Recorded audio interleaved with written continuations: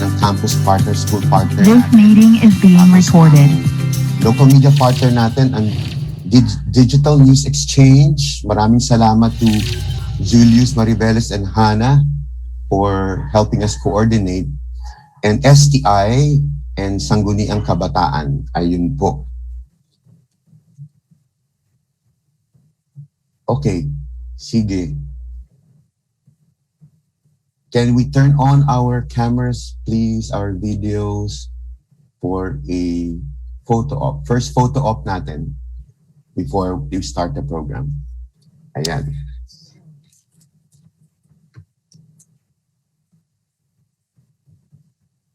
Asan na si Chair? On po tayo na. Oo, on natin. Smile, please. Nagang may smile pa, no? 1, 2, 3. Diba? Kasi, bawal ang sad sa morning. O, diba? So, this is a Friday. Thank God it's Friday. It's another activity. Okay, let's pause for some prayers. Let's put ourselves in the presence of God. In the Father, Son, and Holy Spirit. Amen. Almighty Father and Jesus, we thank you for this opportunity. As always say, we thank you for having gathered us today. We thank you for the gift of life, friendship, and work. We pray for those who are sick. We also pray for those who continue to work for the sick, Lord Jesus Christ. Please we pray for this nation, and we pray for our co-workers as well. Lord, grant us the wisdom and the divine providence and also the divine healing to make it every day, to be able to be of help to other people. Lord, kami po ay nagdarasal lagi para pagtibayin niyo yung aming faith sa inyong pananampalataya. This we ask through Christ our Lord. Amen. The Father, Son, and Holy Spirit. And good morning. Good morning, good morning, good morning po sa inyong lahat. Ako po si Ariel Sabelino. I'm the Executive Director and Trustee of the Philippine Press Institute, also known as the National Association of Newspapers. So it's just a click away if you want to know more about the Institute. It's www.philpressinstitute.net, and we also have another website which focuses on pandemic reporting. It's www.ppnewscommons.net. Anything you want to know about local reporting on the pandemic or the COVID-19, it's called the COVID-19 Chronicles. Again, we thank the Hanns Seidel Foundation for really supporting this project. This time, this is called a Scholastic Press Outreach Program, obviously because we're partnering with a local school in Bacolod, but through the help of Julius Mariveles, editor of Digital News Exchange, at ang ating partners like the SK, STI, and of course, Carlos Hilado Memorial State College. Kami po ay nagpapasalamat sa inyong lahat at uumpisahan po na natin ating pabukas ng ating programa. Tatawagin po natin ang ating partner, ang school partner natin sa Bacolod. Unfortunately, our trustee for Visayas, Alex Repair, could not join us today, but he says his regards to everyone, and also the PPI board also wants to say thank you for all your support. Ayun po. Mr. Roderick Samont is the director of the Center for External Affairs of the Carlos Hilado Memorial State College. Magandang umaga po, Sir Roderick. Kumusta po kayo? Naka-mute po yan. Ayun. Ay, naka-unmute po. I-unmute nyo po. Hindi kayo marinig. Good morning. Ay, good morning, sir. Magandang umaga po. Magandang umaga po sa inyong lahat. Kumusta na po? Okay lang. It's quite rainy here. So again, good morning. On behalf of Carlos Hilado Memorial State College, I would like to express our appreciation and gratitude to DNX, headed by Mr. Julius Mariveles, and of course to the Philippine Press Institute for engaging us in this very important and timely virtual learning experience, especially for our faculty, students, and the rest of the young people, as the entire nation gears up for the national and local elections which will take place less than a year from now. I sincerely welcome all of you who have taken the time to join us this Saturday morning, especially to our students and faculty, not only here at Carlos Hilado Memorial State College, but to all across Negros Occidental who are deeply concerned in building a democratic and resilient Philippine society. May we all find this morning's experience truly informative, enriching, enlightening, and most importantly, inspiring. Again, welcome everyone, and let us learn as much as we can from all our resource persons. Good morning and mabuhay kayong lahat. Mabuhay sir, salamat po for gracing this online seminar for our students, teachers, and other stakeholders in your community. Maraming salamat po ulit. At this point, babanggitin ko po ang isang partner din natin, ang PILG, the Pimentel Institute of Leadership and Governance. Sila po din ay katuwang natin sa ating Scholastic Press Outreach Program on Voter Education.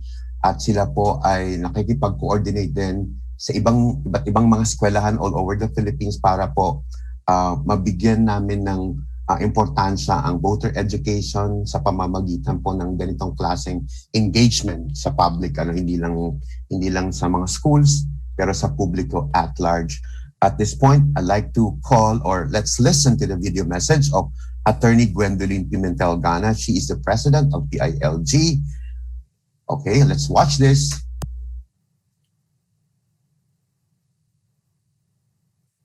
Good day, everyone. On behalf of the organizers of this forum, I would like to welcome all our participants, guests, and panel of experts in the various areas of specialization. The subject of our forum today is both critical and timely. Critical because in this era of information technology, the citizens have been bombarded with a deluge of information that is both good and bad, true and fake in multiple media platforms.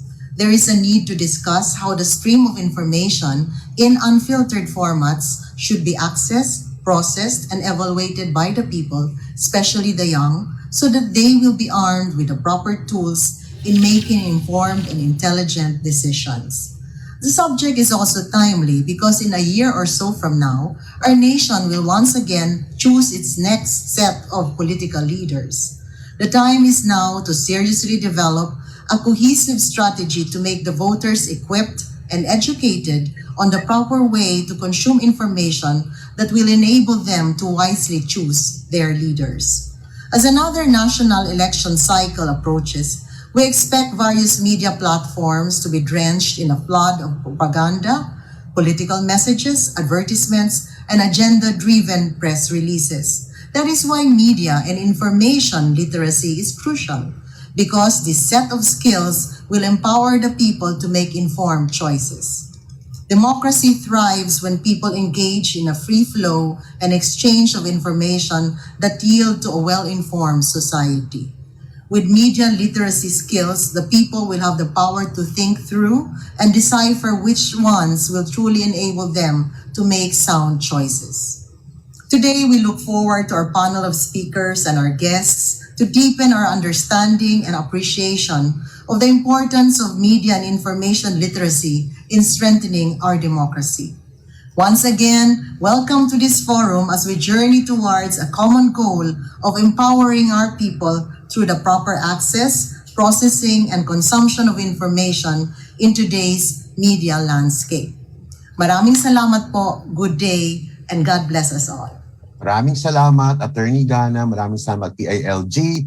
At quick reminder po, we're going to post in the chat room the evaluation or the emphasis, it's called an emphasis form for you guys to reply on or fill out later after the last session. In that way, you can get your certificates. So all of us are registered. All of you in the meeting are registered. And we're also live, being watched by live through or via FB live streaming. Thanks for joining us today. At this point, tatawagin ko na ang ating moderator and host sa ating Scholastic Press Outreach Program Voter Education. She is Joyce Pañares. She's also trusted the Philippine Press Institute and news editor of Manila Standard, a journalism lecturer and educator. Good morning to you, Joyce. Morning, Ariel. Good morning to all of our kumusta na? participants. Kumusta na? O, di ba? What an exciting discussion na naman magkakaroon tayo uli, ano? I give the floor to you, Joyce. Oo. I think before we start our actual discussion, we should take a moment of silence muna siguro Mm. to celebrate, to mark a true son of Bacolod City. Yeah. Oh, yes, yes, Press yes, yes. freedom fighter, Yes. Jose Nonoy Espina, who passed away the other day.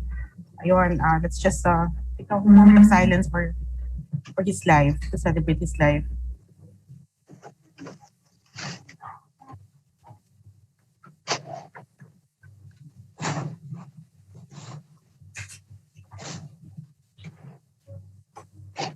Thank you. Thank I you. think if Nonoy is alive today, he would gladly join us True. and It's discuss true.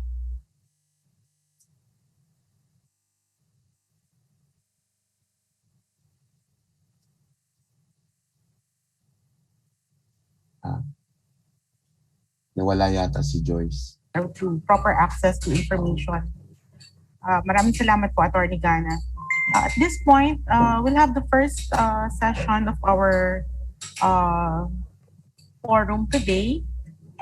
I'd like to call on Dr. Hema Dimora, the Dean of the PUP College of Communication and Chairperson of the PUP Department of Journalism, to discuss her research study on democracy resilience. Good morning, ma'am. Morning, Joyce. How are you?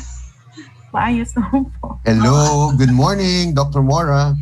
Good morning. Good morning, Ariel. And also good morning sa ating mga students from Bacolod. Wow, nakaka-excite naman na nasa Bacolod tayo ngayon, virtually. Yeah. Okay, so I think our time is limited today, Ariel? So we have by 12 noon. Okay, so I'll be discussing the key aspects pertaining democracy resilience and media literacy. And I'm sure na most of our students here kasi malamang most of you ay nakapag-senior high school na. So dahil meron kayong senior high school, kinuha nyo rin ang MIL in your senior high school curriculum. So when we discuss about media literacy, I believe that the concept is already familiar with you, no? So parang refresher course ito, and then i-connect natin sa democracy resilience. Okay, so I'll be starting. I think I would be sharing my PowerPoint. Okay, so nakikita ba, Ariel, ang aking PowerPoint? Yes, very clear. Okay. So, naka-full screen ba ako? Do you see the full screen? Hindi pa. Ma'am, pero hindi pa po. Okay, so I think I'll be trying to, yan. Ayun. There you go. Good. Okay, so to set the tone of this scholastic outreach program of PPI, I'll be discussing the research that we came up with, we conducted together with Ariel. So we at first talagang nakita namin na very essential itong research na to. So talagang pinagpursigihan at tinapos. So it's about democracy resilience and media literacy amid the pandemic. Hanggang kailan kaya itong pandemic na to? Kasi amid the pandemic pa rin tayo hanggang ngayon. And so it's also about the perspectives of the civic journalists because sila ang kinuha naming key informants and respondents. Okay, this is very important, okay? So let me discuss, ito yung 3 questions na sinagot ng research namin.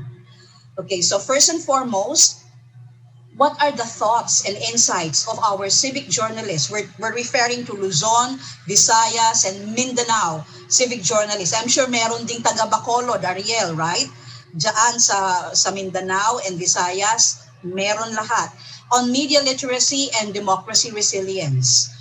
Secondly, ano ba ang possible link between media literacy at democracy resilience? Are they in any way relative? So sinagot natin yan sa quantitative approach natin. And then what kind of relationship is operational in a crisis among 3 ito, kay Sandra Ball and Rokich ito government, media, and society. So hindi talaga pwedeng walang interaction yan. Merong interplay yung 3 na yan, Okay, so let me move on. Now, ito makikita ninyo the three problems. I'm sure most of you here, students, are also conducting researches. So alam nyo itong mga elements and variables na ito. Okay, so we made use of the mixed method. Gumamit kami ng quantitative and qualitative para masagot yung tatlong tanong na flash ko kanina, no? And then the study is grounded sa theory ni Sandra Bolrokich and Melvin DeFleur entitled Media System Dependency Theory. So gumamit kami ng focus group discussion at merong 15 key informants from Luzon, Visayas, and Mindanao. And then gumamit din kami ng survey using the Google Forms. Yan ang uso ngayon, Sir Ariel, di ba? Kasi mahirap talaga na hindi ka gagamit niyan dahil online and virtual na ngayon. And then we had respondents equally again from Luzon, Visayas, and Mindanao. Now, let's go to democracy resilience. Makikita nyo rito, no? Ang democracy resilience na terminology ay hinango din sa societal resilience. So, ang democracy resilience kasi, nag-evolve siya sa concept ng societal resilience, which seeks to examine the conditions under which our democracy could properly deal with disruption or disaster. Yung ability to bounce back niya to its normal state. Yan, si democracy resilience.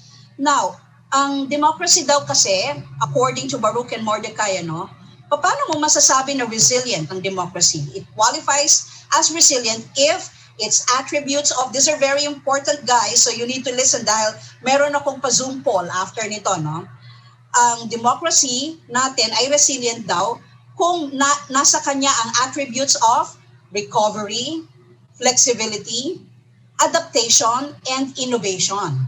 Ibig sabihin, it is capable of addressing complex challenges. Tanong, ang COVID-19 crisis ba ay isang complex challenge? Definitely, yes. Diba? Napaka-complicated ng mga ganap ngayon, ng mga nararanasan natin sa current pandemic. So, may kakayahan ba ang ating demokrasya to address this complex challenge, to weather and respond sa crisis that affects its survival or durability and its overall quality and performance? Meron palang gano'n ang democracy, no? Definitely yes. That's why we opted to study about this. Now, pupunta na ako sa poll. Ang bilis ko, Sir Ariel, nasa polling na ako, ha? Important question. Gusto ko munang makuha yung pulse itong grupo natin. So, based on the mentioned attributes, kung kayo ang tatanungin, how would you rate the resilience of the Philippine democracy in the present crisis? Okay, 1, 2, 3, 4, 5. 1 being the highest, ibig sabihin very resilient, and then yung 5 being the lowest, least resilient. So in a scale of 1, 2, 3, 4, 5, ano ang personal mong opinion? Gaano ka-resilient ang Philippine democracy natin ngayon based sa mga kaganapan, based sa nakikita mo na sitwasyon ng ating bansa? How resilient is the Philippine democracy in the present crisis? Okay, so I believe here, kayo nang bahala na i-flash yung mga sasagutan nila. And then mamaya, tignan natin kung ano ang magiging result ng mga sagot nyo. Kasi pag sasama-samahin natin yan, at titignan natin kung gaano kadami ang responses for 1, 2, 3, 4, and 5. Okay, so I will move on. Okay lang, so try answering habang nakikinig kayo sa akin to save time. Okay, so na-flash na ba, Pierre, ang ating poll sa ating mga viewers ngayon? Sa ating mga participants? Yan, okay. Thank you. So, I will move on while you're answering. Mahalaga din daw ang civic engagement. Okay, ang civic engagement kasi, ito yung, okay, what does it mean? Ito yung mga ginagawa natin, ang ating mga actions towards nation building and societal development. Ano mang activity ang gawin mo na may kinalaman sa nation building at contribution mo sa iyong lipunan, is what we call active civic engagement. And I believe ang bawat kabataan ngayon is, doing his or her best to play his role in the society and is presently engaged in active civic engagement. Ang pagboto, ang pagre-register sa election is also a sign of active civic engagement. So malapit na, 'di ba? I hope na lahat kayo ay nakapag-register na. Yung mga hindi pa nakakapag-register, I hope that you are playing your part, your role in this society, at kayo talaga ay you make sure na mag-register kayo. So, ito yung nag-appear na how resilient, and then scale. Please put your answers. Okay, again, okay, mukhang naging 5, 4, 3, 2, 1 tayo. Pero ito yung 1, uulitin ko, yung 1 ang pinaka-highest. Yung 5 ang pinaka-lowest. Kier, pwede ba nating baligtarin? Kasi baka, baka kasi magkabaligtad yung sagot nila. Baka akala nila yung 5 yung highest at yung 1 yung lowest. Okay, medyo baligtarin natin yung number para ma-prevent natin yung misconception. Okay, again, 1. Parang grade nyo lang yan, di ba? Pag flat 1, perfect. Yung 1 is the highest. Mataas ang grade mo sa resilience and democracy. At yung 5, pag 5, medyo pabagsak na yan. Di ba? So, ganun din usually sa class cards. 1 highest and 5 lowest. Now, going back to my discussion on civic engagement, developing an empowered population that can identify and avoid misinformation. That is why pinupush natin ang media literacy advocacy. Take a look at the highlighted in red, because it empowers citizens to make informed choices about what information is worthy of their trust. Okay, ibig sabihin kapag media literate ka, media and information literate ka, mataas ang standard mo sa pagdi-discern ng information. Ibig sabihin, nagfa-fact check ka. You are fact-checking, you are verifying, hindi ka basta-basta naniniwala sa mga lumalabas na mga, most of them are what we call propaganda, na most of them also are exaggerated. Hindi ka basta-basta naniniwala dyan because if you consider yourself as a media literate person. Now, let me move on. Okay, so, ayan. Thank you very much, Kier. Ito na yung tama natin. Yung 1 ang highest at yung 5 ang lowest. So, if you haven't answered yet, please answer, Okay, so, Kier, please tell me pag kumpleto na yung answers ng ating mga participants. Okay? So, okay, babalik ako sa aking PowerPoint. I don't know why hindi na naman siya nagmo-move. Okay, I have to stop share for a while and then screen share again because nag-stack up siya. Okay, and then so we move on to eto na tayo, Okay, we're done with this. Yan. Okay, so eto na tayo kanina, So nasa civic engagement na tayo. And then I discussed about media literacy. Alam nyo na kung ano ito because most of you have had MIL in SHS. Now, point of emphasis, media literate people know and understand that in a democracy, there is freedom of expression because it is guaranteed by the Constitution. This is the reason why magkakaugnay ang democracy resilience, ang media literacy, at ang civic engagement. Okay, let me move on, And hindi dapat ino-oppress or ini-intimidate ang media dahil kalayaan nila yan because of their watchdog function. Now, pupunta na ako sa result. This is what I'm excited to share with you, On democracy resilience na tayo. Ano yung mga research findings namin? based on the perspectives shared by our civic journalists, ito daw pandemic ay ginagamit ng ilang mga entities at tao to control the public and the upcoming 2022 election. Nako, obvious na yan. Pag nanonood tayo ng news, nanonood ka sa TV or nagsa-search ka sa SOCMED, talagang marami na po ang gumagawa niyan ngayon. Next is that democracy's biggest issue is ito, manipulation of public information. This is why meron tayong ganitong scholastic outreach. So thank you very much PPI and also the sponsors, particularly SHF, dahil kailangan talaga ito ngayon. Next is media are restricted and threatened. Most have expressed fear and frustration. Okay, so I believe you know what I'm talking about then dahil kayo mismo narinig nyo yan at napapanood nyo. Now, media's role as watchdog is crucial with propaganda spreading in the social media.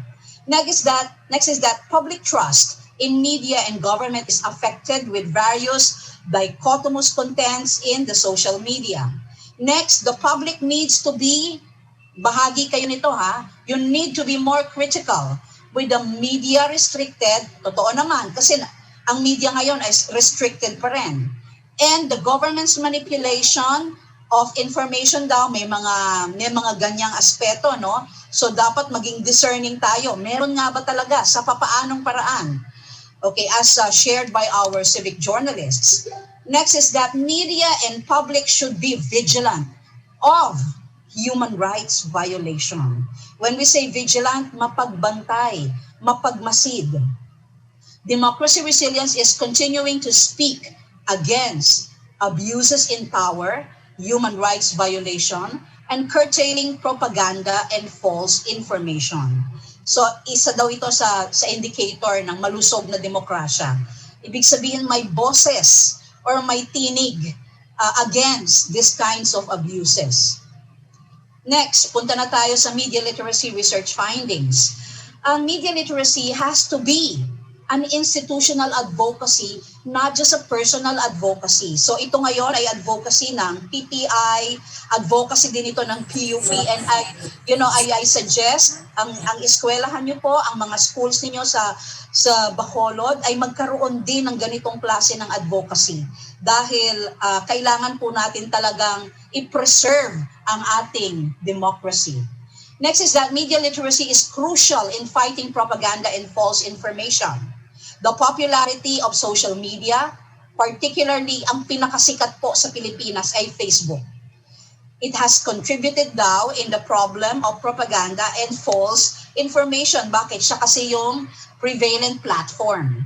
Next is the importance of context, research, facts, and sense-making in journalism should be observed by other content producers in the social media. We are hoping na ang mga content producers natin sa social media ay maging responsible din po. Next, there is a need to collaborate with various sectors. Ang media, kayo po sa academe, tayo sa academe, NGOs in the fight against false information. Media's job has become, totoo po ito, no, more difficult in dealing with propaganda and false information. Bakit? Kasi tumatalino din yung mga gumagawa ng mga misinformation and disinformation content. Nag-iisip din sila ng paraan para hindi sila very easily discerned and very easily checked. Meron din silang innovation of their own. So dapat tayo nag-upgrade tayo din ng skill natin in media literacy. Opposing views are needed in discernment and decision-making, and owners of social media sites should be responsible and accountable to proliferation of false information. May result na ba tayo, Kier? Excited ako makita yung result ng mga sagot nila. So far, meron na? Sige, pwedeng flash natin before I move on para ma-analyze natin yung mga sagot ng ating participants. Okay, while we're waiting, ito naman yung findings natin on democracy resilience and media literacy. So, according to our civic journalists, ayan na, sige, before I move on, the host has shared the results, and these are the results. Wow, ang number 3 pa rin natin, Sir Ariel, andyan ka ba? Yun pa rin ang highest natin. Naka-orange na, oh. So 1, ang pinakakaunti. And then ang sumunod ay 5. Uy, may sumagot ng ng 1. May sumagot ng 5, di ba? But then again, Sir Mora, anong ibig sabihin po pag highest ng 3? Yes, highest ang 3, ibig sabihin medyo neutral or uncertain. Yung mga sumagot ng 3 is hindi nila alam, parang nasa gitna. Hindi nila mag-gauge na ito ay mataas or mababa. Nasa gitna sila. Or perhaps yung uncertainty nito is nag-iintay pa sila na Joyce ng ano yung pwedeng mangyari. Kasi parang nandun sila sa waiting. Nasa waiting Parang ambivalent sila. Oo. But number 3 is uncertain. At yan yung pinakamataas. And Joyce, yan din yung pinakamataas natin, right? In our other polls. Always in all of our polls, yes. Always. Okay, thank you for participating in the poll. Napaka-significant nitong result natin. And binavalidate niya yung mga previous results na nakuha namin sa ibang mga na-surveyan namin, yung mga participants from other provinces. Okay, thank you, Kier, for sharing the poll results. Tama. Yeah. Okay, so ito no, yung kasunod na. The public needs to be able to filter information. Media should help the public in carrying this out. Ginagawa na nga ni PPI yung role niya. Tinutulungan na tayo, di ba? Sa academe, tinutulungan tayong mga kabataan. Yan. So media, even with restricted information and limited mobility, cannot be silenced. Naku, thankful ako dito na hindi nagagawang i-silence ang media kahit na hinihigpitan, kahit binabawalan. And then ito na, red tagging, freedom of the press and of free speech and expression, propaganda and fake news, or yung false information are strong issues in democracy resilience. Very strong issues, actually. Okay, so let me continue. Ito naman yung sa quantitative results, ano? And ito yung ginamit naming description of responses.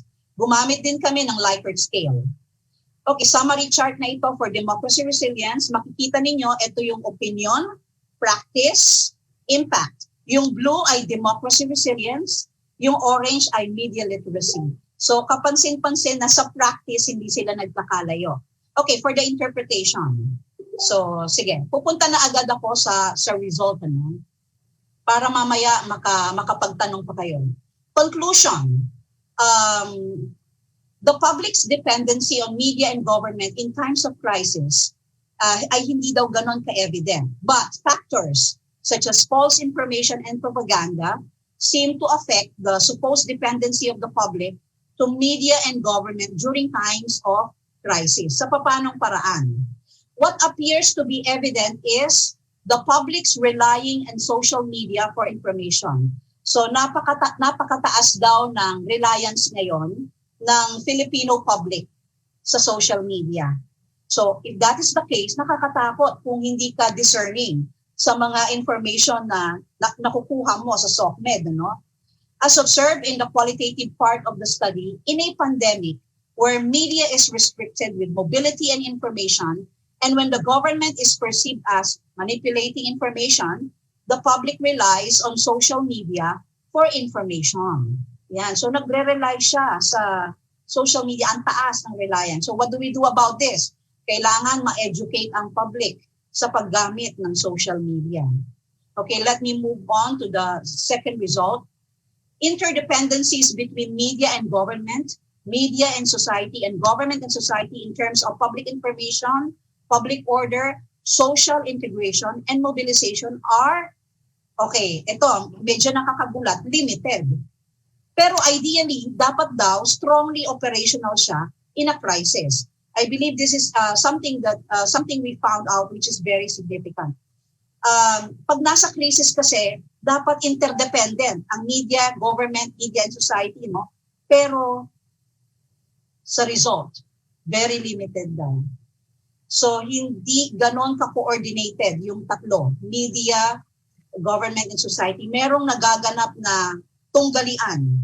Merong, parang may mga repelling forces or merong limitasyon to interdependence. Next is a fully operational strong media literacy sustains democracy resilience. Okay, based on the result, mas mataas ang media literacy, mas nasusustain ang democracy resilience. So, which means, kailangan ngayon talaga ang MIL, ang media literacy, should be highly promoted. This is observed in the qualitative data and also appeared as positively connected in the survey. Ibig sabihin, both qualitative and quantitative in-affirm na malaki ang kaugnayan ng media literacy para masustain natin ang democracy resilience natin. Okay, next is that false information and propaganda may translate to a more critical public out of desperation. But this may only happen with a media literate public. This dichotomy of misinformation and propaganda, either creating a blinded, manipulated public or a critically discerning public, in this case, the latter being evident. Okay, sa sitwasyon daw natin ngayon, merong dalawang tendencies. Either maging critical or maging blind. So may leaning in both. We are hoping, kaya tayo gumagawa ng ganitong mga programa, ay mapunta tayo dun sa positive leaning. Okay, number 5, the significant correlation of the study was on the public's democracy resilience being connected to public's patriotism. Ibig sabihin, mas mahal mo ang bansa mo, mas concerned ka about democracy resilience.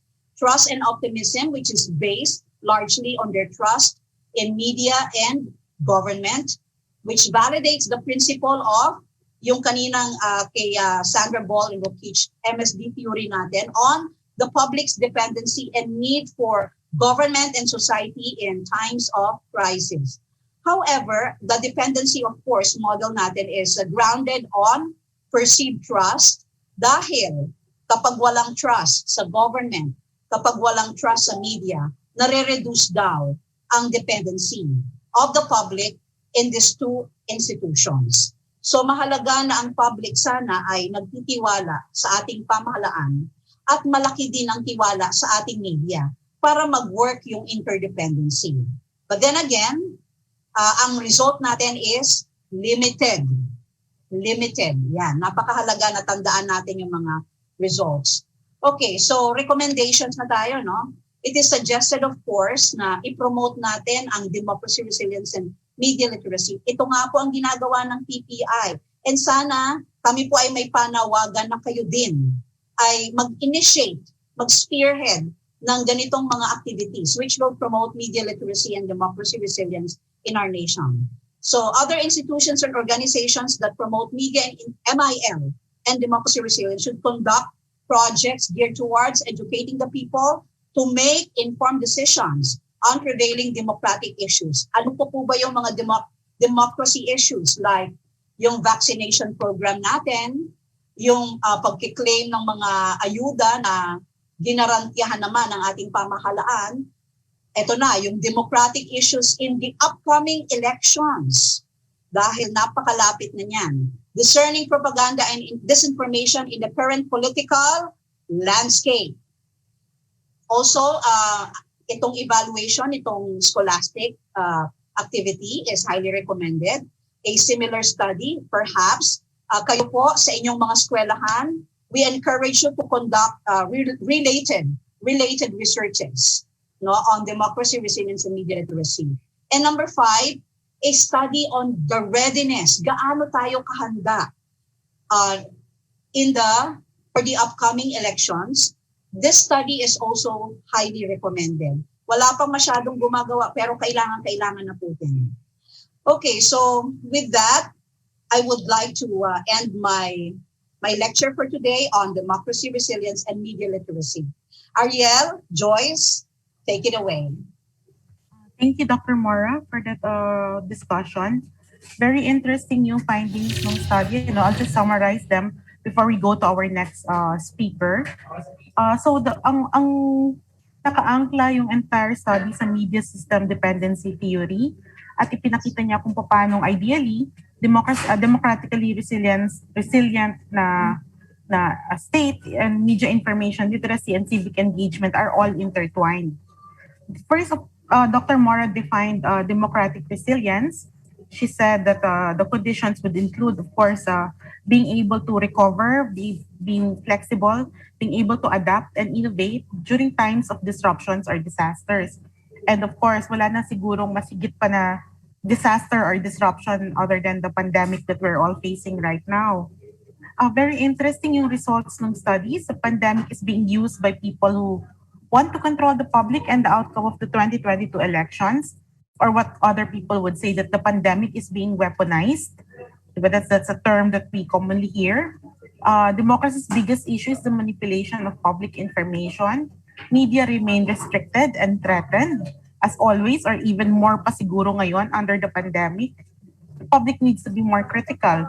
Interesting that in the conclusions, Dr. Mora said that the study showed that the interdependencies na dapat ay present has been limited between media and government, media and society, and government and society. And I'd like to throw this to our audience. Just think about it. Is it precisely because the pandemic is being weaponized, kaya may disconnect tayo ngayon? So instead of being able to work together, tama po ba, Dr. Mora? It's a high probability. Yes, Joyce. Yes, agree with that. And she also mentioned that, the false information and propaganda right now may translate into a more critical public or a blinded, manipulated public. I'd like to mention lang as a additional information, there was a Reuters study released just last month. It said that the pandemic actually brought up the trust in media. Siguro ngayon parang people are looking for real news. So medyo mas nakabawi tayo doon sa public trust na na-erode before. That's a very good research result. Ibig sabihin mag-improve, Joyce. Nag-i-improve ang ating public if that is the case. Yes, ma'am. And yun, she also told us that some of the recommendations, of course, we have to promote democracy resilience and MIL, and maybe an additional study on how ready we are for the upcoming elections. Yeah, because this will be an election like no other. This will be the first time that we will be conducting it in the middle of a pandemic. In fact, I don't even know how our candidates will be able to campaign during the campaign period. So from Dr. Mora's study, we now go to the structural reforms as an imperative to strengthening democracy by Professor Edmund Tayao. Very interesting because it's also deep dives into the electoral system natin, Professor Tayao is Executive Director of the Local Government Development Foundation, or LOGADEF, and a faculty member of the Ateneo School of Government. Professor Tayao, sir?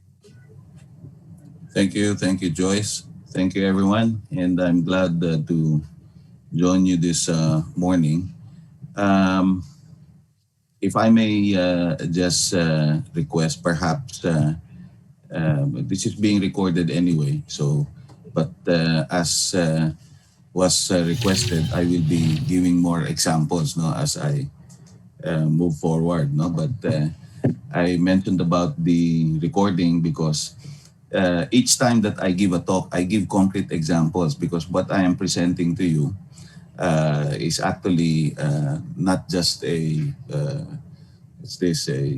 collation of some of the studies already undertaken before, but from actual experiences. And I will share you some of these actual experiences as I move on. So, to some of the advocates of system change, we see it as an imperative to strengthen democracy. We don't see the problem as a cultural issue. We don't see it as a cultural issue mainly because, culture doesn't change. And there are several studies in psychology, social psychology, and even the application of many of these studies in political science and other allied social sciences that when you change the system, it also impacts on behavior, not only on the individual behavior, but precisely because it impacts on individual behavior, it impacts on how organizations operate, precisely because organizations are made up of individuals.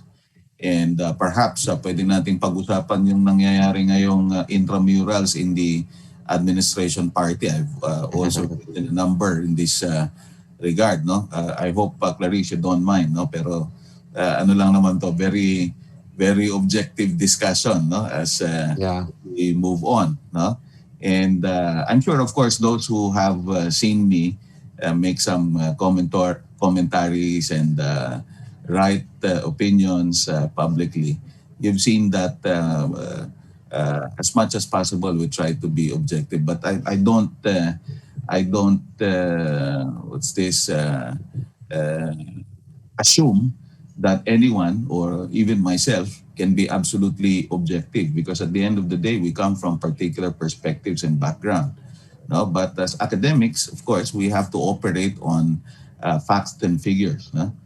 Before we espouse or advocate for something. But moving on, as I've said, that's the main thesis. Now, the thesis is to change the system so that you change how or somehow affect how people behave. Kumbaga, yung binanggit kong mga studies in psychology and social psychology, starting with Malinowski, and then yung operant conditioning with Ben Skinner, which started with Ivan and so on, no? Ang sinasabi lang doon, iba yung behavior sa culture, at yun yung gusto natin tukuhin, yung behavior. Lagi natin nakikita yung social media, lalo na yung mga nagre-reklamo sa mga nakamotor, nakabisikleta. Matatawa ka pa minsan, may palitan na bago kayo mag-demand na ganito yung ibibigay, meron kayong sariling lane, dapat sana pagsabihan nyo yung mga kasama ninyo na mag-behave. But at the end of the day, again, it's a question again of system. So it starts with the putting in place bike lanes, no? So bigyan ko muna ng explanation what do I mean by that. Ito yung sitwasyon natin ngayon, ano? So i-apply natin yung pinag-uusapan nating behavior change earlier doon sa nangyayari sa politika natin. Ano bang klaseng politika meron tayo? Lahat nakatutok sa personalities. Hanapin ninyo yung sinulat ko recently, no? We can't have the government that we deserve. We cannot have the government that we deserve. Ano ibig sabihin nun? Kasi lagi natin sinasabi, we only elect the government that we deserve. No, not really. Kasi yung mga choices natin, hindi naman actually choices. No? Kumbaga, gusto mong healthy eating, pero hirap kang bumili ng healthy food. Di ba? May ganyan eh. Lalo na ngayong pandemic, puro delivery. Kung hanap ka sa delivery app mo, ano bang mga available na pagkain dito? Meron bang pang vegetarian dito? Ang hirap mong maghanap niyan. So madalit sabi, if the system can actually offer real choices, in the sense that even political parties can really process would-be candidates or qualified candidates before these candidates file their certificates of candidacy, then we can consider the choices that are available with us as real or if not enough choices. Pero hindi, ang mga nakakatakbo lang po sa sistema natin yung kayang tumakbo, kasi unang-una kailangan mo ng resources bago ka tumakbo. Pangalawa, kung may resources ka, kailangan popular ka. So kung wala ka nung dalawang yon, kahit na napakagaling mo pa, kahit pa tapos ka pa sa napakagagandang eskwelahan, kahit not only locally but even internationally, you don't stand a chance. Now, this is the very reason why we have so many technocrats who might appear, I say might appear because it doesn't really mean that because you have several degrees that you can very well run government. This also explains why we have this, I don't know really whether it's this tendency to experiment, no? Well, because we think that we need good people, hindi yung mga, in other words, we came to a point when we distinguished, no, yung mga professional candidate, yung mga professional na kakandidato o kumakandidato, and yung mga nasa ibang field, no? Halimbawa, sabi nila bobotante, I would always say hindi bobotante. You look at political behavior, and this is also a product of time series study, by the way, no? If you look at how people make their choices, no, under the 1987 Constitution, starting with the 1989 elections, for example, they started voting only for those who made their names, no, fighting the dictatorship, no? And then after that, nakita nila, baka naman hindi kailangang abogado, hindi kailangang ekonomista yung boboto natin. Kikita natin sa TV, may mga artista na ang mga role nila, lagi silang bida, lagi silang mabait. Subukan natin yon. Okay, so that started the bandwagon, no, for popular candidates being elected into office. Okay, if I'm not mistaken, that started with 1989, 90, mga 1995. Nag-start na yan. Actually, sinimulan with Derap Estrada in 1992 when he was elected vice president. Pero 1995, yun na yung kasagsagan. Karamihan ng mga mayor, governor, congressmen, mga galing talaga sa tawag dito, no? So, showbiz, yung mga naging popular talaga. But, after 1995, yun na, nagsimula nang bumaba yung pagboto ng mga sikat. Okay? Nag-eksperimento yung mga botante, no, with the little information that they have. And so this is what I'm trying to say. No? If we're saying that we get the government that we deserve, then perhaps we should already have experienced really good governance at this time. We should not have been disappointed again. No? But precisely, despite the efforts of everyone to really weigh in on who would be the better candidate, hindi pa din sapat, no? So from the what's this, showbiz personalities, so popular candidates, we started electing successful businessmen into office, and then eventually nadagdagan ng mga ibang choices, yung mga nakilala naman sa mga kudita. Yun naman ang sumali dun sa mix ng mga binoboto natin. So nag-iisip yung mga tao despite the limitations of the system. So this is what we're trying to say. If we improve the system in such a way that we are able to incorporate processes that will really choose who will be the right candidate, then that would start real change.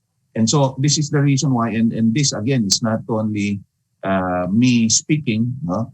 I remember when I wrote for an online media company na binago yung sinulat ko, opinion ko ngayon, no? I wrote there this one, no? EDSA 1986 is not a revolution, it's a restoration. And it's not me who said this the first time. Okay? Marami nang nagsabi nito, no? Abinales, anyway, I can send you a copy of this of the publication that I wrote, no, outlining many of the academics or scholars, no, who wrote the same observation. So this is the reason why every election we look forward to who we are going to choose, who the president might be, because we are of the thinking that he will change our very lives. Parang ang dating tuloy yung magiging presidente, Superman. Kasi parang yun na lang yung pwedeng nating mapanghawakan. Yun lang yung nakikita natin eh. No? So, bakit? Kasi ito nga yung klase ng politika natin, personalistic, hindi institutional. At kaya ako nabanggit yung administration party. Alam nyo, hindi lang naman ngayon nagkaroon ng problema ang isang administration party. Kasi madalas, hindi naka-ready yung isang partido, bigla na lang magiging sikat, no? Hindi niya ma-handle yung biglang laki ng organization. Okay? So nangingiti na si Clarice, nakikita ko yung video niya. Pero hindi ho ngayon lang yan nangyari.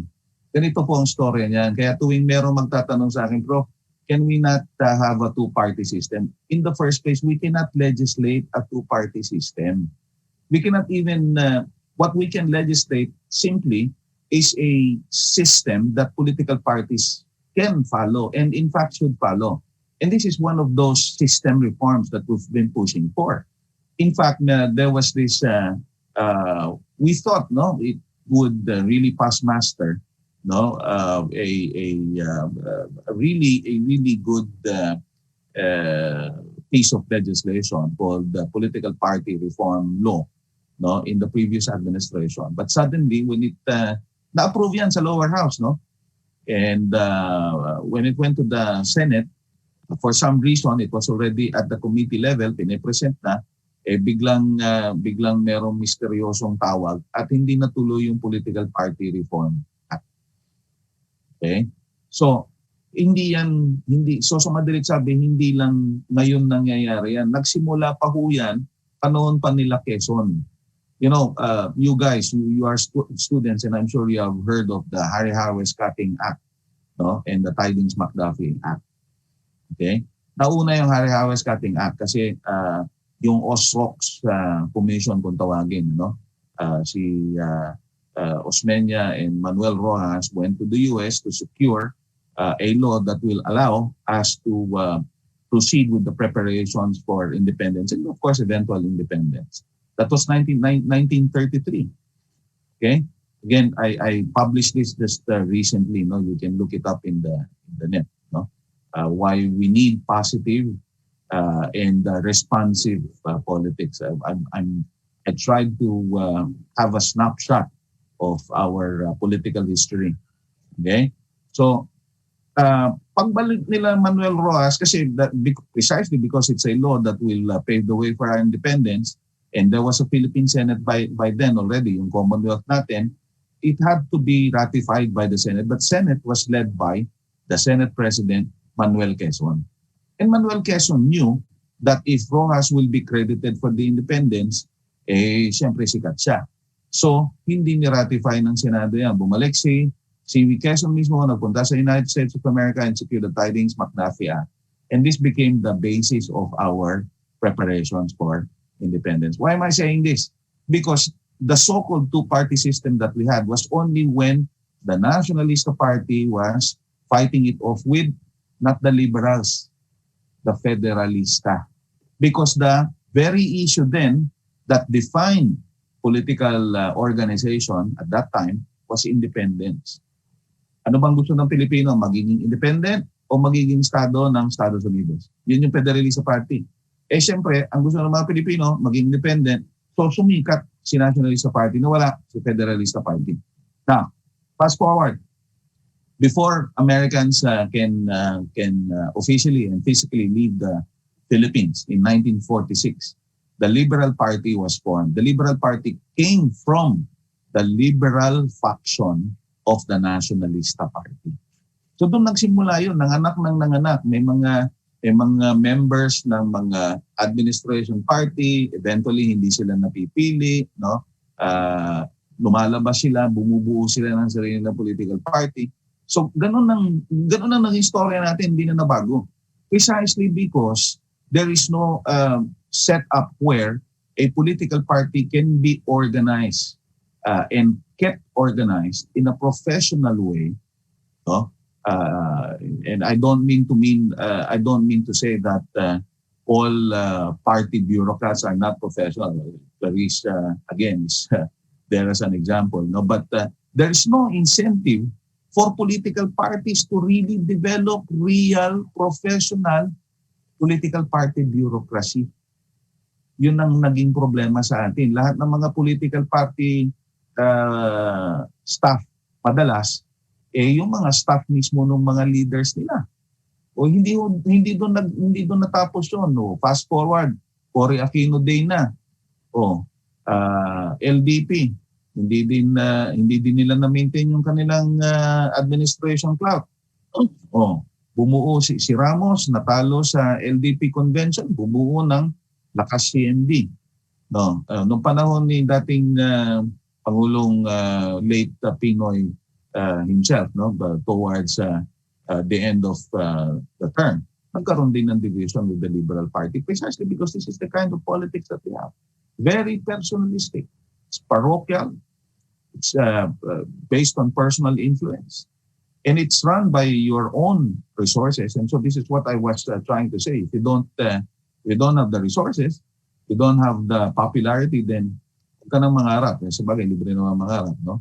So personal stuff yung mga tao ng political parties. Ito yung kabaliktaran ng institutional political parties. Okay, it's objective, it's based on experience. Okay, political parties are run by members of Jews. It's not a setup where it has some share with the government. Why? Bakit kailangan ng share ng political parties with revenues from the government?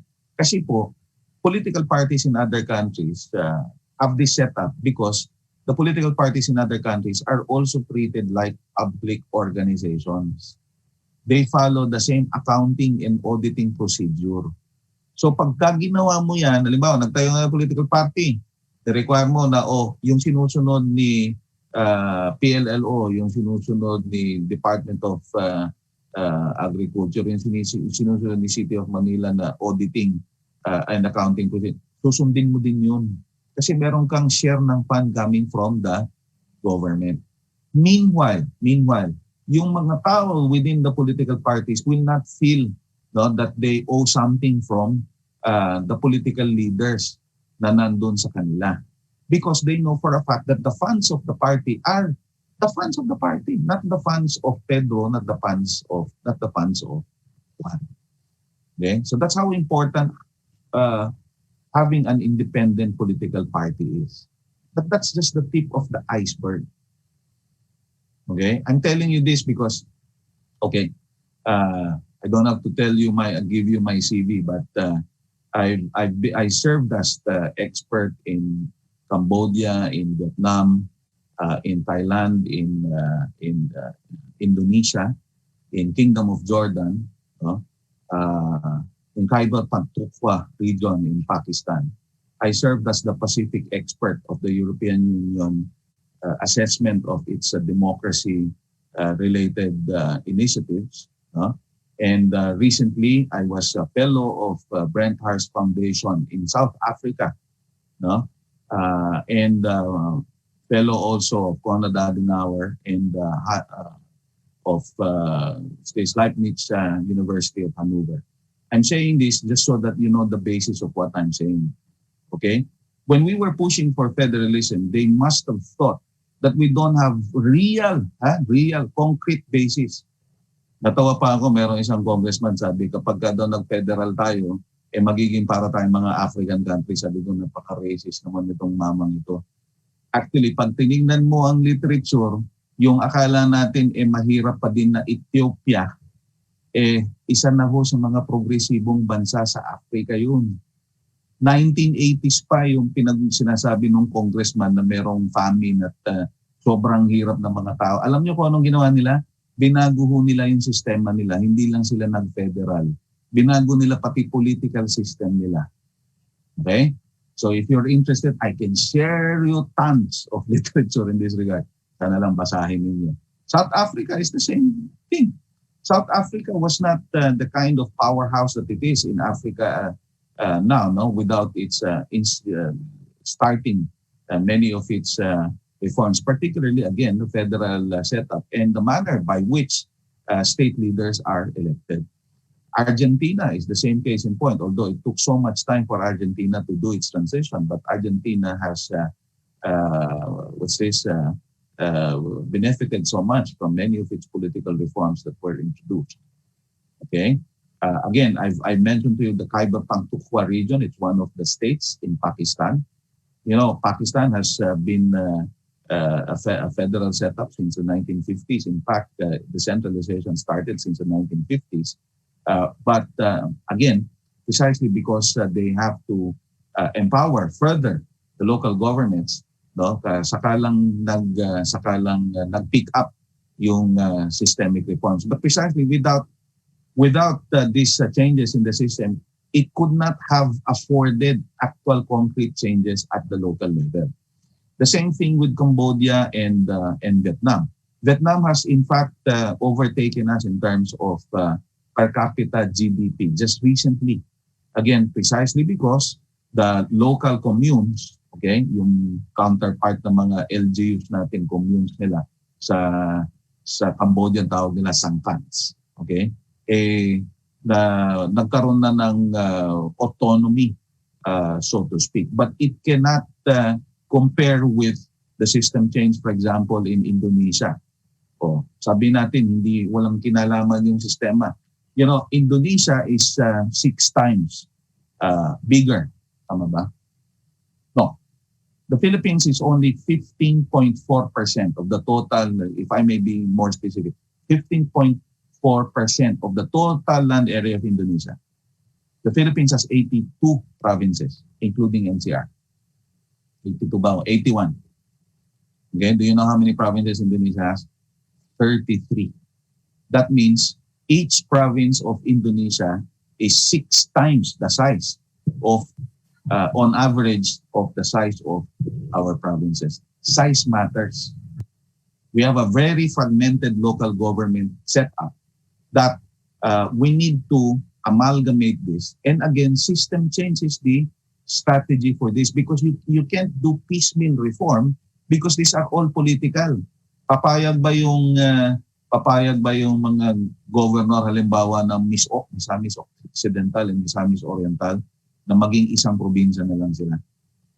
Nangyari lang yan once, if I'm not mistaken. Sorsogon, Bacon. Bacon was a municipality before. Nagkaroon ng alliance yung Sorsogon City and Bacon Municipality because Bacon is a very small municipality. Wala na yung Bacon Municipality, Sorsogon City na lang. Nag-merge sila. This is part of Section 33 of our local government code. But this is not very much put into good use. That's the problem. No? So, in other words, even if the local government code already provides for some mechanisms or strategies to address some issues, precisely because the system doesn't provide the incentives to do so, the policy-making process impacts on actual governance. Okay? So it's taking so much time. Masyadong marami na yung example na binigay ko. Okay na siguro yung Clarice, no? Marami ng example. Wala. Sharing is post. Bakit wala? Flash naman, sir. Ayan, resume share.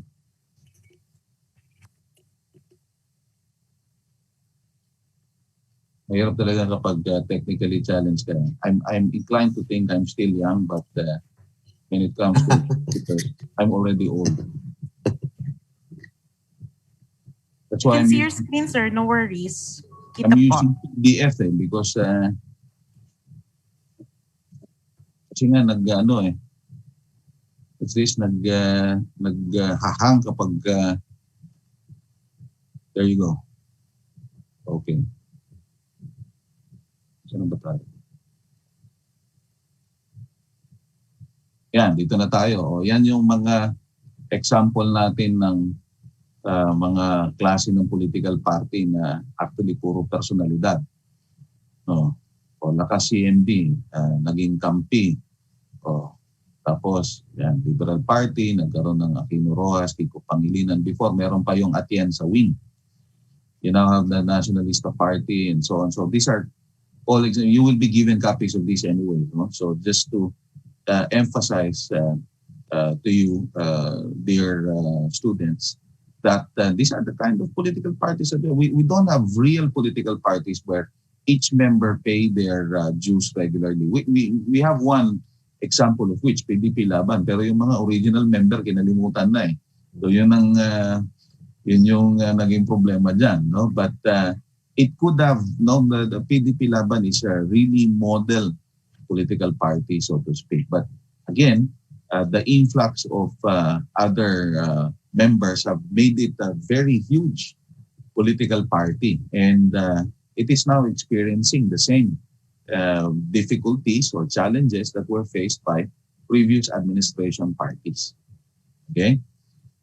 So this is the basis of basically what we're trying to explain. Okay? Most of us would like to think that regardless of whatever system, kung sinong uupo dyan, ganun pa din, hindi ho. Parang, okay, I don't know if you still remember Michael Jordan. Hindi ko na masyadong kilala yung mga sikat na basketball star, lalo na pandemic. Hindi naman ako nakakanood. I understand it's Phoenix Suns now in the finals. And sino ba kalaban ng Phoenix? Limutan ko na. Anyway, Michael Jordan is, of course, probably the most celebrated basketball star of all time. He retired twice.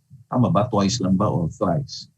The first time when he retired, he tried his luck in baseball. Sabi niya, I'm a sportsman. I'm not just a basketball guy. So he wanted to prove other people. He wanted to prove himself, mainly, that he can also be a star in another sport. So he tried baseball. Pero walang nangyari. Hindi siya naging sikat sa baseball. Although he had a good batting average, but for some reason, he did not reach the objective that he was trying to achieve. Iba yung rules kasi nung baseball. Parang mong sinabi na yung naglalaro ng basketball, pwedeng maging magaling sa football. Pansinin po ninyo sa basketball, sikat palagi yung mismong star player. Sa football, ang sumisikat hindi lang yung star player. In fact, yung star player, nagiging star player kasi magaling yung team. Kaya hindi nyo napansin pag football, ang pinag-uusapan mo madalas, yung team. So, hindi yung star player. Kasi it's the rules, it's the system itself that basically impacts on how people perform. Okay? The same thing with ito, lagi kong example to. Mga motorista sa Manila, I don't know, that's why we're always inclined to say and think na itong mga Pilipino ngayong kultura hindi marunong sundin sa traffic rules and regulations. Hindi ho. Bakit automatic yung the same motorist the moment they get to Subic and Clark, matik sumusunod sa rules and regulations. Wala kang makikita doon na dito sa Maynila magtataka ka tawag dito gabi na, no? So you try to beat the red light kasi wala naman sasakyan. Yung pala may nakatagong enforcer doon sa poste. Pero doon sa Subic and Clark, you don't do that, no? Suddenly there will just be another when you get to the gate, sisitahin ka, sabihin ka, oh sir, you didn't put a full stop in the crossroad here and there and so on. Because it's a system, it's the routine. It becomes part of your day-to-day mechanism. What does that mean? Again, a last example. In class, ewan ko kung natatandaan pa ninyo ito kasi we're almost 2 years now in the pandemic. Each time that a new semester happens, you have a note with you, yung schedule ng klase mo, yung room number mo, no? So laging hawak mo yan kasi pag lilipat ka ng classroom, yun yung hinahawakan mo. Pero tandaan mo, after 2 weeks, actually after just 1 week, matik na, minsan nagte-text ka pero diretso ka na dun sa next na classroom mo. No? Precisely because it has become your routine. It is like your second nature. It's not even a question of morality. It's a basic sense of what harms and what benefits. We always do that. And I'm sure we will, regardless of age, before you do something, you weigh something. No? Bibili ba ako ng milk tea? Ganito na lang yung pera ko. Kung ganito na lang pera ko, anong option ko after? And so on. We always calculate. No? It's a fundamental importance of information and therefore participation to promote rationality. Information matters. This is precisely why we're having this conversation. Information matters. It's fundamental. If people have enough right information, hindi lang enough, kung hindi the right information, then they should be able to make the right decisions. But precisely, the system doesn't provide that, or even prevents having that kind of information and enough access to enough information in the first place. Okay, so in fact, if we do some system change, you might want to consider the difference between collegial and individual decision making. Okay, so this is basically the illustration of what Skinner has always been saying. 1970s theory pa itong operant conditioning, no?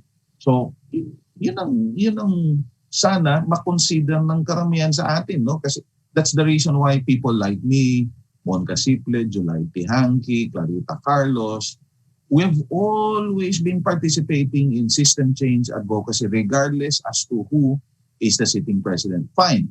We can very well say na, sir, hindi naman pagkatiwalaan yung presidente niyan. Tanong, sa lahat ba ng mga naging presidente natin, majority ba sa atin o lahat ba sa atin nagtitiwala sa isang nakaupong presidente? All we're saying is that if there is an opportunity to change the system, which is quite difficult to change, in CONCOM, we have a concrete draft of a constitution. We don't have to talk about theories anymore. We don't have to talk about models because it doesn't make sense when someone tells you, Prof, ano bang klaseng federal system ang gagawin natin? Kopyahin ba natin yung US? Kopyahin ba natin yung dyan? Hindi nga natin pwedeng kopyahin. We have to define, we have to design our own that is according to our own conditions. Precisely because we're trying to change the whole setup. Medyo napapahaba. So, ano bang klaseng sistema meron tayo? Ito yung nagiging resulta. Maganda yung mga measures na makikita natin yan, no? Mga accomplishments ng administration. Konti lang itong nilagay ko dito. No? Measures passed. I don't even say achievement. Okay sa akin yan. Universal education, universal healthcare, restructured taxation precisely to fund this universal education and universal healthcare. Pero rice tarification, guys. Saka madalas sa atin kapag sinimulan na ng negative na pronouncement, hindi na natin binabasa yung basahin muna natin yung batas. Tingnan muna natin yung mga provisions bago tayo mag-react. Hindi na akong magbigay example, magiging controversial pero basahin ninyo yung reproductive health law, naging controversial yan last administration, di ba? I-compare ninyo sa Magna Carta for Women's Rights. Kung anong difference.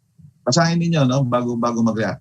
Itong anti-terror law, basahin ninyo yung mga provisions din bago tayo mag-react. Okay?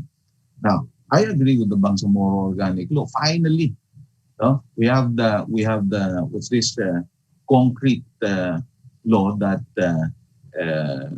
gives more powers to the Bangsamoro region. Ito na naman, hindi na naman nagbabasa yung ibang, hindi lang tayo, yung mga policy makers mismo. You can just imagine publicizing supposedly auditing of Bangsamoro when it's already ongoing.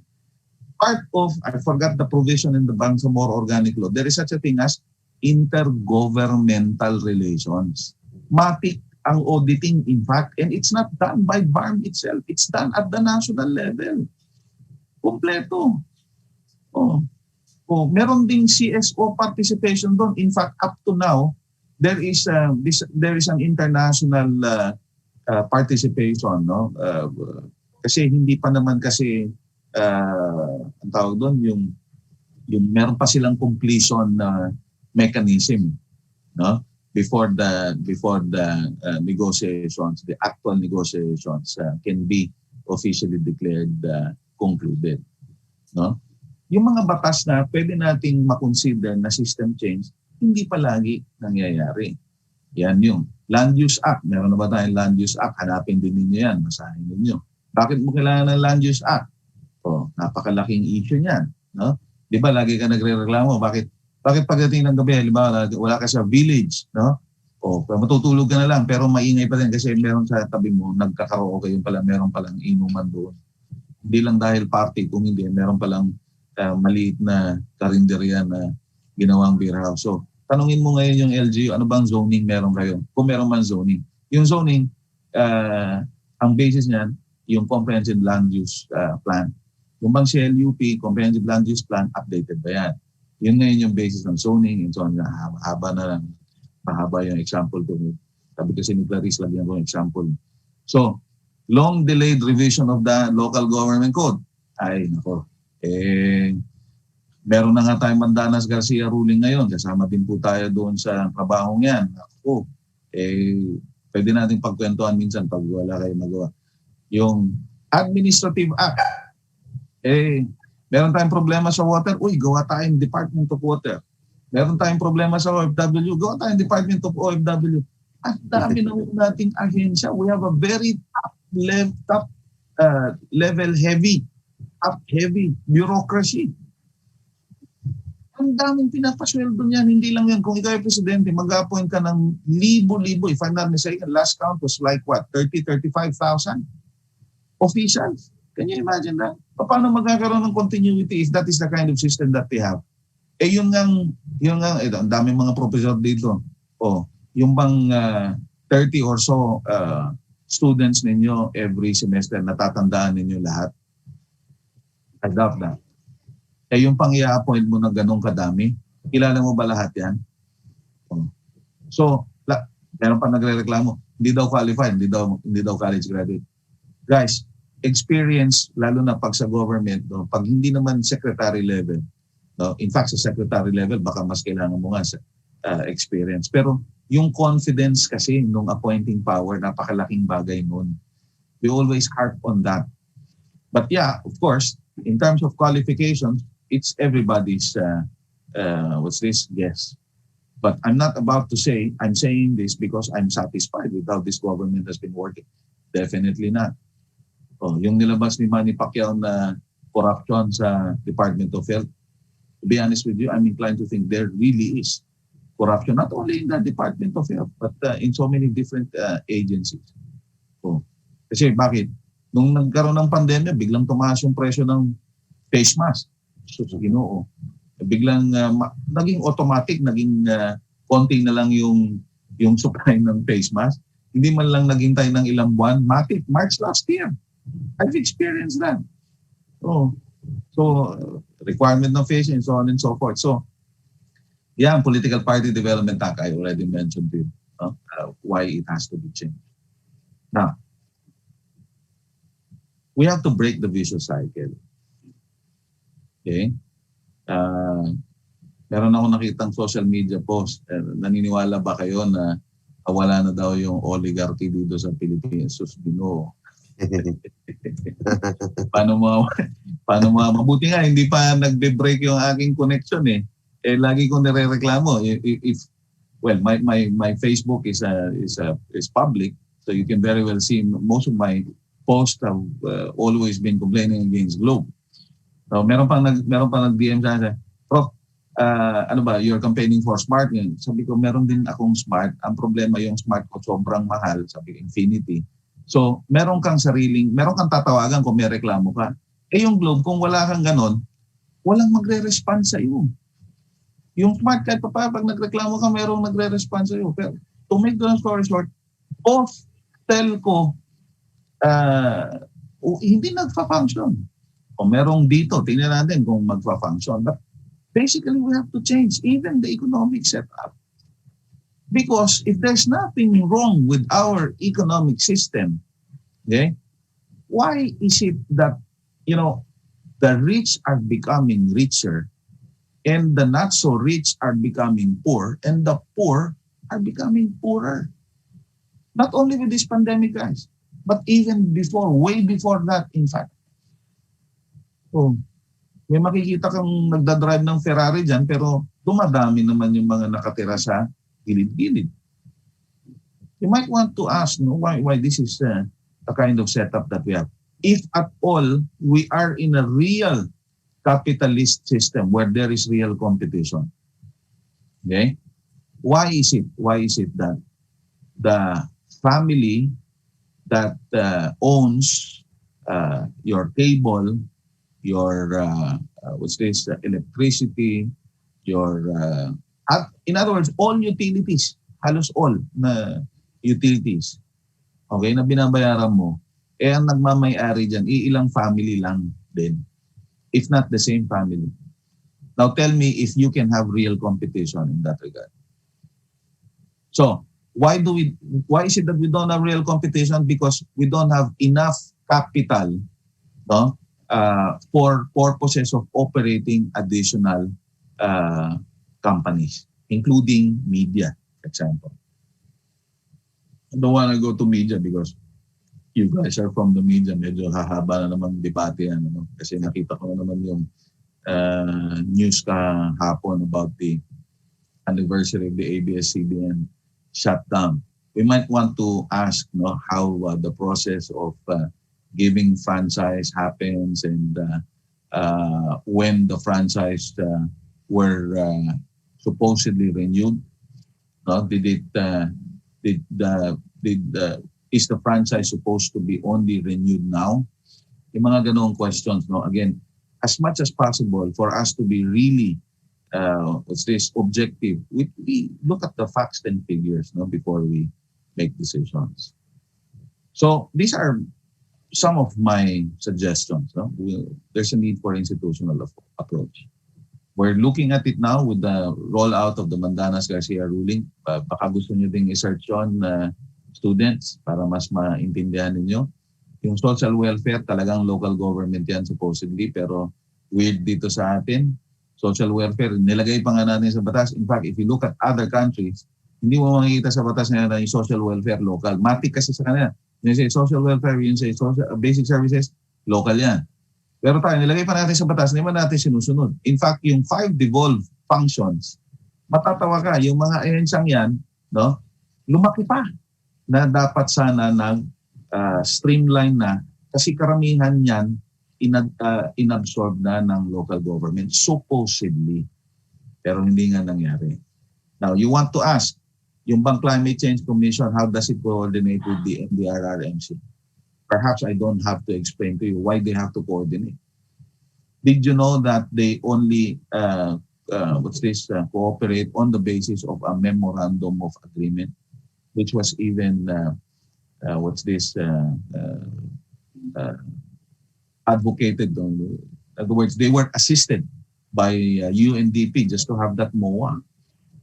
So, pero magtataka ka, pareho namang Office of the President yan. Bakit hindi na lang, di ba pwedeng mag-cooperate na lang o hindi ba pwedeng isang ahensya na lang? I mentioned about the creation of a Department of OFWs. Hindi mo kailangan. I mean, you have a Commission on Philippines Overseas. You have OWA, you have POEA. Apart from that, you have DFA. You have DOLE. Yeah. Both big agencies working on OFWs. Why do you need to have a Department of OFW? Kind of weird. What?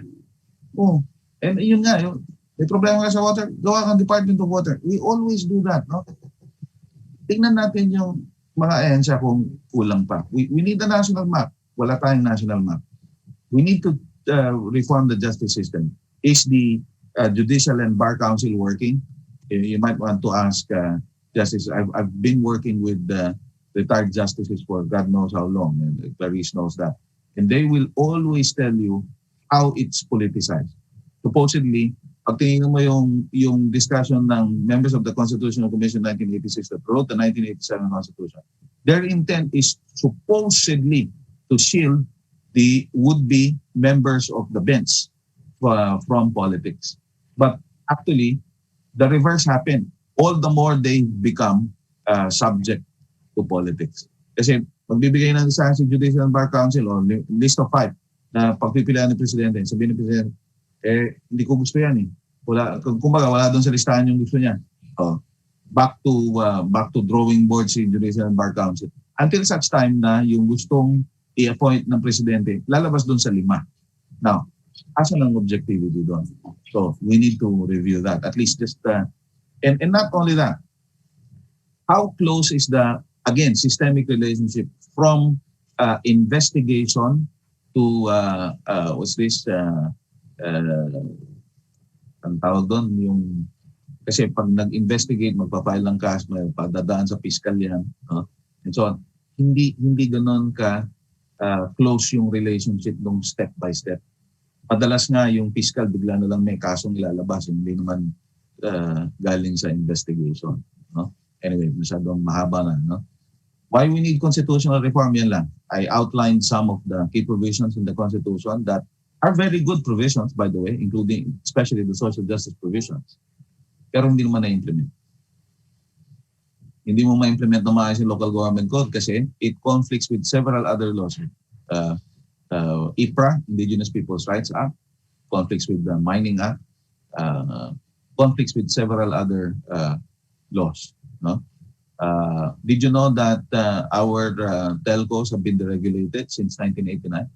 But look, we still have to have 2 phones at least, especially if you're going around and you want to make sure that you have access to communication. You have to have Globe and Smart. Now you have Dito. Dati nung mesan, 3 yung telepono ko palagi. Lalabas ka naman sa ating ganang conference, sabihin ng mga foreigners, uy, Filipinos are very rich. They always have more than 1 phone. I would always tell them, on the contrary, you have to have at least 2 phones in the Philippines because if you only have 1 phone, there's always a good chance that you might not be able to communicate, no? If you're in a particular place where that telco doesn't have signal. Again, EPIRA, Competition Act, and so on. No? I took these quotes from the book called Why Nations Fail. You might want to have a copy of that so that you will have a better handle as to how systems work and why it's needed and how it impacts on development. No? You want to find what ignorance hypothesis is. And there's this particular quote there, the institutional structure that creates market failure will also prevent implementation of interventions to improve incentives at the micro level. In other words, even if we have very good initiatives, very good laws for that matter, the question is if it can be implemented. If it cannot be implemented, then you have a problem with the mechanism. It's the mechanism that's the problem in our case. Okay? So, engineering prosperity, you might want to ask again if you have, again, the tools, the mechanism that will, in fact, implement what you need to implement or the kind of reform that you're supposed to implement. I've been asking these questions because, meanwhile, we're back to square one, unfortunately. Okay? I've been very supportive of this administration. I thought we could move forward with the so-called systems reforms. But magically, for lack of a better term, the supposed legacy simply vanished. I don't know what happened.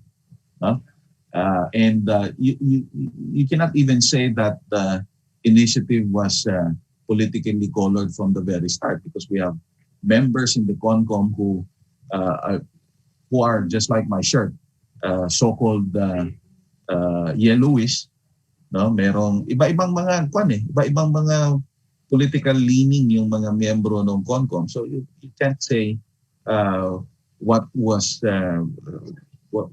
ended up as the product of the CONCOM is biased. But anyway, the lawyer. It's good to know that lawyers have read the draft finally, and that kahit na sabihin natin na too late in the day, at least we're getting good comments as far as our product is concerned.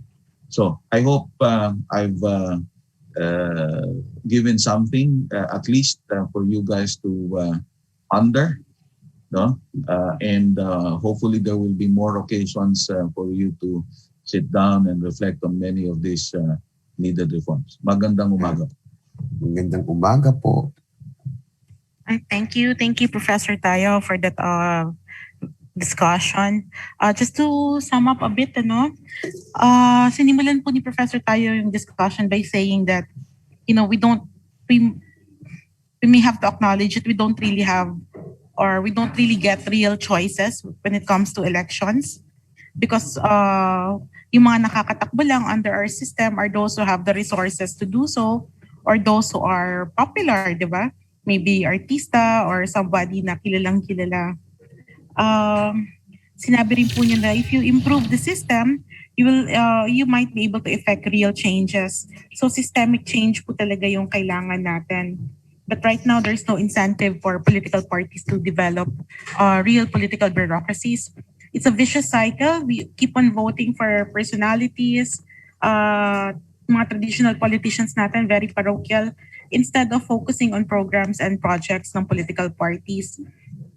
Sir, ito may dalawa akong question pero later nyo na po sagutin. I just want to throw this out para matanggal ko na sa aking listahan. Sige, sige. Ano po ang tingin ninyo doon sa nangyari sa PDP Laban? Because as you said, PDP Laban was one of those few political parties that really had membership fees, talagang may klaro na agenda. But what's happening now with the fight ni Senator Pacquiao and the group of Energy Secretary Cusi, what is that reflective of? And what do you think of the super coalition that's being formed by Hugpong ng Pagbabago of Sara Duterte and the other political parties? Does that mean na aligned ang kanilang agenda or is this still a personalistic move? Mamaya, sir, for our Q&A. Lastly, he said that... mamaya pasagutin. Joyce. Oo, sir, para dun sa para sabay-sabay. I also want our audience to think about those questions and maybe if they have follow-up questions as well. And very importantly, sabi niya, systems change can shift behavior and we have to stop really yung mga band-aid or palliative solutions na ini-implement natin. And I take heart dun sa Mandana's ruling. I think that would be a very important game changer pagdating sa ating local governance. Yeah. Sana marami po tayong mga estudyante na tumutok doon. So at this point, I'd like to call on actually dapat si Director James Jimenez ito, but the representative of Director James Jimenez of the Commission on Elections, Ms. Sarah Jane Assis. I hope you don't mind, but I will Yes, just answer your question, or if you can just give me a few minutes for questions because I have to go. No? Ay, sige po, sir. Sige Is that po, sir. okay? Sige po, sir. Before Alright. we call COMELEC. Okay, just I hope the COMELEC, the representative of James wouldn't mind. I hope it's okay. Let me just take a few minutes. Sige, sir. Anyway, ano ba nangyari sa PDP Laban? Simulan na lang natin doon sa proseso. Sir, si Clarice, tinatawanan kayo. Ayun na nga kaya nga actually, mas alam ni Clarice yan kaysa sa akin. I will have to admit that. Because also Clarice knows my story in the party since 1992 pa ako dyan. Natatawa ako ngayon kapag may mga usapin ng membership. Sabi ko, natatandaan niyo ba yung mga tao na ito? Pagka nililitan niya ko yung mga pangalan, Garis, natatawa sila. Bakit kilala ko? 1992 pa lang, third year college pa lang po ako. Nakita ko na kasi sumuporta ako noon kay Joey Salonga and Nene Pimentel when they ran for president and vice president. They were a tandem at that time. And I'm saying this, and again, perhaps this is not really that objective, but I'm trying to be as objective because I also serve in several other parties. I was with the Partido Demokratiko Socialista ng Pilipinas. I was with Lakas Youth. No? I was part of the formation of the Kabataang Liberal ng Pilipinas with people like Chito Gascon, no? At a certain part of my work as an academic and as a political analyst. No? And I'm saying this in comparison with many of these political parties that I've seen. Okay? PDSP is like PDP Laban in terms of the process, in terms of membership dues. Pero ang problema sa kanila, yung chairman nila chairman for life. Yung PDP Laban, kahit paano, nag-i-election talaga ng mga, talagang yung yung process-driven party until 2016.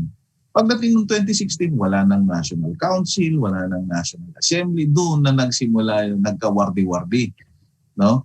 When I was with the office of Senator Pimentel, when he was Senate President, kasama ko pa si July. No? July is with Reforma Party and Mon Casiple is with another, actually not another party, but with an institute. Pero magkakaibigan kasi kami because we've all been doing the same work.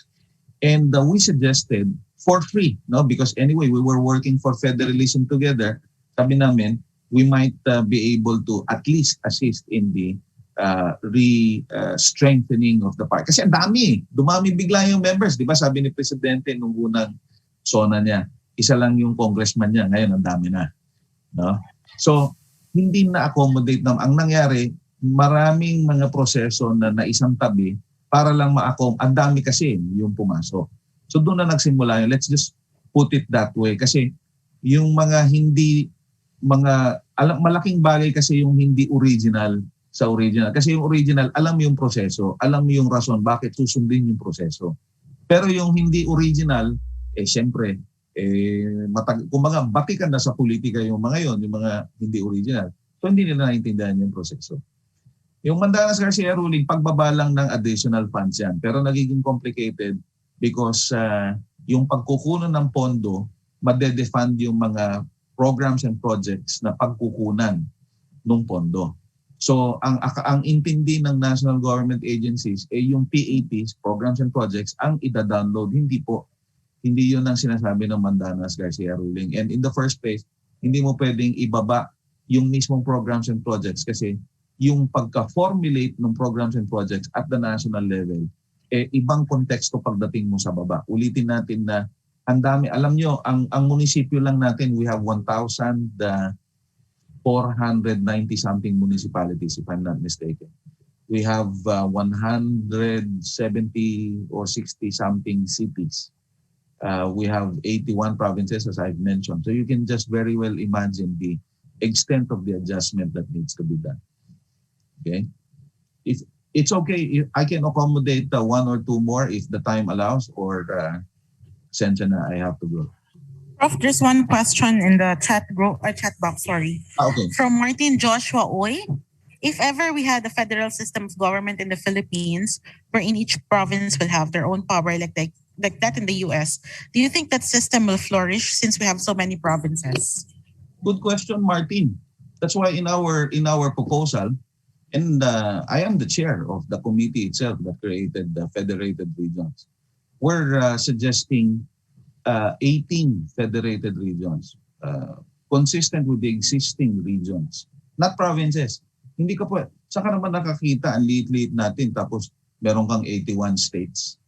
Medyo malabo yun, Chief. No? Bigyan kita idea. Merong probinsya, katulad ng Misamis, ito, very concrete example.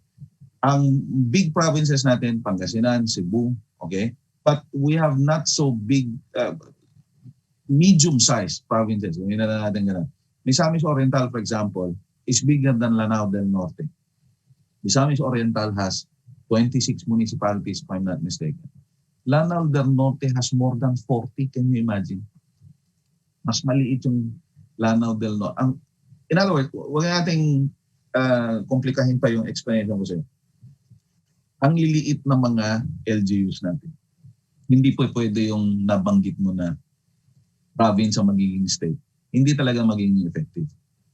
Kasi magiging turfing din ang mangyayari. Dito lang sa Maynila makikita mo, no, kung familiar ka.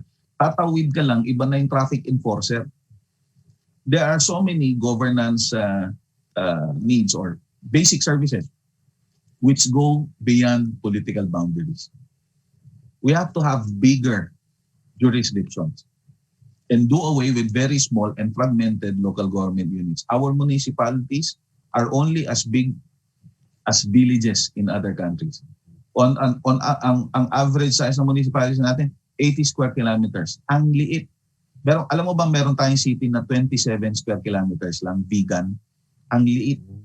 No? So, yung lang traffic, waste management, and yung other basic services, medyo hirap ka na. Kasi even the hiring of qualified personnel, by the way, makes it difficult already because more often than not, the really small municipalities don't have qualified personnel.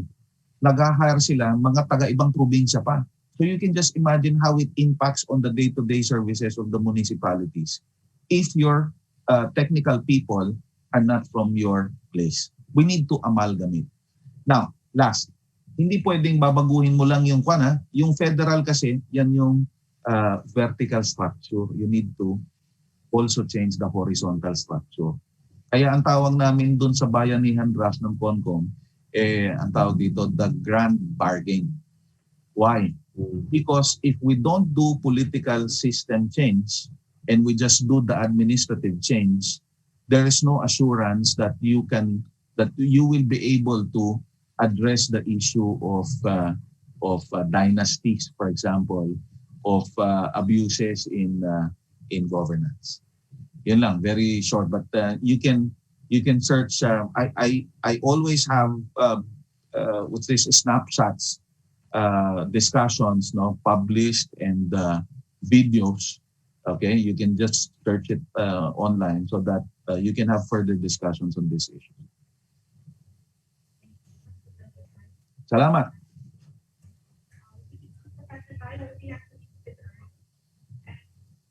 Pumina si Joyce. Sorry, sir. We'll excuse Professor Tayo if he has to leave a Salamat bit po. early. Salamat. Pero maraming salamat po, sir. Thank you. Now, Ayaw. Salamat po. Salamat, Ariel. Thank you. See you next time, Palawan. oo August. nga po. Okay. Now Sige. we call Ms. Sarah Jane Assis from the Commission on Elections to represent Director James Jimenez to discuss the credibility of electoral processes. Ms. Assis? Hi, good morning everyone. I'm Sarah. Morning.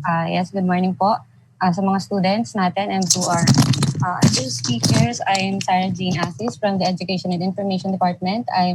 I'll be presenting on behalf of Director James Jimenez. So I'll be sharing my screen now.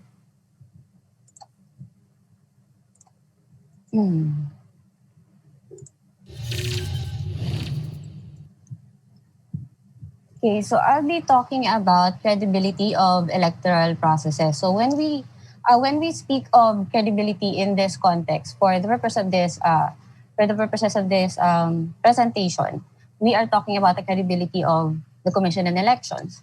So why do people attack the credibility of the COMELEC? We know that COMELEC is the sole government agency that is mandated by the Constitution to administer and enforce all laws related to election, plebiscites, referenda. And this is why losers need to justify their loss without losing face. Dito papasok yung kalimitan natin naririnig na sa Pilipinas lang walang natatalo. Meron lang nananalo and then the other side sila yung nadaya. And closely tied dito yung reason na candidates need to preemptively save face. Kasi syempre, political careers, they don't just end in one election cycle. If ever man na hindi sila victorious this election season, they need to prepare for the upcoming elections. And for that purpose, having that in mind, kailangan ma-save nila yung, they have to save face. Kailangan nila i-maintain yung image nila and kailangan nilang kailangan solid pa rin yung supporters nila. And also, candidates resort to siege mentality to create a bandwagon. So when we say siege mentality, ito yung defensive kind of attitude wherein you think that everyone else is hostile against you. So, everything that is said to you, believable. Halimbawa, supporter ka ng ganitong kandidato. And when this candidate says na hindi credible yung COMELEC because I lost, mas madali para sa iyo as a supporter na paniwalaan yung candidate mo kapag yung credibility ng election body has already eroded. And of course, as a form of distraction and misdirection. And of course, cynicism and hate. Mas madali na hindi paniwalaan yung isang ahensya if you already harbor hate and dislike, not just for the institution but for the officials who represent that agency. And now we go to how is COMELEC's credibility being attacked. Kalimitan dito na ginagawa nila is they promote fear of the unknown. Kasi mas madali nga naman na matakot yung mga tao dun sa mga bagay na hindi nila alam. Or even just those things that are relatively unknown to the voting public. With regards to the automated election system, for example, not everyone's really aware of the nitty-gritty of the technicalities of consolidation, counting, and canvassing, of nitty-gritty ng technicalities ng automated election system. or of transmission of votes from the VCM up to the servers. And yung fact na we have 3 servers. One of that is the transparency server. And also the very fact that, as an example, na yung transparency server, hindi doon nanggagaling yung official results, hindi doon nanggagaling yung mga boto na kinakanvas to proclaim our winners. So whatever happens in the transparency server, it does not really affect the counting and canvassing. But yung nangyari, for example, noong 2016 elections, kung naaalala ninyo, yung Enya debacle, yung something was changed in the code.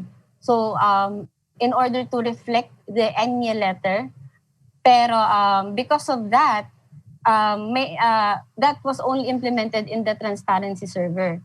Pero dahil hindi alam ng karamihan, hindi naman nga naapektuhan ng kung ano man yung nangyayari sa transparency server. Kasi ang pinanggagalingan talaga ng results ng mga pinoproclaim natin ay dun sa central server and not the transparency server. That's why when in the media, it's always displayed as partial and unofficial results. Kasi hindi official yung nanggagaling sa transparency server.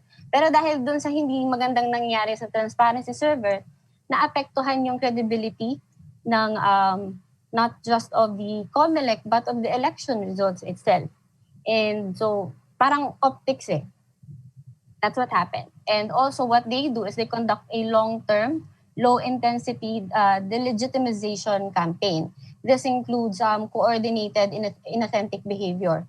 So parati naming na-witness in our social media channels, when we do live streaming of any activity that we have, or practically any post, anything that we post on our social media, parating merong comments that we perceive to be trolls, and they're always sticking to we notice that they're always sticking to a spiel. Parang meron silang spiel, they always parang copy paste na nga lang parate yung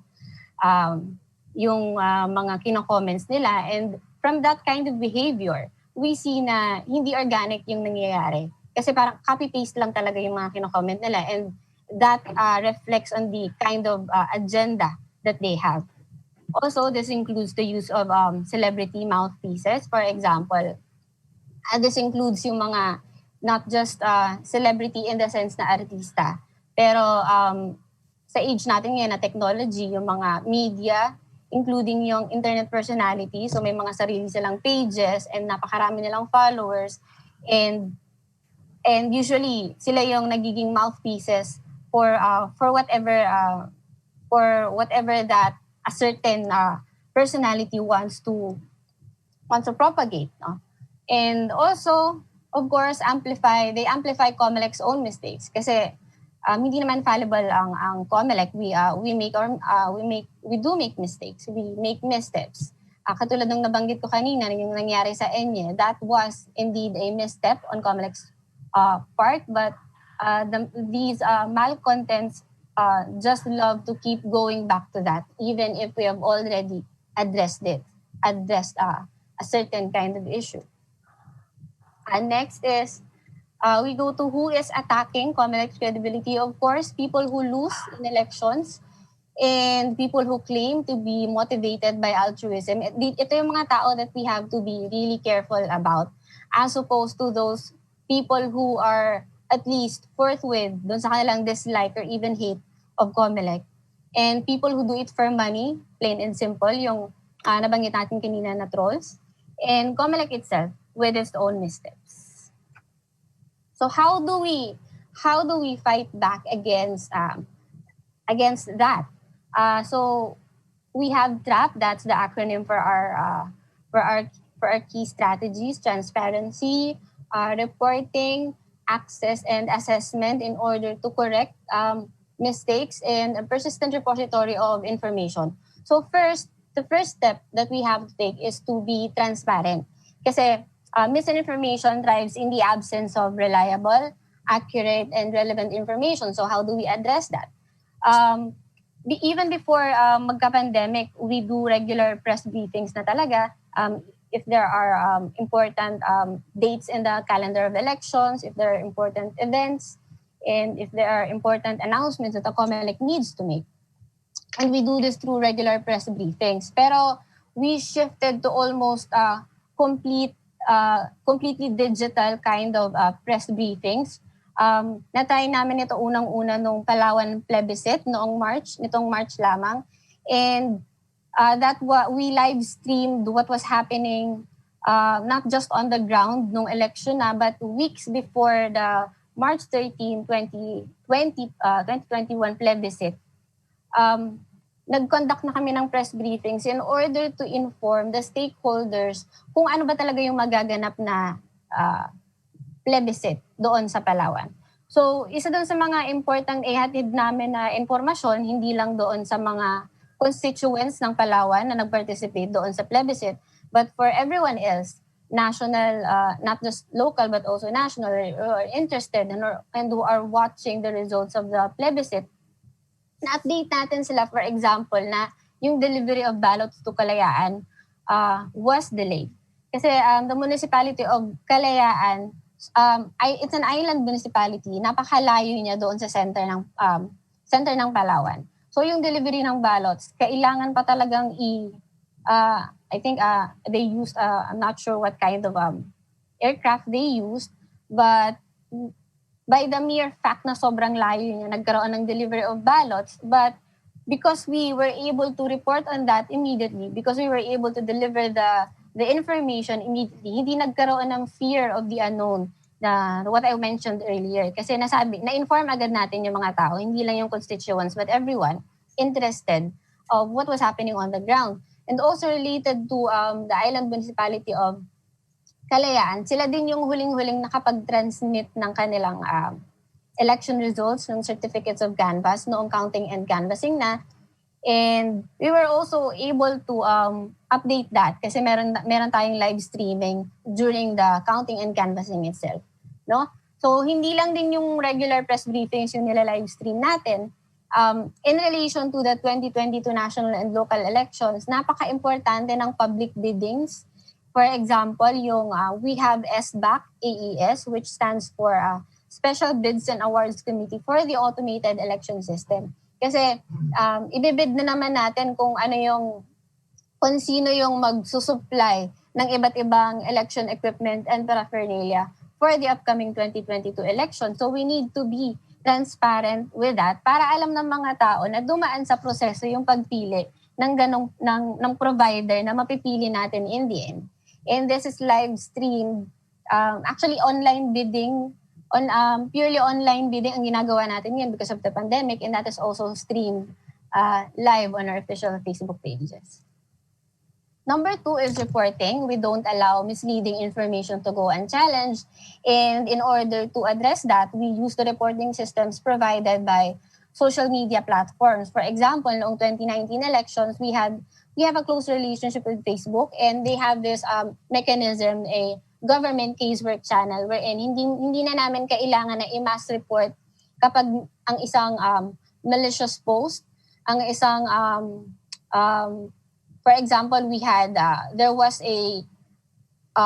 merong kumalat na video on allegedly pre-shaded ballots, wherein ang storya nun allegedly pre-shaded daw yung mga ballots with UV ink. So meron na daw mga napili na kandidato doon may mga na-shade na daw na UV ink doon sa ovals, and particularly may pinipiling kandidato talaga. But that is of course not true, kasi ang binabasa po ng DCM yung visible na ink, yung black ink, using the marking pen that the voter is provided with, not the UV ink. Okay? Pero kasi kapag nakita mo yon and you're not aware of the facts nga na hindi naman binabasa ng DCM yung UV ink, yung invisible ink, madaling maniwala kapag nakakita ka ng ganong malicious na video designed to erode the credibility of the elections, and inuunahan niya na agad na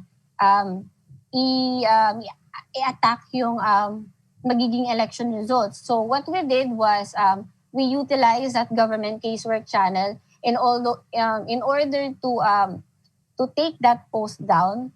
Of course, we are required to provide our legal basis for taking that down, and that's one of the mechanisms that we use in order to fight back. Number 3 is to acknowledge, assess, in order to correct.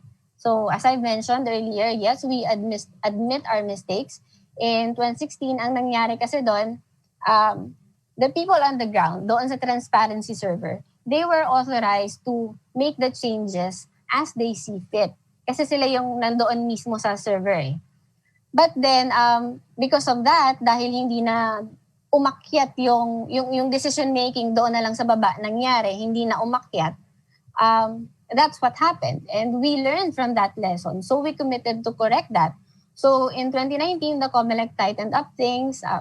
Inalis na yung authority doon sa baba. Kailangan they have to seek permission and authority mula doon sa taas. And sila yung magde-decide before the people on the ground can do anything and touch anything. And of course, we follow through. So for 2022, our policies and our processes are being updated, especially now na we are under the mentality na magaganap yung election na may pandemic pa rin. So this is happening at the top level and pinagdedesisyonan pa ito ng ating NBank. And lastly is a persistent repository of information. We do this in order to deflate blowhard. So what do we mean by this? For example, yung very popular yung sinasabing 7-hour glitch. Parating sinasabi ng mga tao na hindi pinaliwanag ng COMELEC kung ano yung nangyari nung 7 hours na yon. So we receive this in our most of our karamihan ng aming social media channels. Sasabihin nila, panghikayat kayo ng panghikayat na magparehistro, never nyo naman in-explain yung 7-hour glitch. So what we do, we respond saying na ganito po yung nangyari, and then we give them a link to a video explaining what happened, explaining that alleged 7-hour glitch. And then suddenly, that person goes quiet, may realize niya, may paliwanag pala. Okay? And it also allows for uniform and consistent system-wide messaging. Kasi COMELEC is one of the very few government agencies na merong opisina in every municipality nationwide. So, as an institution, mas madali na iulitin kung ano yung paliwanag sa main office ng mga tao on the ground. Yung mga field officials natin, yung mga election officers natin, mga election assistants natin na humaharap doon sa tao. For example, ngayon na voter registration, kung ano man yung messaging na binababa na sinasabi ng main office, it becomes uniform because of this repository of information that we have that are easily accessible to everyone. And this also encourages public participation and ownership. Na-mention kanina yung pagkakaroon ng civic journalist. So that's you. That's the students. And because you have a repository that you can go to as a source of information, makakatulong ito sa pagpalaganap ng impormasyon na kinakailangan ng mga tao para hindi sila madaling maniwala doon sa mga disinformation activities na ginagawa ng mga tao hindi magaganda ang kanilang mga hangarin. And in our social media, nakakatuwang mabasa yung mga anecdotes ng mga, for example, first-time registrants. So, for example, sa Twitter, mababasa namin na magkikwento yung isang first-time registrant na nagparehistro ako dito sa Quezon City. Napakadali lang pala, 5 to 10 minutes. And then, siya na yung magkikwento mismo ng proseso. Sasabihin niya na just make sure to bring these documents. And then, siya na rin yung maglilink to magparehistroka.com kung saan nandun yung ating how to register, where to go, what do you need to bring. So, kapag meron silang malilink and meron silang share sa inyo na something that comes officially from the COMELEC, mas nai-encourage sila to actually share their experiences and the information that comes officially from the COMELEC. So the question is, are our elections credible? Let the numbers speak for themselves. In 2016, we had pulse-issue results and social SWS results. We were given top marks for the results of that elections.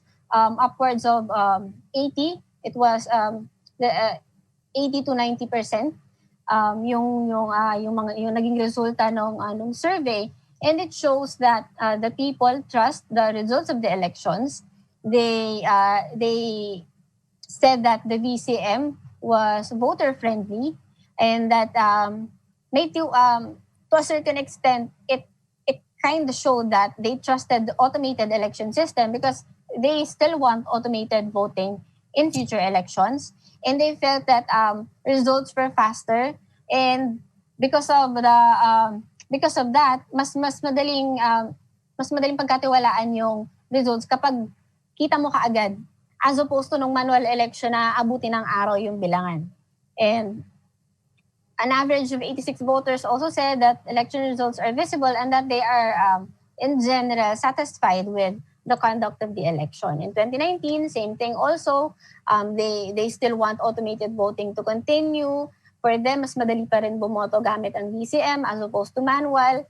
In that the 2019 elections, it was orderly and peaceful, and that relatively kakaunti lang yung nangyari, yung instances ng vote buying and cheating na witness ng mga botante.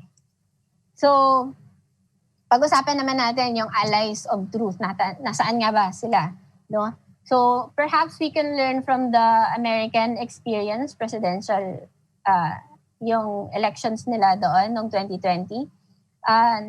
From that, from what happened in the US, natutunan natin that losers follow a universal playbook. Hindi lang pala sa Pilipinas nangyayari yung mga sinasabi nila na walang natatalo, meron lang nananalo and then dinadaya, no? So they perpetuate this big lie that can have effects that cross over from the realm of rhetoric to real world actions that threaten the stability of government and worse, human lives. Why? Kasi yung the words spoken by the candidates, by the politicians, they carry a great weight, especially to their supporters. So if they espouse violence, if they encourage people to rise up and use violence para i-further yung kanilang agenda, then that's what the people are yun yung gagawin ng mga tao. Kasi yun yung sinasabi ng mga pinaniniwalaan nila na politician and candidate. And lastly, no, journalists, academics, ordinary people with social media platforms all play a big and important role, no? So experts sila sa kanilang profession, sa kanilang field, and even yung ordinary people, yung nabanggit natin na civic journalists, yung mga students, you can be watchdogs, not just looking out for irregularities in the government, but also watchdogs that actively fight against disinformation. Kasi ang kaaway po natin dito, hindi yung gobyerno, hindi yung kandidato na kalaban ng kandidato natin, kundi yung disinformation itself. Ito yung kaaway talaga natin. So, yung actions and reactions that we do, dapat ito yung ina-address, yung disinformation. Everything else is just distraction. And as a last point, we have to remember that silence is not a lack of bias.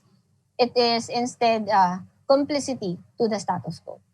So that's all. Thank you. Thank you, Sarah.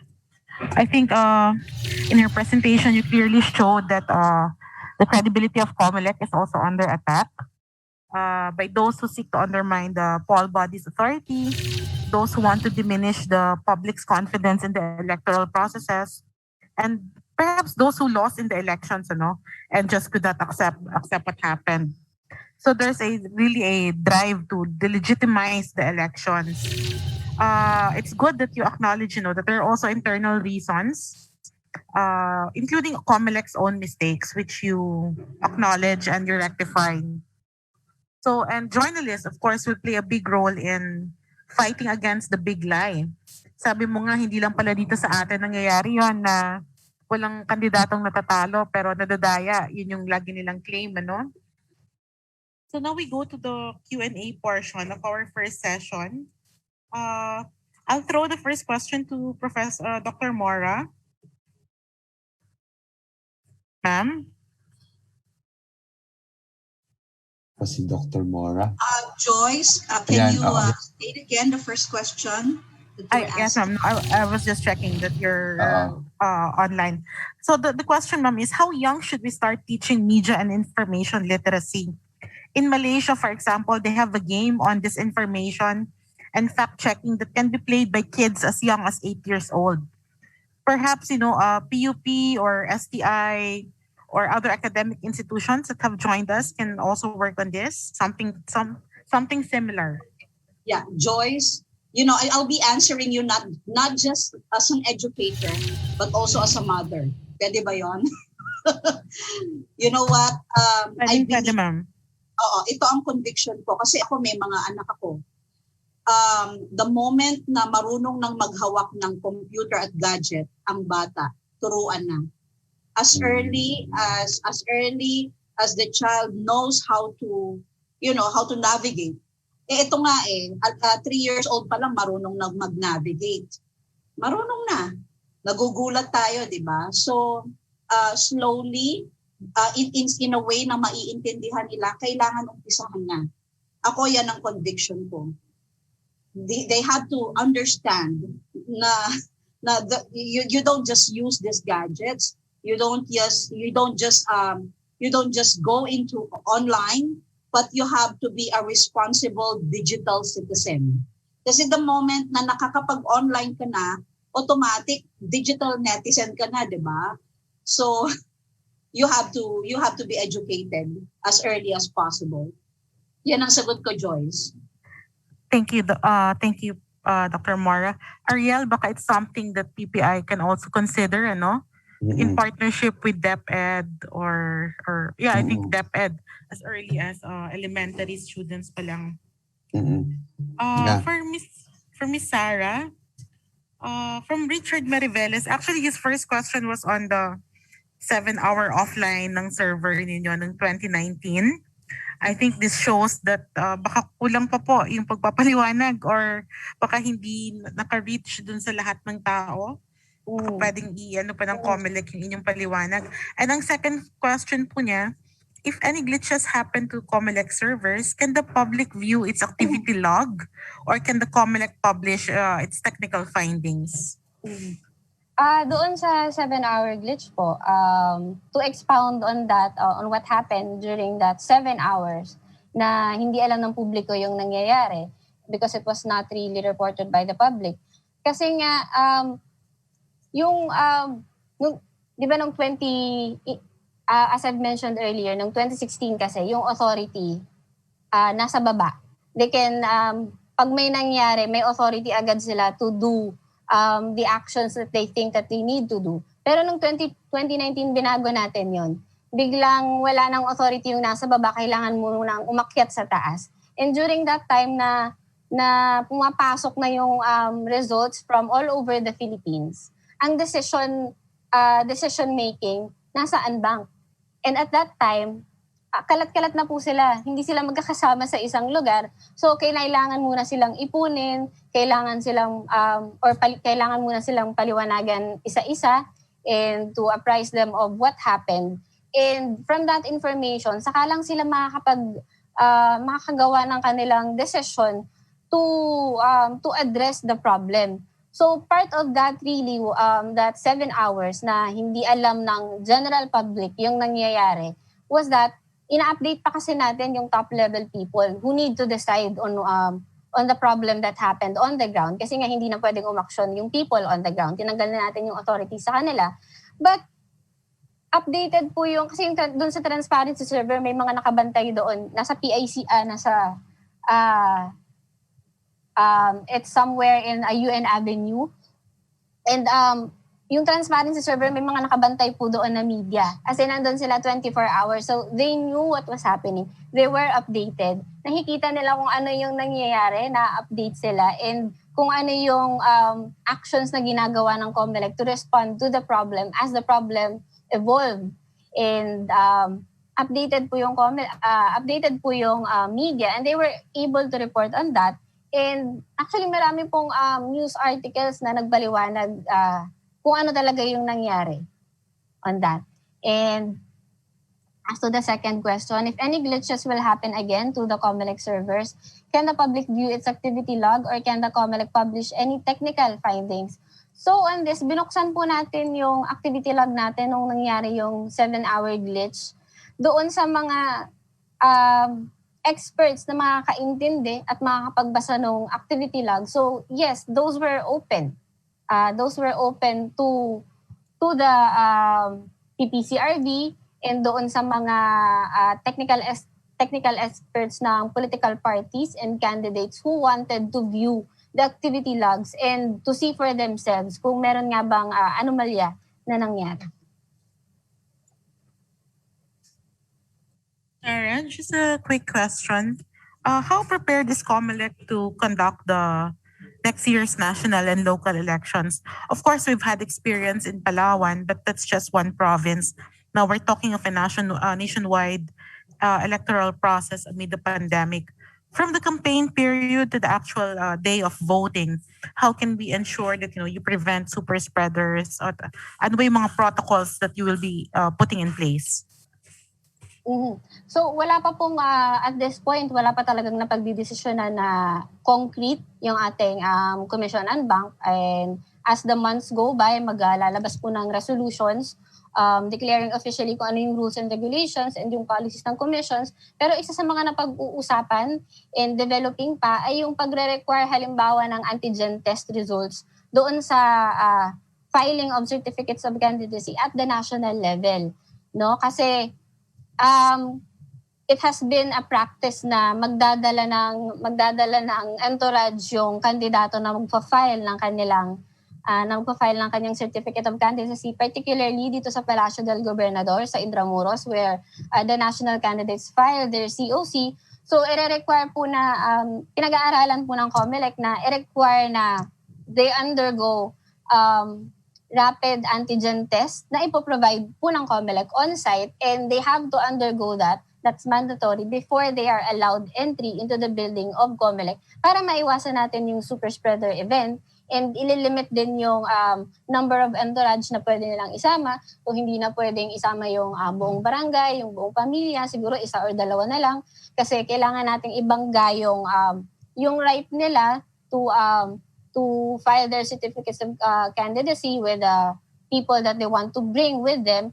Doon sa imperative also to protect the right of the people to health na wag maging cause yun wag maging trigger event yun for a spread of the COVID-19 virus. So that's one of the things that developing pa ngayon. And how about sa campaign, Sarah? Will we allow face-to-face campaigning? Siguro doon sa what will be allowed and what will not be allowed at this point, hindi pa clear kung ano yung to what extent yung papayagan kasi what is clear at this point is that i-regulate definitely yung mga campaign, maglalabas ng rules on how it is to be done, no, pero hindi natin ipagbabawal syempre because that is their right naman to campaign, pero definitely i-regulate ng COMELEC yan to a certain extent. Sarah, this will be the last question for session 1. From Richard Mariveles, again, a follow-up question. There was a Senate inquiry about 3 hack actors regarding the intervention in election results for some senatorial candidates. Is there any update on this? I'm not particularly aware of these 3 hack actors that na naging subject ng Senate inquiry. So I'm very sorry, I cannot answer this one. I'll research in this and get back to you. Okay, so thank you, Sarah. Thank you, Professor Dr. Mora. Thank you, Professor Tayo, for our first session. Thank you, Now, Joyce. Opo, ma'am. We will move quickly to session 2. And for our students for those in the audience who might have questions for our session 1 speakers, you may kindly just send your questions to the chat box, and then we'll just send it to them after the event. So for session 2, I'd like to call Ms. Rowena Paraan. She's the head of ABS-CBN's Bayan Mo Ipatrol Mo, and she will be discussing Voices from the Grassroots. Ms. Wang?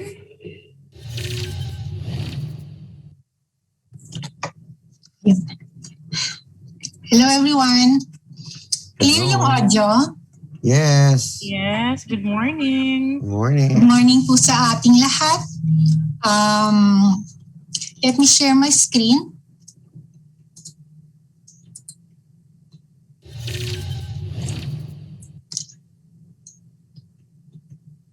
Okay. Ito yung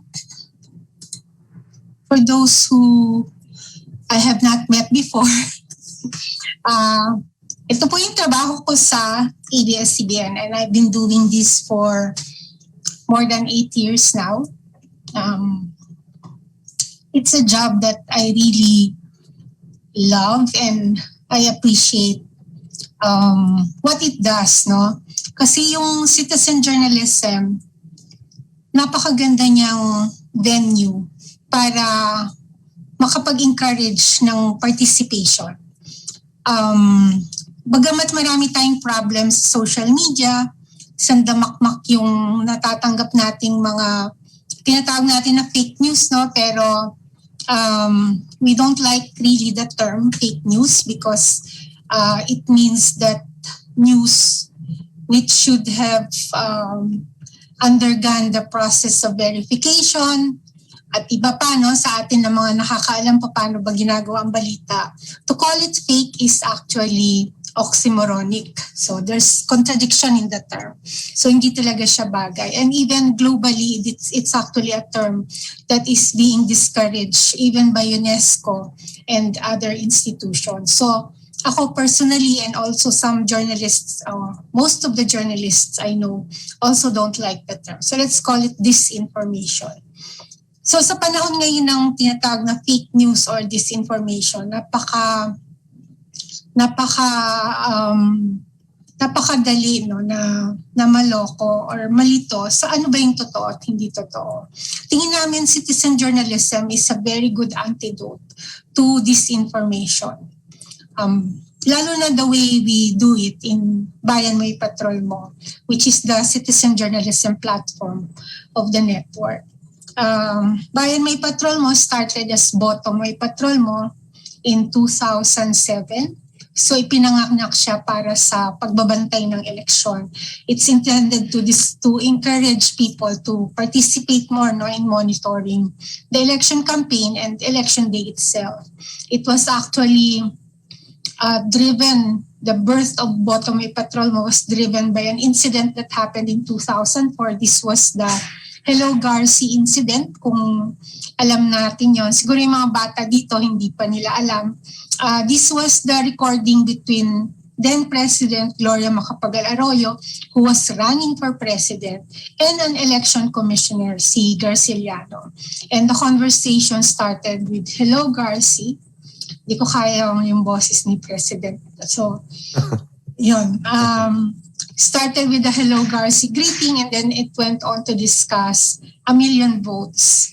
And then the results of the elections, ang lumabas nga, more or less 1 million votes yung panalo ni President. So there was a public outcry when the recording was exposed. And it led to I am sorry speech ni President Gloria Macapagal-Arroyo and the resignation of some of the cabinet officials. So napakalaki niyang kumbaga, ang laki niyang incident, no, na nangyari.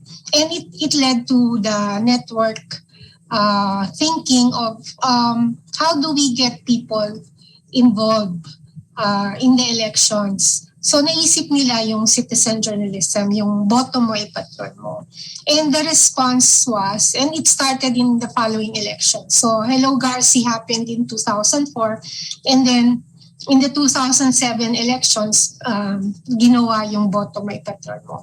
Sobrang dami nang nag-respond, dami ng reports na natanggap tungkol sa mga vote buying, illegal campaigning, at iba pa. No? So, it was decided that ituloy yung boto mo ipatron mo, and it became bayan mo ipatron mo. The idea was for people you voted to power, bantayan mo kung paano niya pamumunuan ng bayan mo. So siyang bayan mo ipatron mo. So yun po, gusto ko lang bigyan yung ganitong context, not just to promote bayan mo ipatron mo. Siyempre gusto ko i-promote yung program ko. Pero just to show saan nanggagaling yung ganitong klase ng citizen journalism. Kasi maraming nagki-claim na citizen journalist sila. Pero hindi kasi lahat ng nagpo-post sa social media matatawag nating citizen journalism. The keyword is still journalism. Meaning dinadaan mo yan sa verification at sumusunod ka dun sa mga tenets ng journalism. So later, medyo pag-usapan natin yan ng konti. But just to put it out there early, na ang citizen journalism na sinasabi natin ay yung pagbabalita na meron pa ring pag-verify, merong vetting na ginagawa dun sa mga ibinibigay na impormasyon. Hindi lang yung nakita mo, pinicturean mo, i-post mo, bahala na kayo kung anong conclusion yung gagawin nyo. The citizen journalism that we want to encourage is a responsible action, hindi yung bara-bara lang na makapagparami ng likes o para magkaroon ng pogi points dun sa mga gusto niyang pasikatan. Okay. So saan nakatungtong ang citizen journalism? For us, yung citizen journalism, nakatungtong siya dun sa karapatan na kumuha, tumanggap, at magbahagi ng impormasyon, or the right to seek, receive, impart information. And this right is recognized in many international instruments, no? Such as the Universal Declaration of Human Rights at saka sa International Covenant on Civil and Political Rights. These are globally recognized na mga documents. And then in the Philippines, you have, of course, the Philippine Constitution, wherein Article 3, Section 4 says that no law shall be passed abridging the freedom of speech, freedom of expression, and freedom of the press. So itong lahat ng mga ito ay siya yung mga karapatan na tinutungtungan o pinagbabatayan kung bakit meron kang karapatan kung gusto mo maging isang citizen journalist. And it also includes yung ating 1987 Constitution, the right of the people to information on matters of public concern. So meron tayong karapatan sa impormasyon. So na makabasa tayo ng mga impormasyon, whether it comes, the information comes from the traditional sources such as newspapers, TV or radio, or manggaling siya sa mga posts ng mga tao, citizen journalists in particular, sa social media. Kabahagi ito ng information na meron tayong karapatan, lalo na kung ito ay may kinalaman sa paggogobyerno, no, o sa governance, or what our leaders are doing, what are the programs that are being implemented, at saan nanggagaling yung mga desisyon na ginagawa ng ating mga namumuno. So mabilis lang, ano ba yung citizen journalism? So very simple, pagbabalita ng mamamayan ukol sa iba't ibang issue, usapin at pangyayari na gumagamit ng mga simpleng kasangkapan tulad ng cellphone. So ibig sabihin hindi nila kailangan yung malalaking mabibigat na camera na ginagamit ng ating mga TV broadcast teams. Naku, ang mahal po nun. So kapag nadapa po yung isang cameraman, makita nyo kahit nakatukod yung mukha niya, yung camera niya ay very protected. At hanggat maaari ay hindi magagalusan. So gumagamit sila ng simple na mga equipment. And usually, ang pagpapadala ay sa pamamagitan ng social media.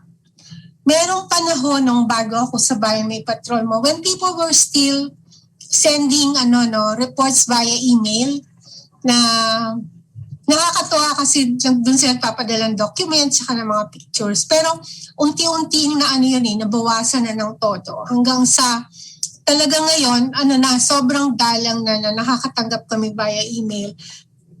Most of the reports, 99% of the reports we get are being submitted through social media. At sa dami ng platforms available ngayon, Facebook primarily, but also being tagged in Instagram posts, in Twitter posts, at saka even others like TikTok.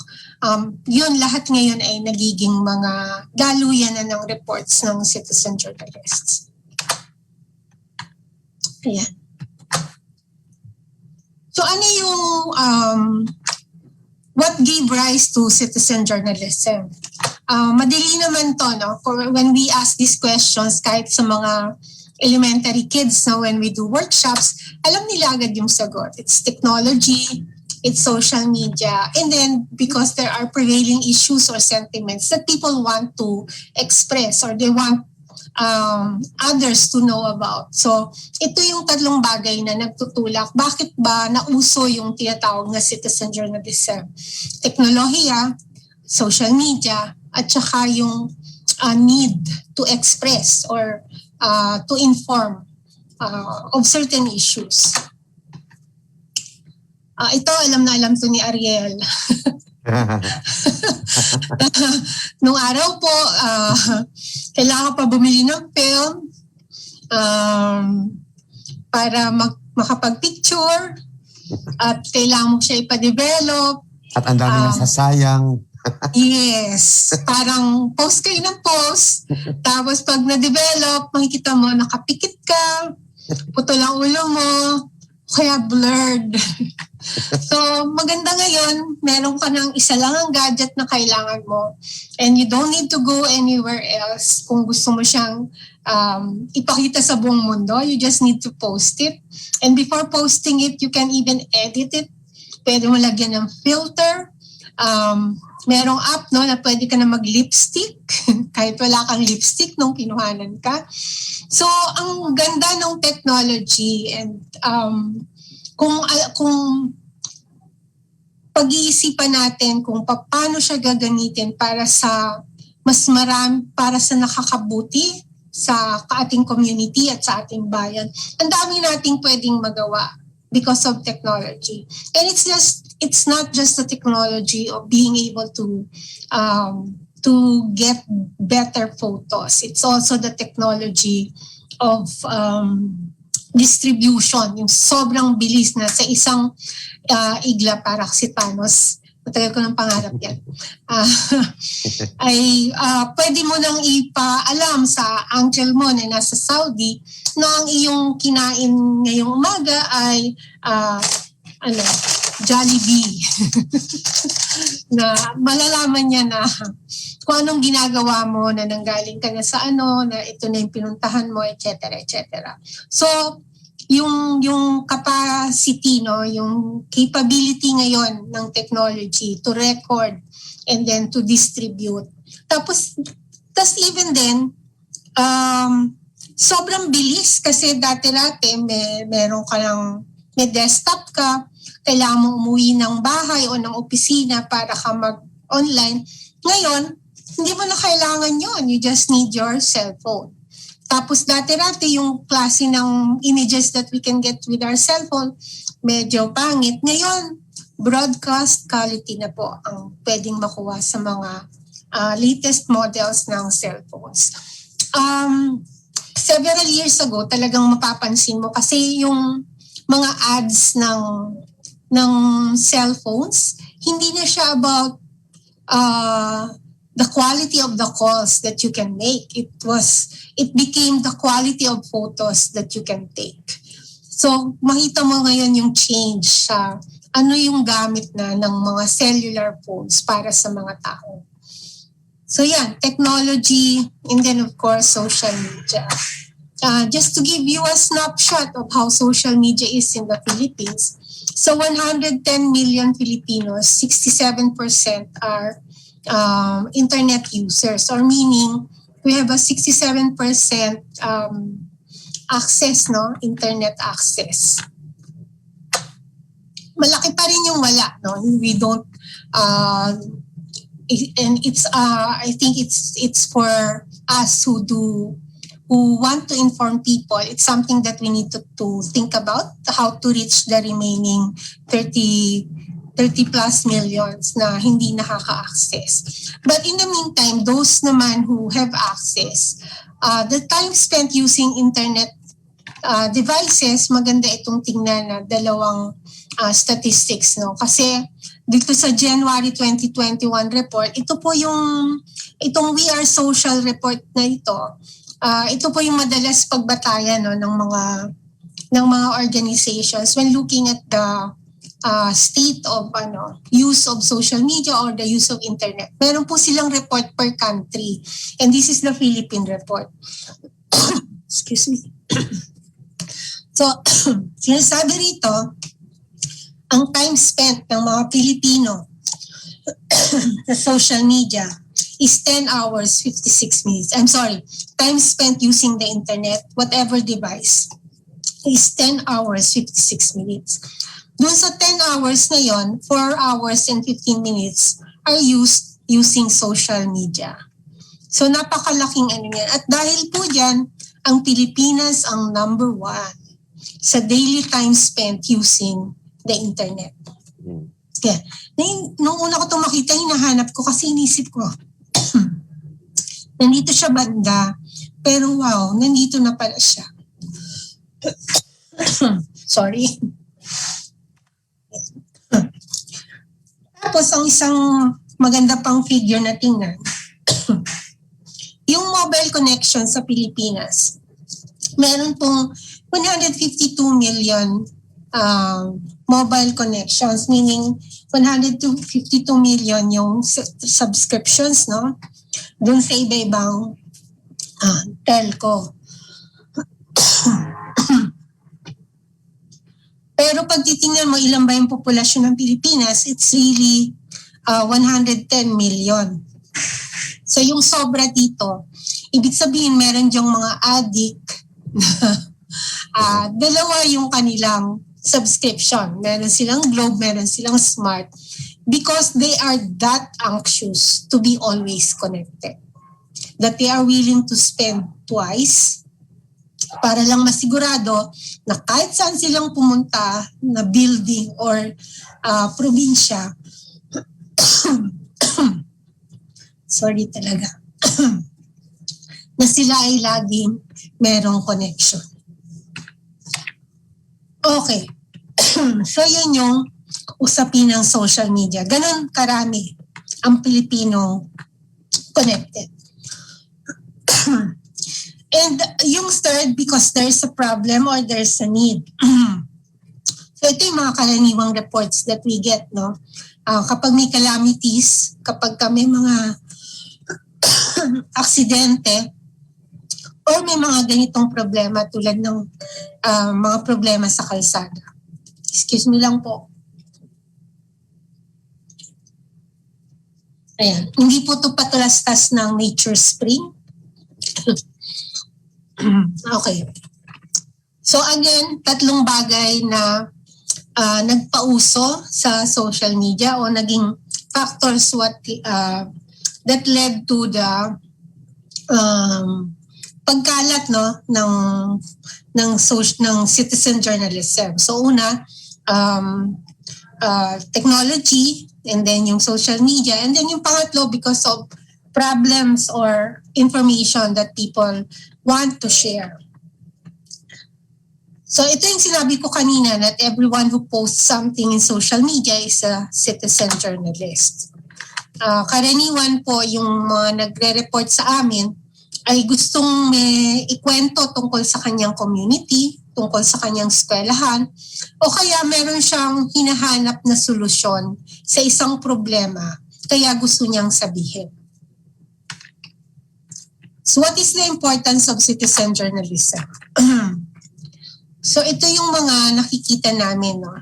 Based on our 14 years of experience sa Bayan May Patrol. No? So 14 na taon na po siya ngayong 2021. So unang-una, it highlights community issues, especially of those in far-flung areas that may otherwise not be given attention. Siyempre, alam naman natin ang media, limited din ng resources, no? Hindi niya kayang puntahan yung lahat ng lugar sa lahat ng pagkakataon. So napakaganda kung merong mga citizen journalists who provide information.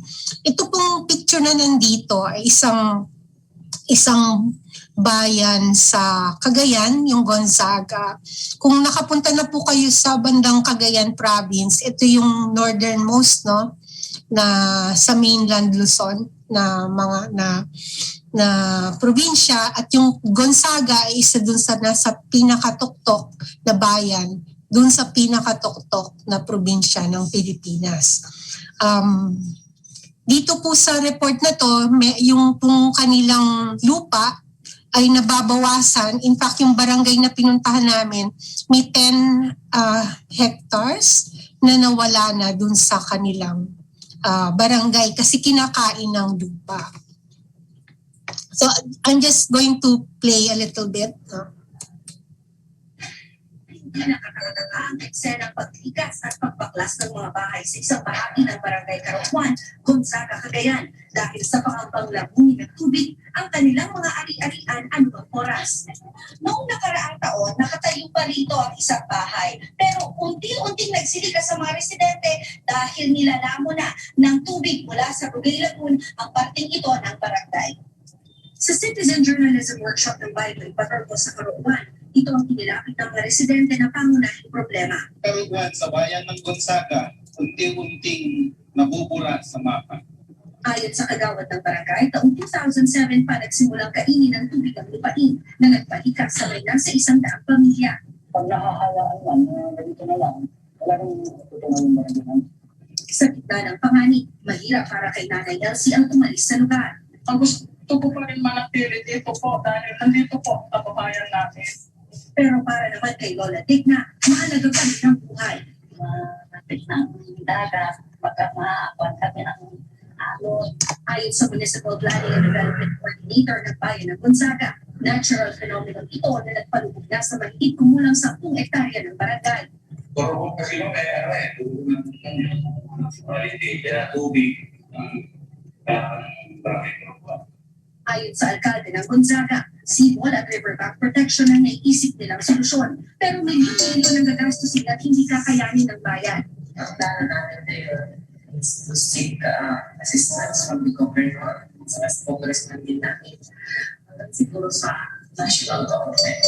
Bayan ng PILG, lumipat muna ang mga residente sa inilang for shelter sa lugar o resettlement area malapit sa barangay. Cory Quintos, ABS-CBN News, Gonzaga, Cagayan. Ayan. So ito pong report na to, hindi po ito mapupuntahan o hindi siya magagawa ng report ng ABS-CBN kung wala pong nagsabi na merong ganitong problema.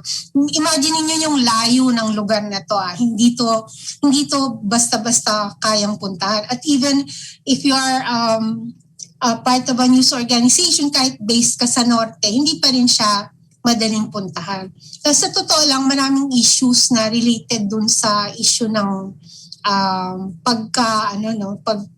unti-unting pagkawala ng lupa na dinadala ng tubig. And one of those issues ay actually yung black sand mining.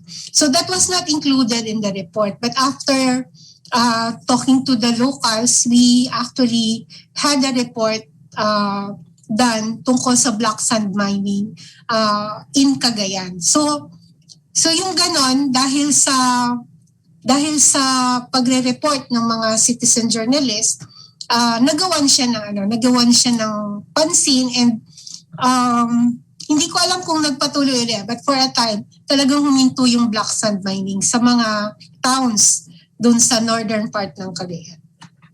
Yun. So again, it highlights community issues, especially those in far-flung areas na hindi basta-basta mapapansin ng mga national media.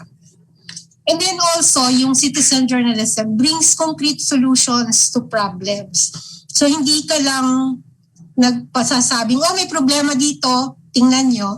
Kung hindi, sa maraming pagkakataon, dahil nailabas mo siya sa media, whether linabas siya ng mainstream or na-post mo siya ng maayos at nakakuha ka ng attention that you needed, nagkakaroon ng solusyon dun sa problema na pinapahayag ng citizen journalist. Ito yung isa sa mga pinaka-paborito ko, all-time favorite ko to na report ng isang citizen journalist. Actually, 2 silang estudyante sa Bohol.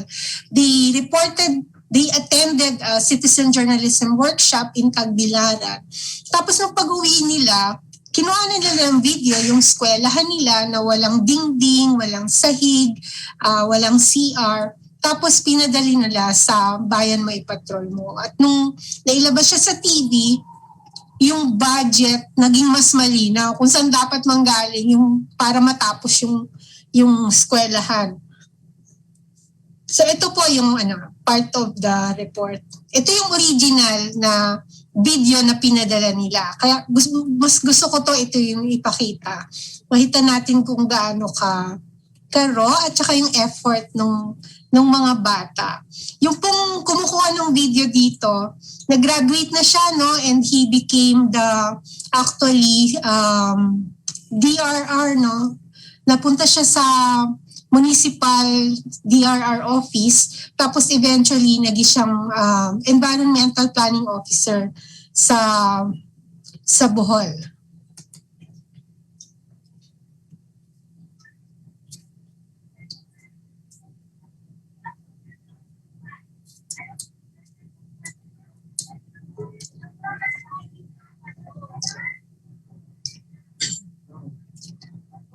So kang bagay, bayan pa owner, ang pamalalay ko. Nakatulog ko yan. Kung aming paralan ay wala pang palit, sila-silang upuan. Gawin mo mula, papasok ko ang COVID. Pagpasa ko, nakita na namin mulo, pagkitabi, pamilya ay napamasa. Hindi pa inuupuan dahil sila.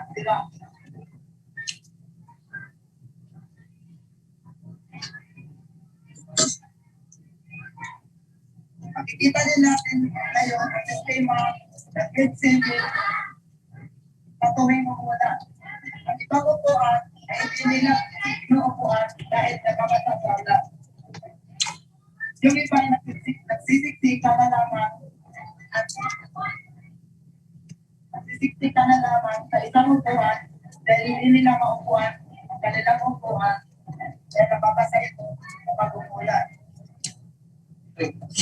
Puntahan natin ngayon ang ating CR para laban natin ito sa mga material.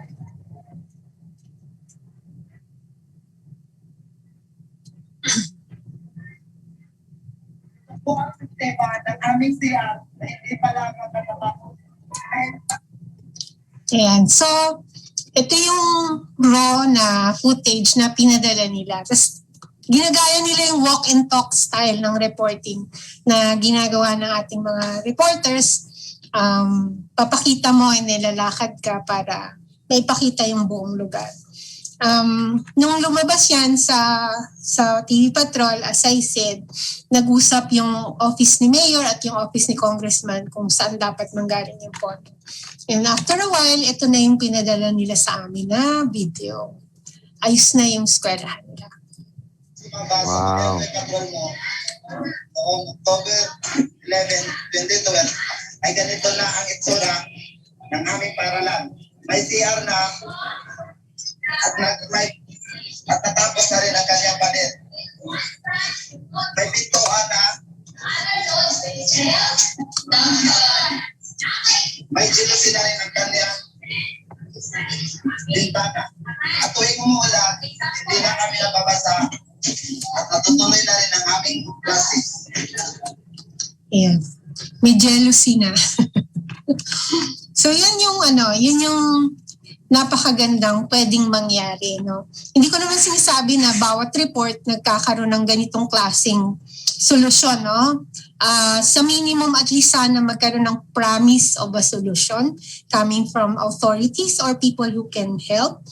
Pero ang pinakamaganda ay yung katulad nito na talagang nagkaroon ng concrete action dun sa idinulog nilang problema. And as I said, yung dalawang ito talagang hanggang ngayon, nagpapadala pa rin sila ng report sa Bayan Mo Ipatrol Mo.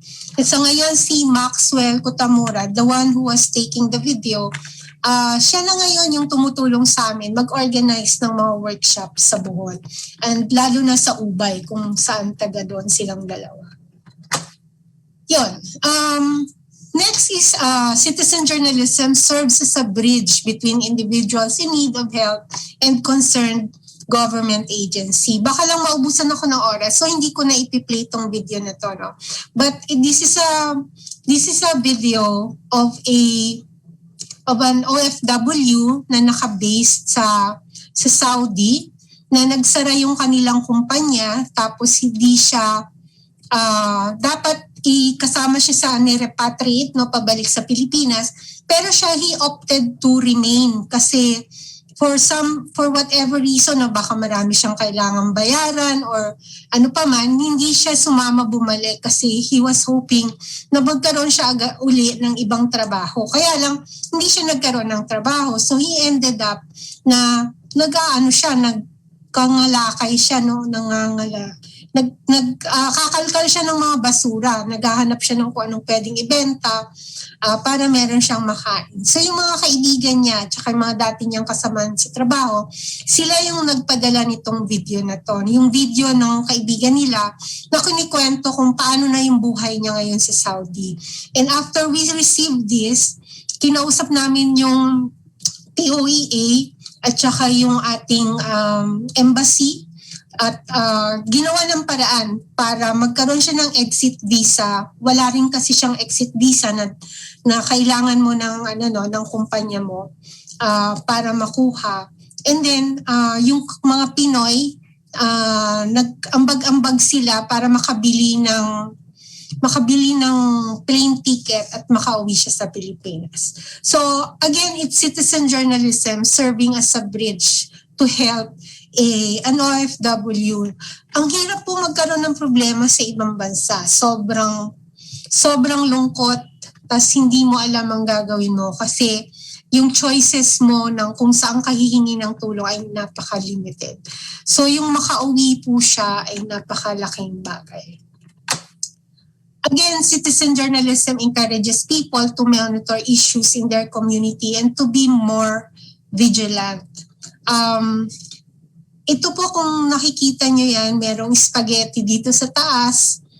Pagka medyo matangkad ka, tapos yung hairdo mo yung bang pinapatayo ng gel, sasabit ka siguro dito. Malapit lang po ito sa UP, nandun lang to sa may Balara. Nakita nyo naman yung dami ng tindi ng just to show you.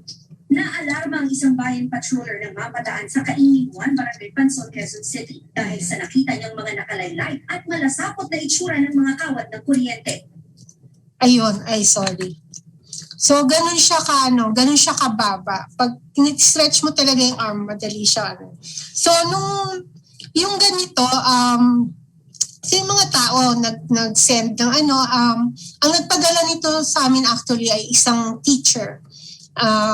At sinasabi niya na sana mabigyan to ng solusyon. So when we interviewed Meralco and then yung barangay, apparently nag-start na sila mangolekta ng share ng mga homeowners para makapagpatayo ng mga kanya-kanyang metro at saka poste para ma-unbundle yung sandamakmak na mga spaghetti wires doon. At yung maganda sa atin, kapag pinublish mo yung yung isang report, halimbawa ere kami ng ganyan, asahan nyo in the next week or so, puro ganyan yung matatanggap naming report, which is okay.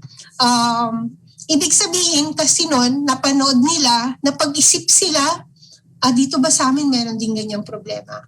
Tapos tiningnan nila, kinuha na nila ng picture or video, kasi pinadala nila sa ABS-CBN. So, nakaka-encourage siya sa mga tao na mag-isip, dito sa kanila ano ba yung problema at ano ba yung pwedeng ipadala para mabigyan ng solusyon. Okay, so hindi lang po puro problema ang pwedeng ibalita sa citizen journalism.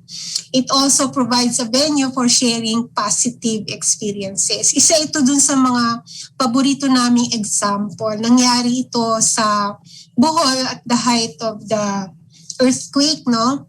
There were some barangays na hindi mo kaya talagang i-reach by land dahil gumuho yung mga kalsada, nagkabitak-bitak. So hindi mo talaga sila pwedeng madalhan ng tulong. So one humanitarian organization tried to do it by sea, pero hindi naman makakalapit yung bangka dahil ganito yung itsura ng gilid ng dagat nila. So what people did was line up yung mga tao ng barangay together with the relief organization at pinagpasa-pasa nila yung relief packs. No? So ang ganda niyang larawan.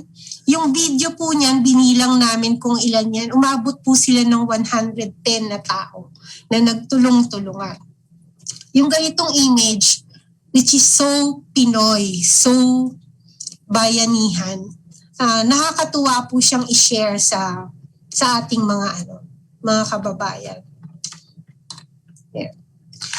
This is another video, hindi ko na lang pupuntahan. So again, why is citizen journalism important? It highlights community issues, lalo na dun sa napakalayo. Napakahirap po for community concerns to get airtime sa national TV. So yung Bayan May Patrol mo provides that opportunity, provides that platform para yung community concern ay mabigyan ng national attention. Second, it brings concrete solution to problems. It serves as a bridge between those in need, whether individual or community, and those who can provide solution or assistance. It encourages people to be more vigilant and to monitor their community. It provides a venue for sharing positive experiences. So in a summary, ito po yung citizen journalism. Ito yung pwede niyang maitulong sa atin. Again, sino ang pwedeng maging citizen journalist? Kahit sino, pwede. Usually, isa-isahin ko yan, pero wag na lang, no? Basta these are ordinary people from different areas. Ito po ay mga senior citizens ng Ilocos Sur. Ito po ay isang magsasaka sa Tumawini, Isabela. Ito po yung napanood natin kanina na estudyante sa Ubay, Bohol. Ito po ay isang estudyante sa Manila. At ito naman ay taga Ilocos din. So these are ordinary people. Pwede silang maging citizen journalist kahit ano yung estado sa buhay. Hindi kailangang maging graduate ka ng journalism o manggaling ka sa isang kolehiyo para mag-report ng kung anong nangyayari. Ito rin yung inuulit ko lang. Hindi lahat ng nagpo-post sa social media ay pwedeng i-consider na citizen journalist. The keyword is journalism.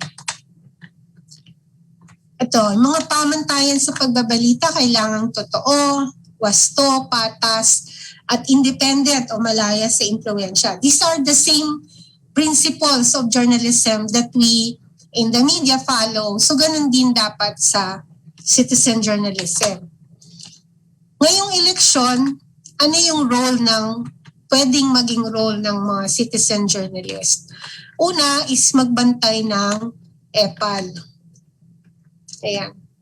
Medyo natakpan tong isa. Ito ay graduation picture na merong, teka, tingnan natin kasi cute itong tingnan.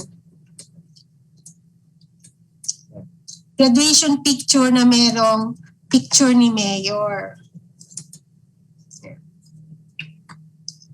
We did a story on this. Ang sabi naman ni Mayor, hindi naman binayaran niya ng mga estudyante, meron diyang nag-donate, etc. etc. But of course, ang sinasabi rito, hindi dapat.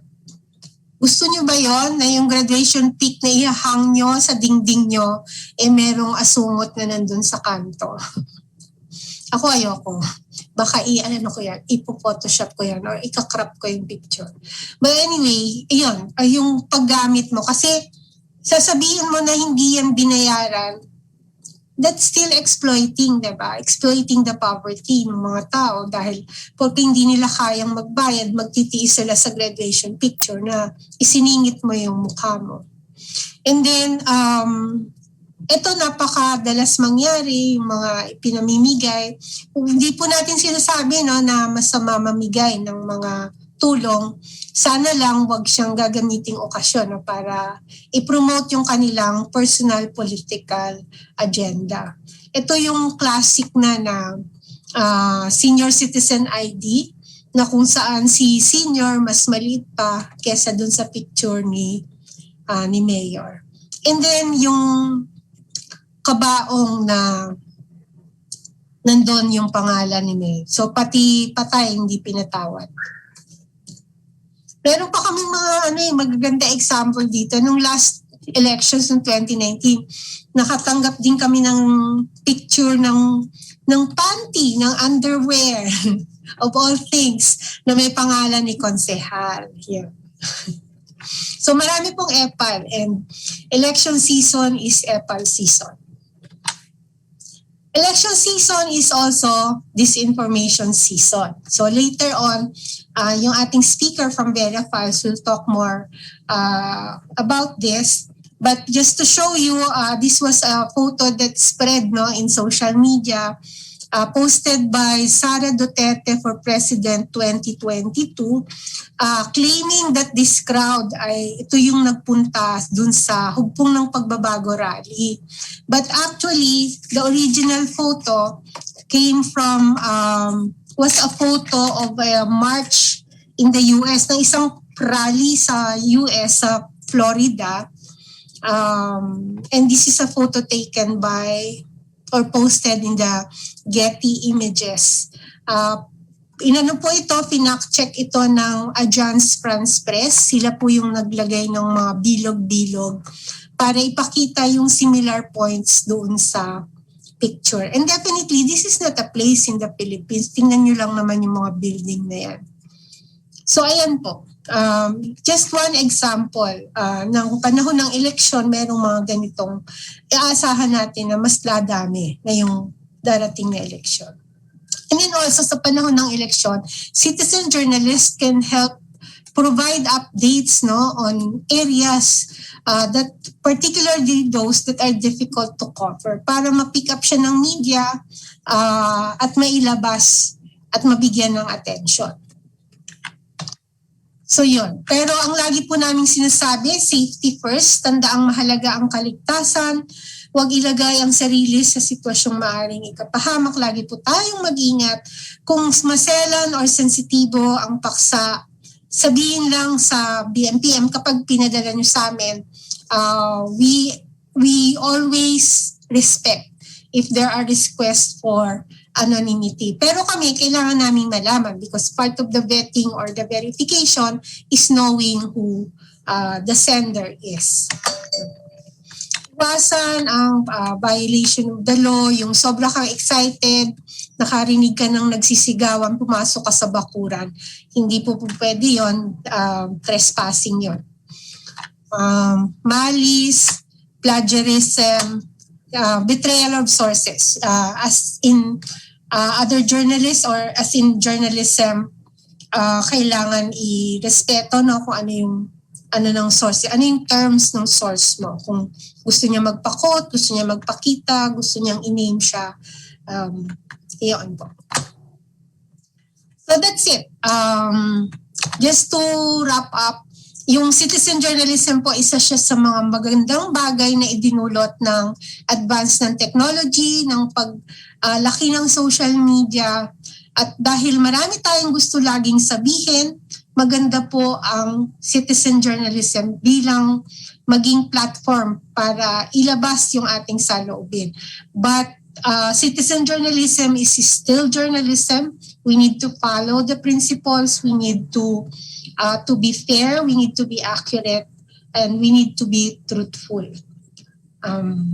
Yun lang. That's it. Yan po. Pwede niyong i-check ang bayan mo, i-patrol mo. Pero hindi lang naman din po kami ang may citizen journalism. There are also other news agencies, news organizations that encourage citizen journalism. But definitely in broadcast, we're one of the first. So, maraming salamat. Thank you, Weng, for that presentation. Para lang siguro klaro lang natin sa mga audience natin kasi mga bata talaga itong mga to. Ang Citizen Join po, hindi yan nagmula dahil lang meron tayong social media platforms. It began even earlier than social media. So nakaugat talaga siya sa kultura ng mga tao. Tingin ko na we're generally curious and want to report about the truth. At nakita natin na kung dalawa man ang resulta ng technology, on one hand, you have disinformation and misinformation. On the other hand, you also have Citizen Join that empowers our people and democratizes the news gathering process as well. In fact, ang isa sa pinaka-earliest examples natin ng citizen journalism would be the 9/11 attacks sa World Trade Center, kung saan yung mga tao po na ando doon, victims themselves, sila ang pinakaunang nag-post ng mga photos and videos using their mobile phones kahit wala pa pong, this was 3 years before Facebook, So wala pang Facebook nung time na yon, naisip na kagad nila na as citizens, they have the responsibility to capture the truth and to report it. Ang ginamit lang po nila usually mga blogging, mga earliest blog sites po nila. So thank you, Weng. Tingin ko concrete ng mga examples na binigay mo kung paano napaka-importante ng citizen join sa atin. Sa ngayon naman, pupuntahan natin yung kabilang parte, which is the disinformation side, the global information disorder, at kung paano ito labanan, more importantly. We will be joined by Marinette Retona. Kung nanood kayo kanina bago tayo nag-start, siya ay nasa video, kasama niya yung isang kasama taga-Vera Files. So for Promise Walang Lokohan, I'd like to call Marinette from a reporter, researcher of Vera Files. Hello, Marinette. Thank you so much, Miss Joyce. Let me just share my screen quickly. Okay, there you go. Good afternoon po, everyone. I know it's already lunchtime, but I hope you stay with me and maybe you could grab some food habang nagsasalita ako, kumakain din kayo. Okay lang yun. So ako po si Marinette Retona, a reporter and fact-checker from Vera Files. And I'm here today to share with you my knowledge on fact-checking, specifically the skills and tools we utilize in our daily verification work. Hopefully, what you'll hear from me today will help you become more discerning in the information that you consume and ultimately help you in the decisions that you will make regarding the national elections next year. So let me start off by quickly introducing my organization. Vera Files is a 13-year-old nonprofit media organization founded by 6 women veteran Filipino journalists. And the Vera in our name, for everyone's information, stands for true in Latin. But our main difference from other media organizations is that hindi po kami nagbe-breaking news. Instead, we take a deeper look into current, including underreported issues that we deem relevant to the Philippines and to the Filipinos. So, nakapag-produce na po kami before ng reports on human trafficking, rights of persons with disability, the environment, and road safety, which we see as a public health issue. But many people know us, maybe including you in this call, you know Verifiles as a fact-checking organization because of our project, Verifiles Fact Check. So under this project, meron po kaming dalawang ongoing sub-projects. The first one is where we look into statements made by public figures. So kasama na dito, of course, yung government officials natin and even yung mga influencers. And if the statements they make are inaccurate or needs more context, then we produce an article out of that. And in this project, we also produce fact sheets and explainers regarding pressing topics. And marami kami napoproduce na ganito, lalong-lalo na kapag election season, ang daming claims na galing sa mga candidates natin of different positions. So ayan. Meanwhile, our second project is our partnership with Facebook under its third-party fact-checking program. This is where we debunk falsehoods and inaccuracies in claims that circulate online. So ito po yung pagpa-fact check namin ng online posts. So just a disclaimer, we do not take down posts or accounts. What we do is we simply rate a post based on its level of falsity, and then it's Facebook who takes charge and imposes actions on the accounts by, for example, i-reduce nila yung distribution ng posts nung account na yon or nung page na yon sa mga feed ng mga tao, or dinidisallow ng Facebook na ma-monetize nung page yung mga content nila. Now, ano ba tong fact-checking na ginagawa namin? Fact-checking is determining if a non-fictional text is true and correct. Now, let's just emphasize dun sa non-fictional part, no? Because we do not fact-check those that are in the first place are fictional. Kasi katahang isip lang sila, hugot sa hangin, completely invented. Meaning, in the first place, hindi naman talaga sila totoo. So what we fact-check are only those statements or claims which we could prove to be true or not. Now, our question is, why do we need to fact check? Bakit ba natin to pinag-uusapan ngayon? Bakit tayo nandito ngayon? Because these days, we, all of us here, na noon ay consumers lang ng information, nagkaroon na rin tayo ng ability to produce information mainly because of the technology na nagsisisulputan, which makes publishing information, regardless of whether it is true or not, easier, especially on the internet. And dahil din dagsa yung impormasyon, nawawala na yung level of editing na usually ay present. For example, kapag yung mga journalists gumagawa ng journalistic pieces or reports nila. Ngayon, napapublish na yung mga impormasyon agad-agad nang walang nagche-check kung totoo sila o hindi.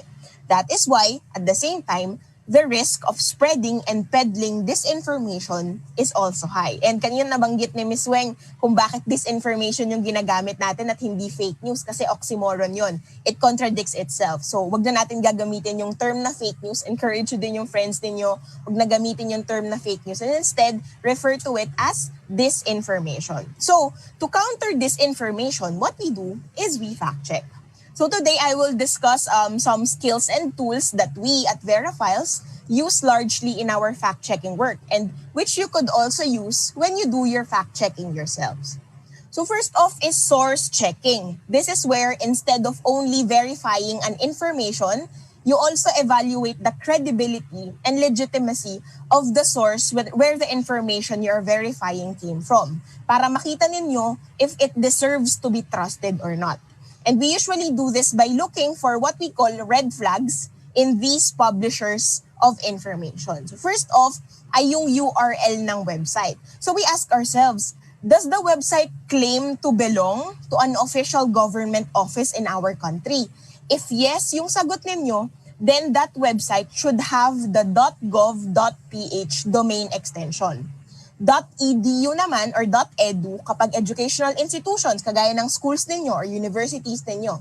Kung hindi ganun yung domain extension nila despite claiming to be official accounts of these organizations or institutions, then that's already a red flag for you.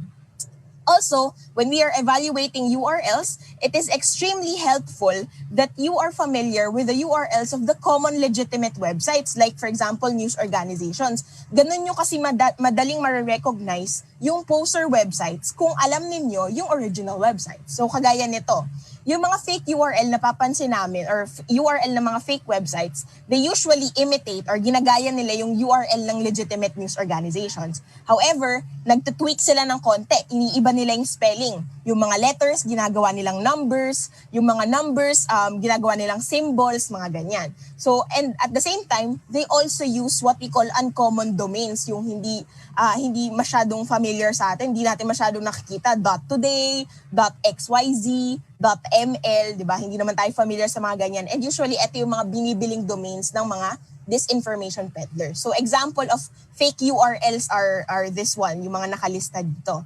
Meanwhile, comparing them to real URLs, which of course uses a proper domain, kagaya ng sabi ko, yung .gov.ph, saka yung .edu, and then of course, they are spelled correctly. So kung i-compare natin, ito yung examples ng fake URLs at saka ng real URLs. So may mga extra dash, maiiba yung .ml nagiging yung .ph nagiging .ml. Tas for example, ito yung ABS-CBN website. Yung original is news.abs-cbn.com, pero yung fake or yung imposter website, ginamit niya viral-abs-cbn.blogspot.com. So meron talagang intention to imitate, diba? Aside from just examining the URL, another determining factor for a fake website is its date of creation. Usually kasi napapansin namin na yung mga website na nagpe-peddle ng disinformation, they're usually newly created. Mga a year old lang or even younger. Meanwhile, yung mga legitimate websites, matanda na sila, so to speak. So, to determine the creation date of or registration date of a domain, we use this tool, whois.com/whois. So titingnan natin how it works by running these two URLs, no? Una itong gmanetwork.com, which is GMA7's official website, and this website, gma-news updates na ginawa pang 3 yung letter E, .xyz. And ito yung napili ko kasi recently we were able to flag this website for sharing this information. Now, nung pumunta ako sa whois.com/whois and nirun ko itong dalawang website na ito yung binigay sa akin ni Whois. Sabi niya, yung legitimate website URL ng GMA Network, it was registered nung 1997 pa. And it makes sense dahil matagal ng institution yung GMA Network. Meanwhile, nung nirun ko yung gmanewsupdates.xyz, sabi sa akin ni Whois, nung 2020 pa lang siya na-register. And it makes you wonder, ang tagal na ng GMA, bakit 2020 lang na-register itong website na ito?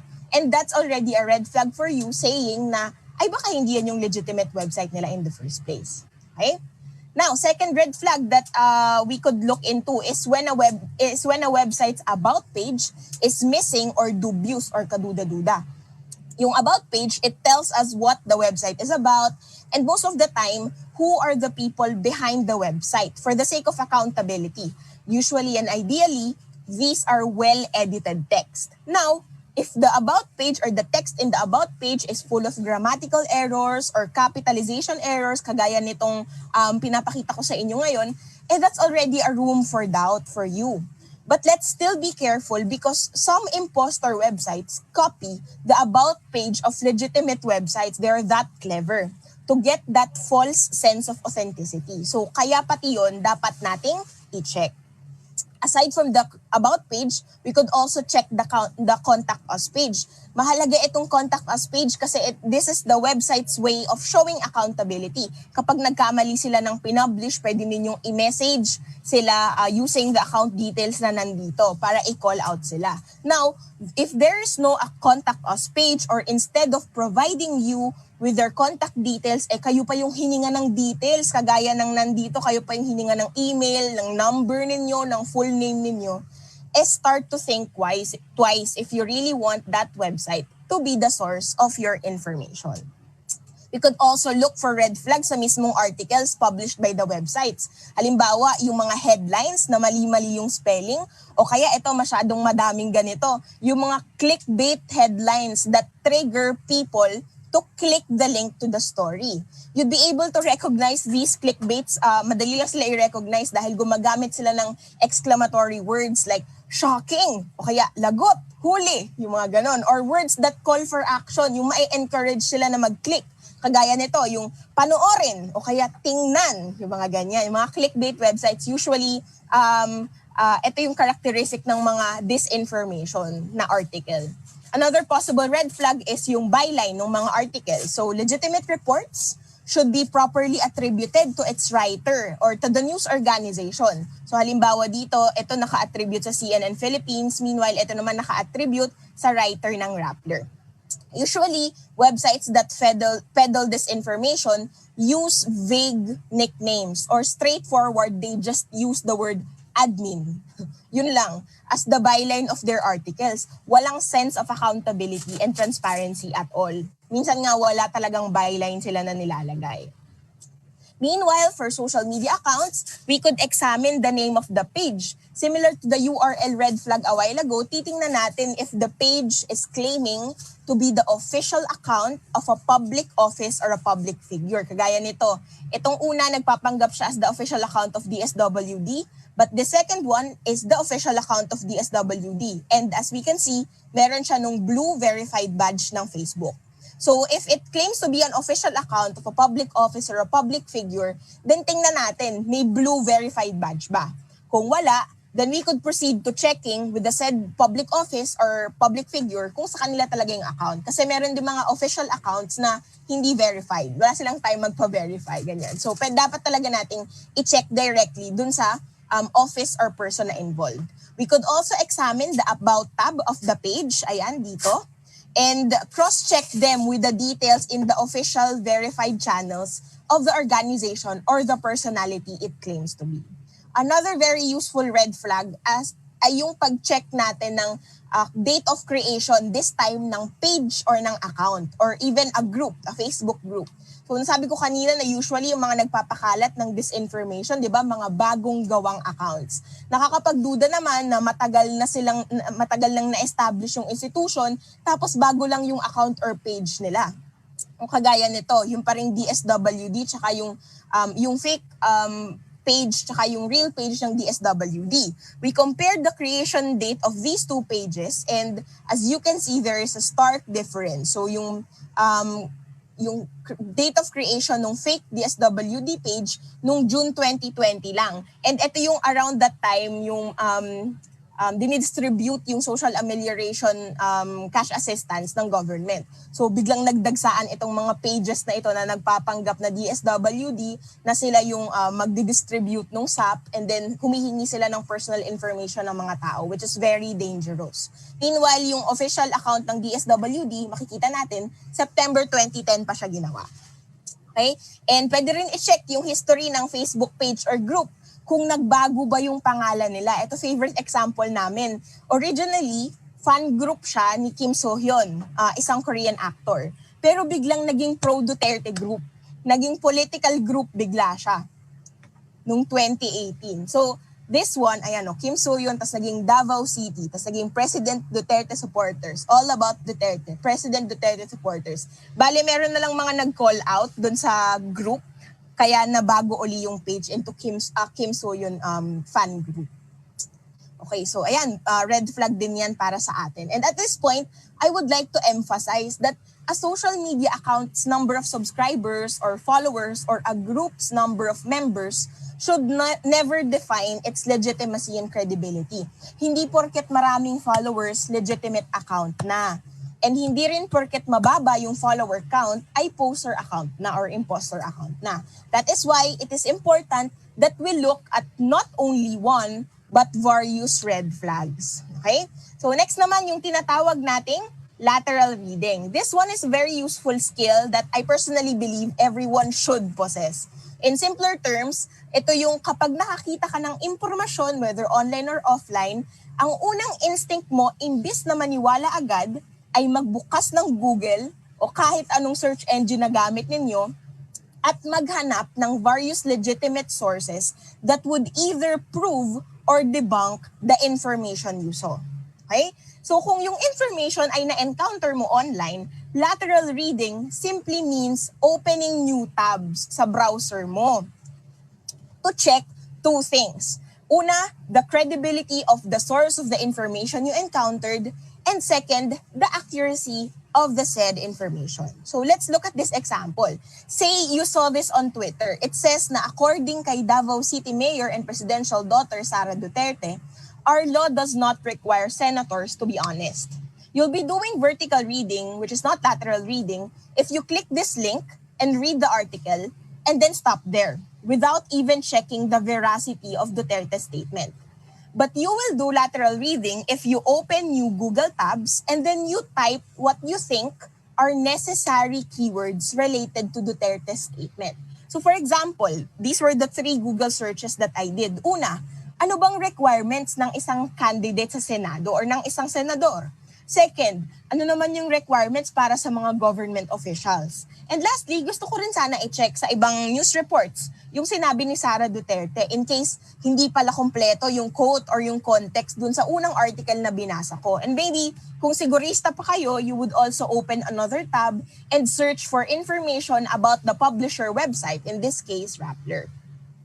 And if we run those searches, we will see na doon pa lang sa 3rd Google search ko, top results na agad yung fact checks about how her statement is misleading.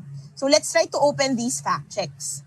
So ayan, both Verifiles and Rappler's fact checks said na misleading yung claim ni Duterte because she failed to mention that good moral character, which obviously includes a person's honesty, is a basic requirement for all public officials and employees of the government.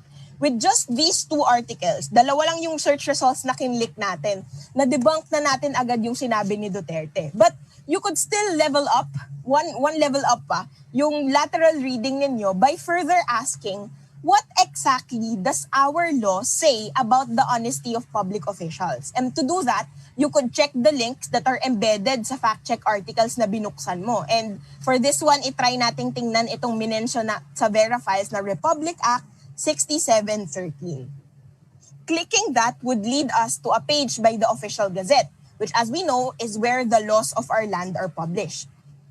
Basahin natin ito and makikita natin na sa Section 2 ng RA 6713, in-enumerate yung necessary values for public officials and employees. And sabi doon, kailangan daw meron silang responsibility, integrity, competence, and loyalty. Wala naman palang honesty. Baka naman pala tama si Duterte. But then again, if you do further lateral reading by simply opening another tab to check what these enumerated values mean, you might come across this dictionary entry in Oxford University Press's Lexico, which defines integrity, yung isa sa mga enumerated words sa RA 6713, as the quality of being honest. So, is honesty then a requirement for senators? Our lateral reading says yes. So that's how you do lateral reading. It has a lot to do with researching using search engines like Google. And so related to this, for our next lesson, we'll learn how to refine our Google searches using Google operators. And that's what we call Google Advanced Search. And ito, hindi lang to helpful sa fact-checking work ninyo. Helpful din ito sa pagre-research ninyo para sa mga outputs ninyo sa school, academic work ninyo. Trust me.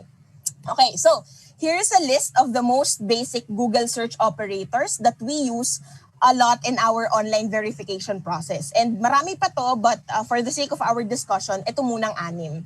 So, what these words and symbols do is that they give specific instructions to Google para ma-specify din yung results na ibibigay ni Google sa atin. Isa-isahin natin itong operators na to. Okay, so first, the operator end. Remember, dapat all capital letters ito. This is used kung gusto mo ng search results containing all the words or phrases connected by the end operator. So, kung ang lalagyan ko ng end ay yung between Duterte and Robredo, ilalagay ko sa Google, Duterte and Robredo. All the results Google will give me will contain both the words Duterte and Robredo. Okay?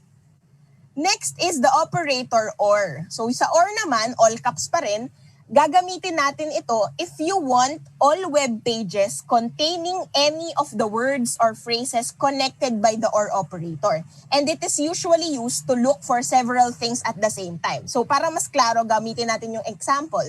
If I typed in red tagging and Duterte or Robredo, Google will give me 3 kinds of results. Una, web pages containing the term red tagging and Duterte, web pages containing the term red tagging and Robredo, and web pages containing the terms red tagging, Duterte, and Robredo. So I hope that's clear, yung difference ng and at ng or. Moving on to symbols, you could put words or phrases between double quotation marks para ang hanapin ni Google ay web pages that contain the exact words or phrases. And this is very effective if you're looking for all instances wherein a person said a certain statement. So, ayan. So for our example, hinanap ko lahat ng web pages containing this sentence and meron lang akong 517 results. Kapag inalis niyo yung double quotation mark, mas maraming results yung ibibigay sa inyo ni Google. So that's how it refines your search results. Hyphen or minus sign naman yung gagamitin natin para sabihin kay Google na ayaw mo ng results ng web pages containing a specific word or phrase. So halimbawa, gusto nating i-search yung tungkol sa vaccine trial sa Pilipinas, pero hindi yung tungkol sa COVID or sa COVID-19. For this, we will combine 3 operators. Una, we first enclose the phrase vaccine trials in double quotations para ma-recognize ni Google yon as one keyword. And then we use the and operator plus Philippines dahil isa pa yun dahil that's another keyword that we need. And then we use COVID para ma-eliminate lahat ng web pages containing the word COVID. But yung COVID, kailangan may hyphen before it. Okay? Reminder lang na when we're using the hyphen search operator, dapat walang space between the word and the symbol.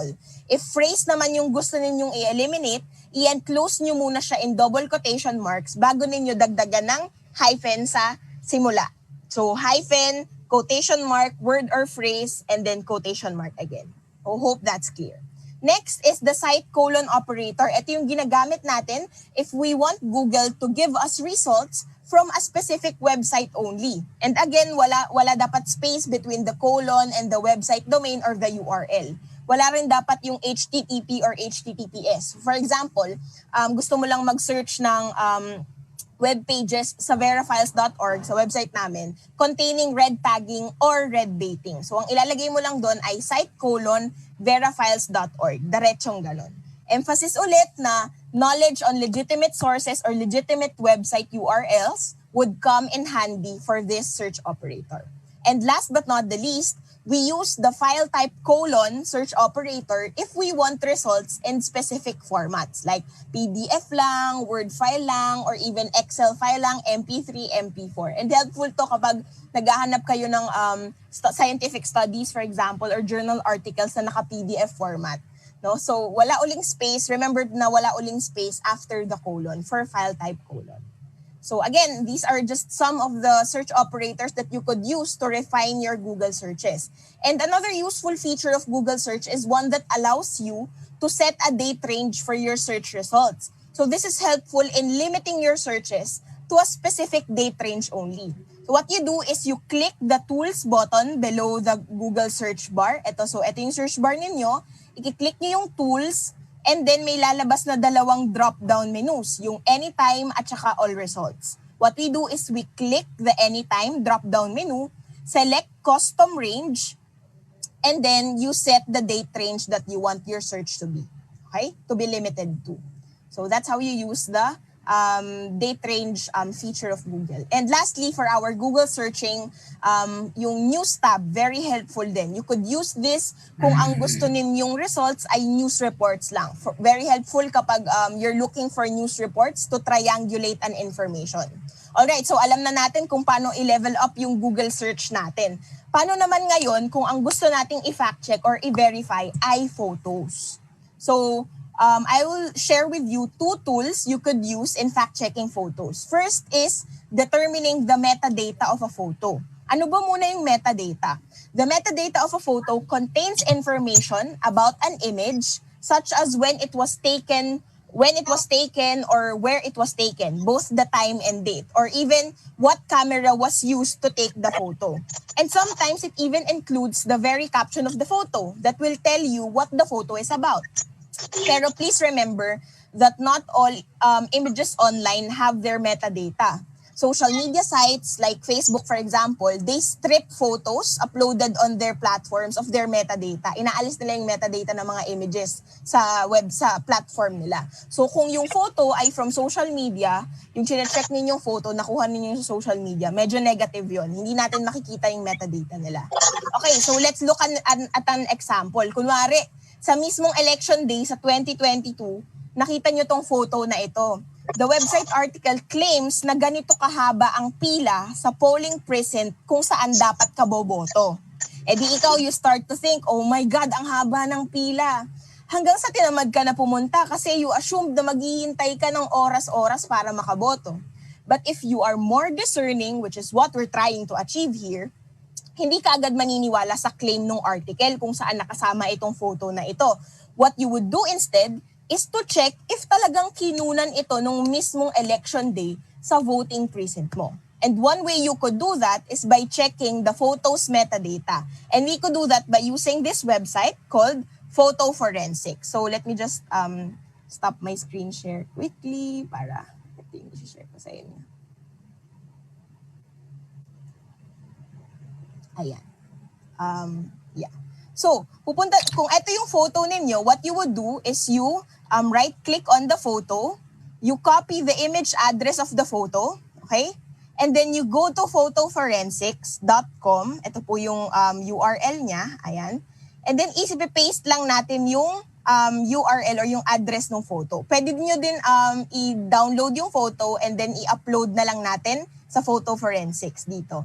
Tapos you would prove that you're not a robot and then lalabas na ito, mag-enable itong dalawang buttons na ito. You just need to click upload URL or upload file. Now, nung nirun natin itong photo na ito sa Photo Forensics, sinabi ni Photo Forensics sa atin, ito yung ipapakita sa inyo ni Photo Forensics. Pupunta kayo dito sa menu sa left and then select metadata. And according sa so as we can see, may metadata yung photo. And according sa metadata ng photo, may metadata yung photo but it does not show the date or the time that it was taken. That means na although this was uploaded in a website, it could not recognize the metadata of the photo. Okay? So ayan. So this is one example of you could find the photo but hindi mo pa rin makikita yung metadata niya dahil maybe it was stripped nung in the process of uploading it. But if merong metadata yung photo na ito, lalabas dito kung kailan siya kinunan or saan siya kinunan or anong event na pinapakita doon sa photo. Okay? But hindi kayo pwedeng sumuko lang doon. Wala nang metadata yung photo. Sige, wag na nating i-fact check. Hindi na ako boboto. Hindi na ako pupunta. Kasi baka totoo. What we could do is ayan. The second thing we could do to fact check a photo is through reverse image search. So ito yung second chance natin, no? And reverse image searching is when you use photos instead of text in your research. So the most important thing that you need to remember about reverse image searching is that you should be able to find the first or the earliest traceable copy of a photo, which would ideally give you details about it. Like for example, sinong kumuha ng photo, saan at kailan kinunan yung photo, sinong nag-publish ng photo, naunang mag-publish ng photo online, and what is the photo about ultimately. So, going back to this, meron akong i-share sa inyo na 4 options on how you do reverse image searching. So, your first option is, you go to the photo, right-click on it, and then click the search Google for image. And what that would do is it would automatically open a new tab in your browser kung saan ira-run na ni Google yung photo na yon sa reverse image search feature niya. And makikita niyo na yung results. Later, itatry natin. No? Ang second option natin ay for mobile users naman in case na hindi available ang laptop para sa inyo pero gusto nyo mag-fact check ng photo. What you could do is you open the photo in a browser. Hindi siya magwo-work, by the way, kapag mismong application, social media application, for example, Facebook, ganyan, di yun magwo-work. So you need to really open it in a browser. And then, once opened, you long press on the photo until a selection menu appears. So for Chrome users, yung mga gumagamit ng Chrome browser, you tap the search image with Google Lens to run the photo sa Google reverse image search. Meanwhile, for Opera browser users naman, ilolong press nyo lang din yung photo and then you tap search for this image. And Google reverse image search will automatically open after that. So that's how you do it.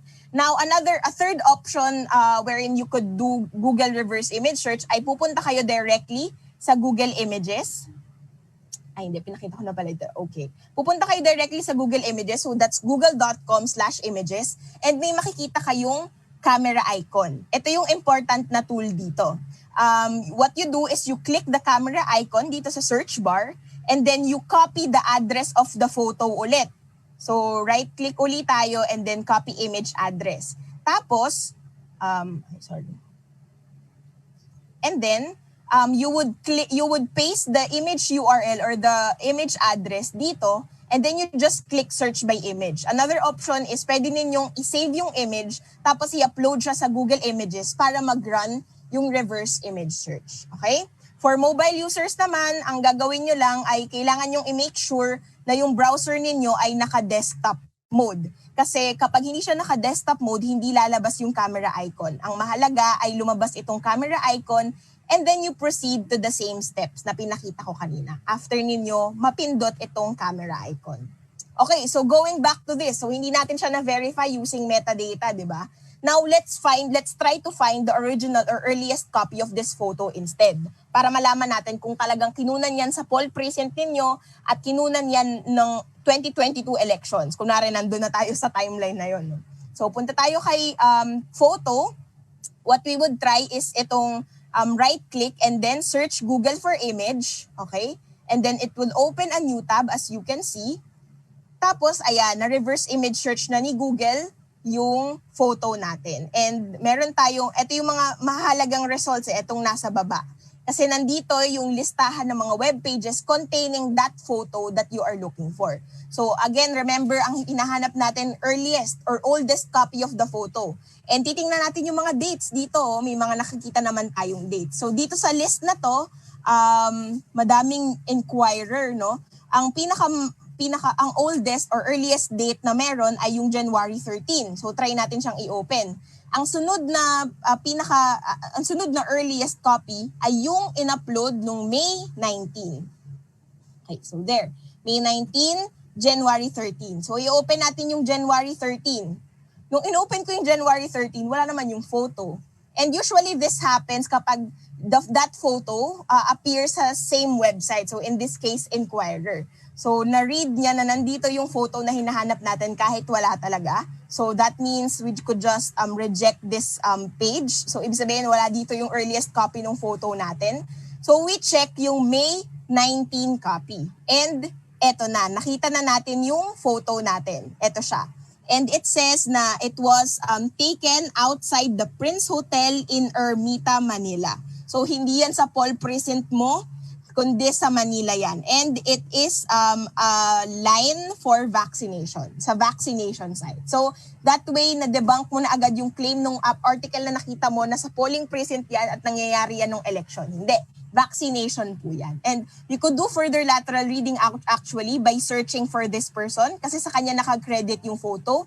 And pag ginoogle search natin si Miss Marian Bermudez, malalaman natin na she is a photojournalist for Inquirer.net. And that makes this copy of the photo the oldest retrievable copy of the photo. Dahil this was really a photo by Inquirer.net and this was checking pa natin yung ibang links, malalaman natin na ito talaga yung earliest or oldest copy ng photo na pag-upload. Okay? So that's how we were able to verify this photo. Now, so alam na natin no, kung paano mag-fact check, alam na natin kung paano mag-verify ng photo. What do we do next? Our question is always, what's the next step? And we need to understand that debunking a piece of mis or disinformation is only the first step of fact checking. Because, nauna na ako. Because the more important goal here is for us to be able to help others do the same thing. And we could try to do that by educating as many people as we can. Kahit magsimula tayo, for example, sa sarili nating pamilya, mga kamag-anak, mga kaibigan, and circle of friends natin, we could share with them the learnings we got from webinars like this one we're having now. And gagawin natin ito para mas maraming ma-involve dito sa ongoing fight natin against disinformation. And in that regard, I believe that our video tutorial series na pinroduce namin sa Vera Files could help you do that. So it's titled Promise, Walang Lokohan. And dito po tinuro namin yung iba't ibang mga paraan kung paano kayo mismo pwede kayong mag-fact check ng impormasyon na na-encounter ninyo both online and offline. And in this series, we shared tips, techniques, and tools on fact-checking and online verification. Meron din po kami palang translated version nito with Cebuano and Ilocano subtitles. You may find these videos sa aming website, verafiles.org. Just click on the learning corner icon dito sa bandang itaas, or you may follow us or subscribe to our YouTube channel. Ayan, make sure to click the subscribe button para din updated po kayo sa pinapublish namin mga istorya at mga fact check. So please also do follow us in our social media accounts. And that's it. Thank you so much for staying with me. And I hope you learned a lot. Later po yung question and answer. Thank you po. Thank you, Marinette. That was a very empowering session actually. So na-discuss po yung some of the basic ways to do fact-checking, checking of URLs, doing reverse search, checking the metadata, using search operators in Google. Anyone can do this. Sabi nga ni Marinette, kahit sino pwedeng maging fact-checker. So we just have to develop really a culture of verification sa ating mga kapwa Pilipino para hindi po tayo naloloko, lalo na yung mga naka-Facebook free data. Tapos titingnan lang yung headline, tapos mag-share na kaagad without even double-checking. Ayan na may message si Ariel sa ating chat. We really appreciate your presence. One more speaker for this session. Thank you for staying on, everyone. Kung kumakain kayo ngayon, go ahead, have your lunch while listening to our last speaker. I'd like to call all the way from Mindanao, very dear friend, very good journalist, veteran journalist, Ms. Caroline Arguillas, the editor-in-chief of Mindan News, for covering the elections, lessons from Mindanao.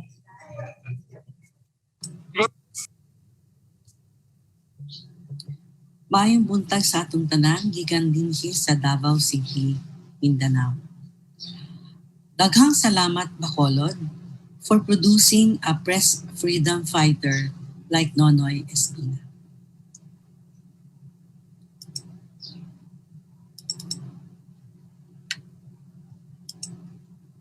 Okay.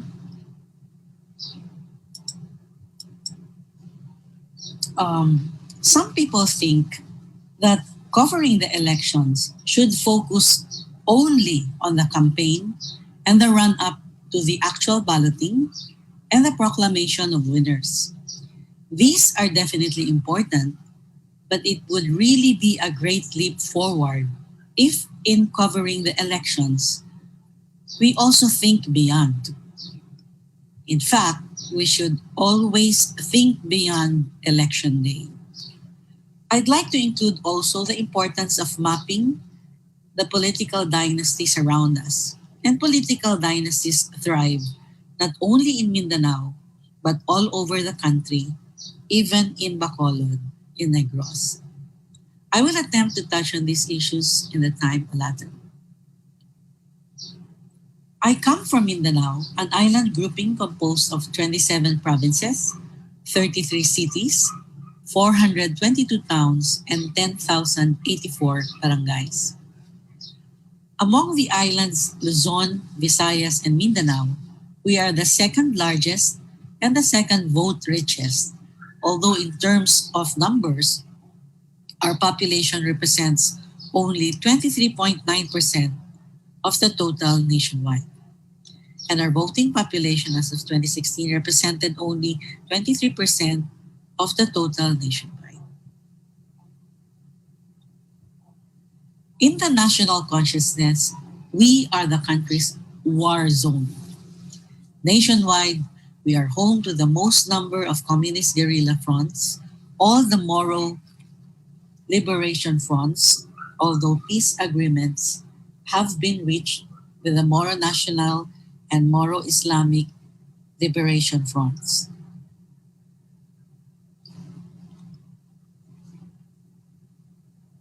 We host the Abu Sayyaf, the Bangsamoro Islamic Freedom Fighters, Maute Group, and some other groups that later allied with the ISIS or Islamic State. For some time, we were also host to military rebels. Poverty has been often cited as among the reasons behind the little and big wars here in Mindanao. But that is just one of many reasons.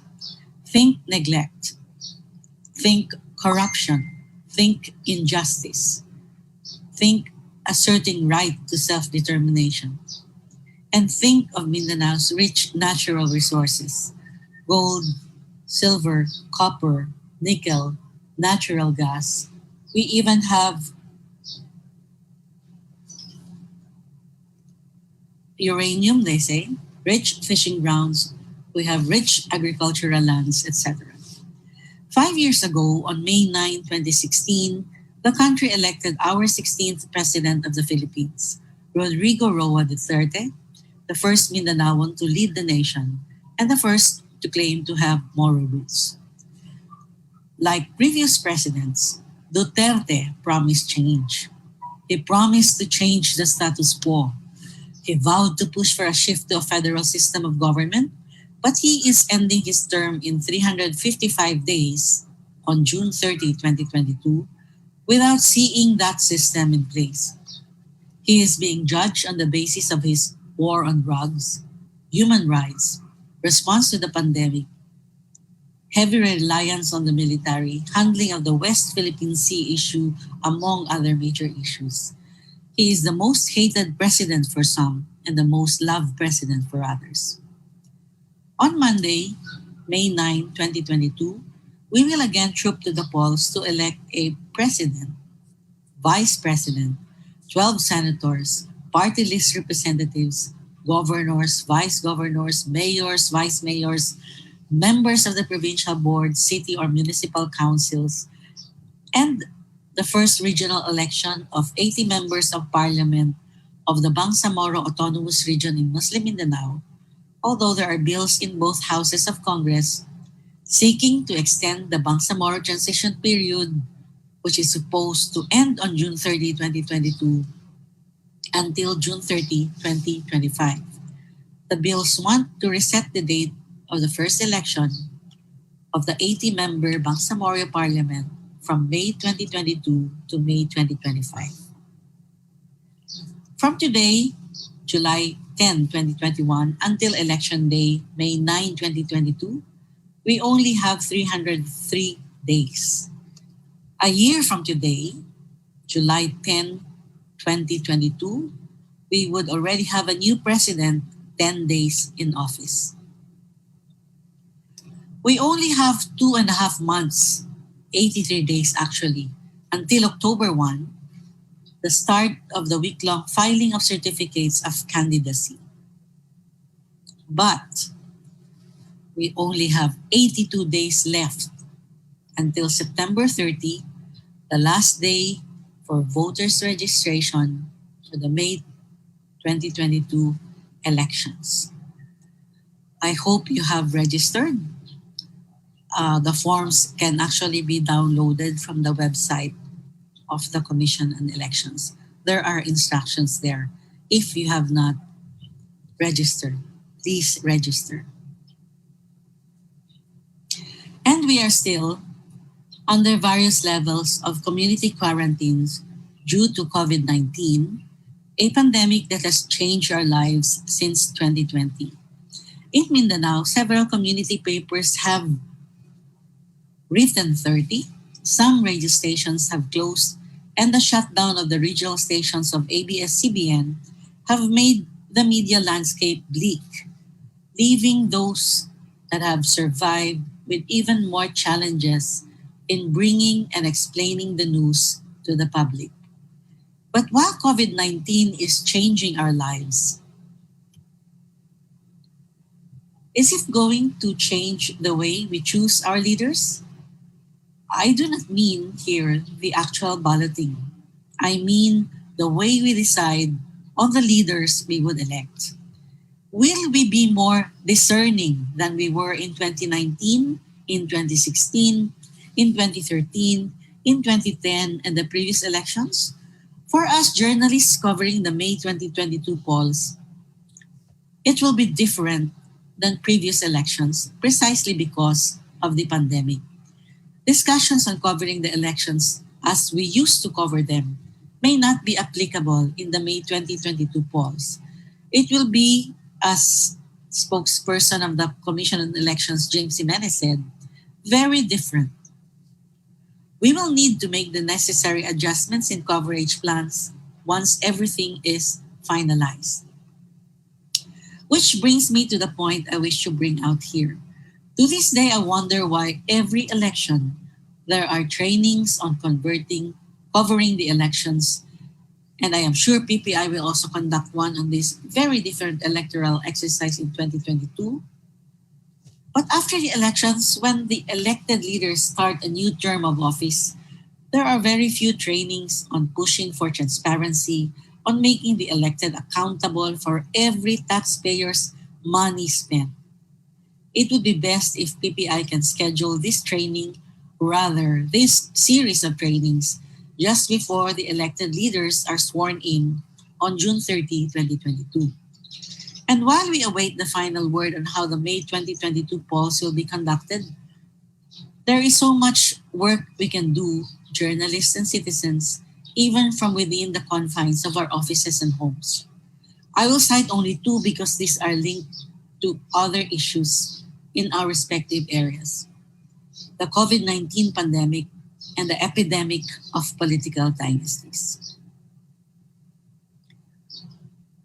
On the pandemic, how have our elected leaders responded to the COVID-19 pandemic? Were they quick enough? Long before the national government suspended entry of passengers from China, where COVID-19 started, the island garden city of Samal in Davao del Norte became the first Philippine city that suspended entry of group tour travels of mainland Chinese and other Asian nationals effective January 30, 2019. January 30, 2020. Because the mayor there decided on it as a proactive measure to protect our people from exposure to the much dreaded 2019 novel coronavirus, or nCoV, as it was known then before it was named COVID-19. Samal is a tourist destination. The mayor said that while they are promoting the city for tourism, the safety of our people is foremost. How did they spend? How did our local government units spend the Bayanihan Grant for cities, municipalities, and provinces? Okay, the Bayanihan Grant for cities and municipalities represents 1 month's share of internal revenue allotment, or IRA, while the Bayanihan Grant for provinces represents 1/2 month share of the IRA. The money was released in April last year to respond to the health crisis, and our governors and mayors are mandated to submit monthly reports and post them on their websites and 3 strategic places in their areas. Ayan, ito yung Bayanihan Grant to provinces, 1/2 month of the IRA. Okay, and our governors and mayors are supposed to report on this. Ito yung samplers namin from Mindanao. Pakita ko lang sa inyo, ito yung the IRA is based on population and land area. So, ito yung saan napunta yung pera for Bayanihan Grant at magkano. So, Bukidnon got the highest, the biggest chunk. And for the cities in Mindanao, Davao City got the highest.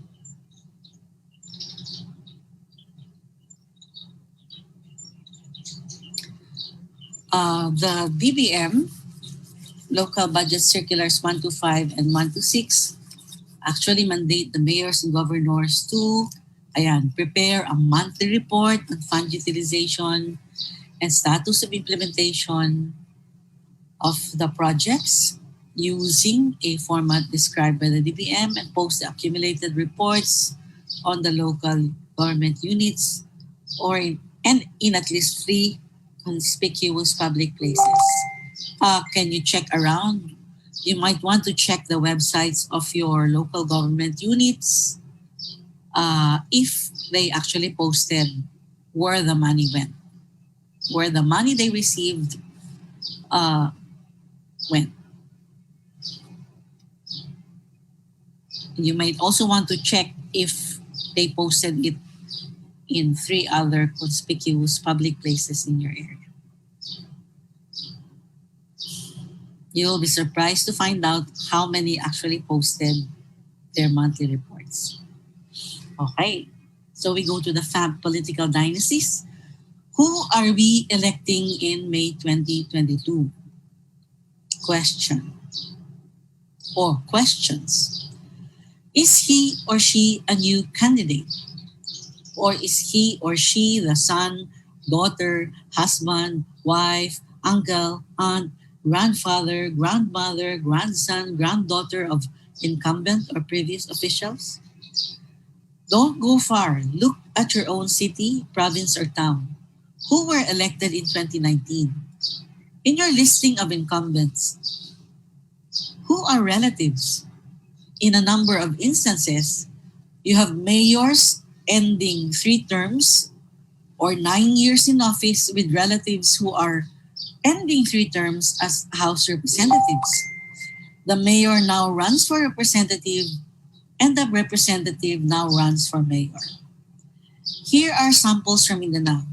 This is just a mapping of governors, city mayors, and representatives from 1987 to 2019, with a few exceptions. The 2019 to 2022 listing has the same names. Imagine if we can make similar tables for municipalities and barangays. Imagine if you, the students, can do this in your own areas. Remember, it is you who will inherit this system or help change it. Okay, ito yung aming binoto sa Mindanao from 1987.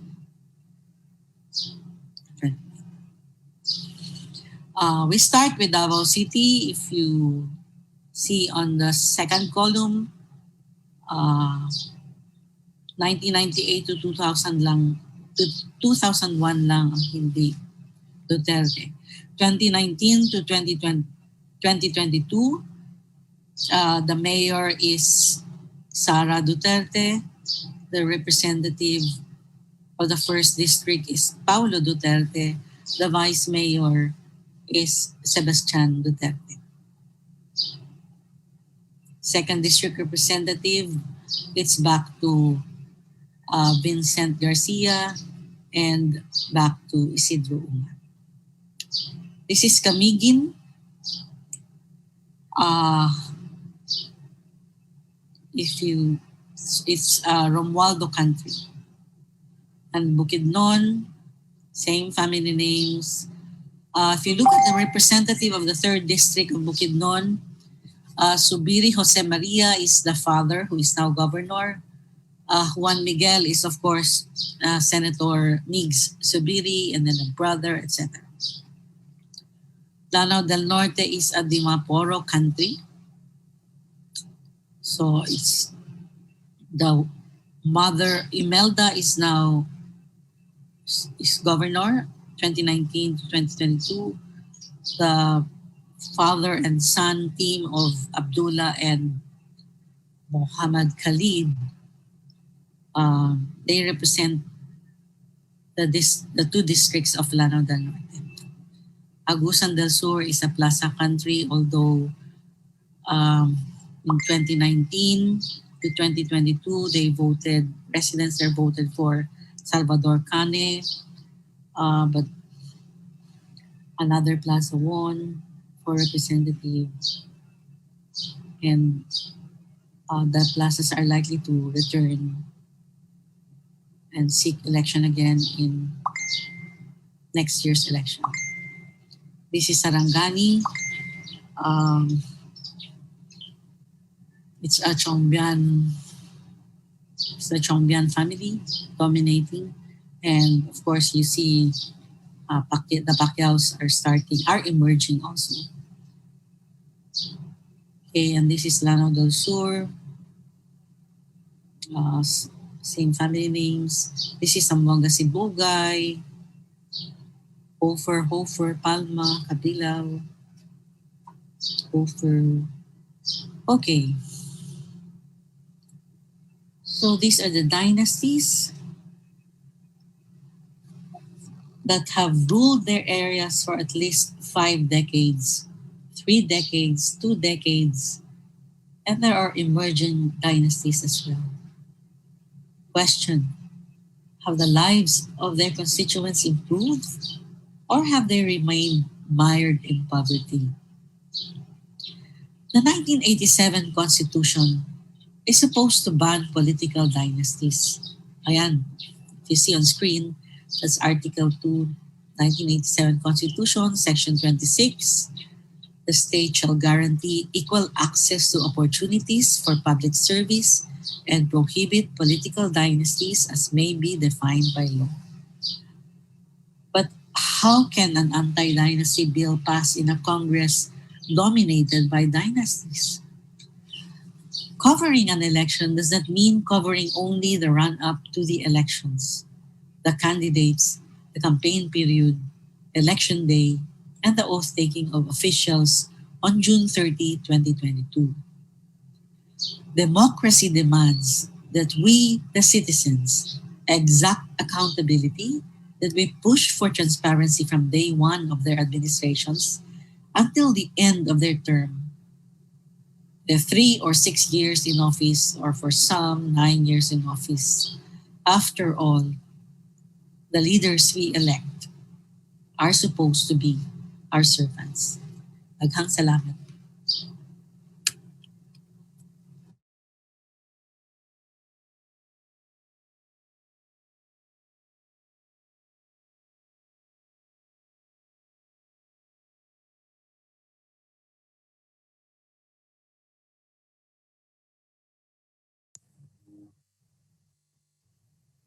Thanks. Caroline Argilia, Tita Ka, maraming salamat. Saving the best for last. Diba? Ika nga, it's already 1:07, but here goes our portion for the Q&A. Yan natin kung pwede pa tayo maka-accommodate ng mga nilang questions. Ano?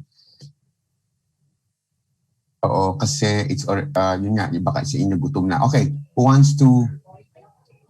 Joyce? Are you there? Ayan, si Joyce. Sorry. Nag-lag yung internet. It's okay. Oo. Ayun, sabi ko mag-open forum na tayo or question and answer na tayo for probably a few questions. Is Carol here? Kasi I know she was trying to get in. Carol is here. Hindi lang siya makapag-present ng kanina. So we will be taking questions for all of our speakers. Joyce, can we ask about the registration? Right. So Carol has a mini poll that she wants our participants to answer. Si Kier would be flashing the mini poll right now, and we'd like to see it also yung resulta, no? Just two questions and just answer both questions. Wag na magpanggap nun sa mga voting age. Ayun. Sige, please participate in our survey, in our poll now. Ayan, simple lang naman yung tanong, di ba? 1 and 2 lang. Ngayon. Mas mama ifa-flat natin while waiting for the resulta ng poll, maybe we can start the questions for our final 3 speakers. Can we start with Miss Carol? Ano po yung sa tingin ninyo magiging challenges talaga ngayon during the election coverage in Mindanao this early? Ano yung mga nakikita ninyo na, lalo na given that we're still under a pandemic and hindi pa ganun kadami yung vaccines din, no? Na napapadala natin sa Mindanao.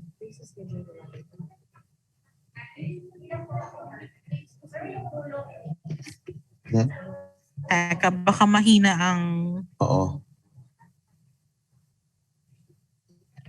Hindi yata. Baka fluctuating pa ako. We'll wait for Carol to come back. Miss Weng? Meron akong Miss Universe question.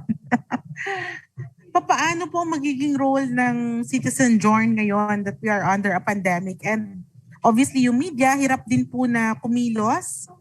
Mas malaki po ba yung parang need natin for citizen journalists to step up, especially in the coming elections?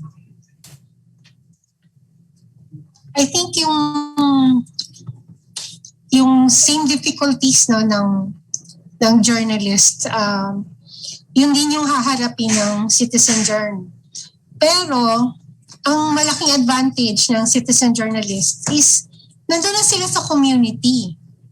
Most of them don't have to travel to cover. Punta lang sila dun sa kanto o dun sa sentro ng bayan para makita kung ano yung nangyayari.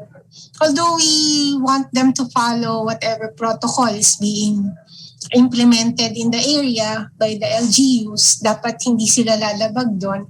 Pero mas meron silang opportunity to cover kesa dun sa mga journalist na ang hirap kayang kumuha ng permit, papaswab ka, hihingi ka ng letter from the receiving LGU, hingi ka ng travel authority, etc. etc.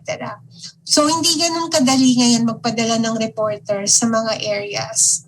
Lalo na may restrictions din sa travel, even yung mga transportation, yung airlines, yung mga bus companies. So limited talaga yung means of travel. Dito ngayon, malaki yung role ng citizen journalists. Dahil nandun na sila, mas kaya nilang i-cover.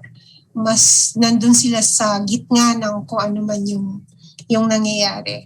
But we always tell them na lagi mag-ingat at saka sumunod sa kung ano man yung protocol na pinapatupad sa area. Thank you, For Marinette, meron ba kayong nakikita sa Vera Files na parang paano pwedeng mag-fact check yung mga tao during an election coverage? Ordinary citizens, ano ba yung mga pwede nilang tingnan? Yung ba yung mga promises ng kanilang kandidato, background, and meron bang mga repository of public documents that can be accessed online by ordinary citizens who want to get to know more about their politicians? So, in drive po doon sa dalawang projects namin, there are two things we could fact check when it comes to election, especially kapag election season. Una po, yung mga sinasabi nga statements made by the candidates themselves, for example, sa interviews po and sa kaliwat ka ng mga debates, ganyan. So, we monitor those, kami po mismo sa Verifiles, we monitor those and see kung may mga fact-checkable claims and statements silang sinabi.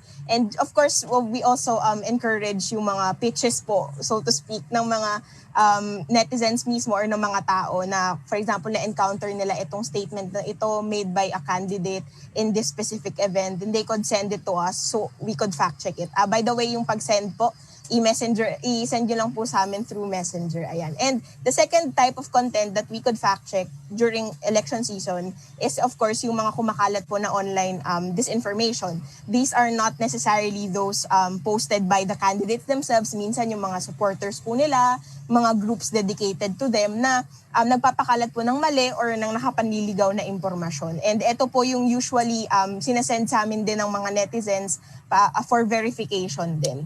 And as for the online repository po ng details or information about the candidates, just so we could know more about these people, like ano pong office yung public office nila before, ano na po yung mga napasa nilang batas. For example, every election season, nagre-release po kami ng fact sheets or explainers regarding national regarding candidates and national positions. So for example, noong 2019, nag-release po kami about senatoriables. And dun po, inisa-isa namin yung positions nila on issues, especially yung controversial issues. Again, ano po yung mga napasa nilang batas na significant and all that.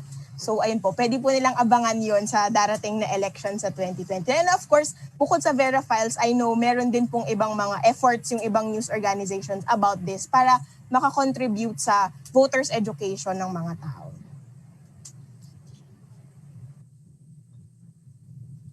Thank you, Marinette. Weng, sa BMPM ba, meron din kayong ganung avenue?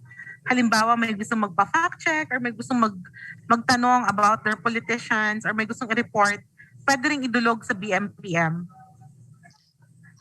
Yeah, kasi yung ano lang, yung advantage ng Bayan May Patrol Mo is it's part of a network.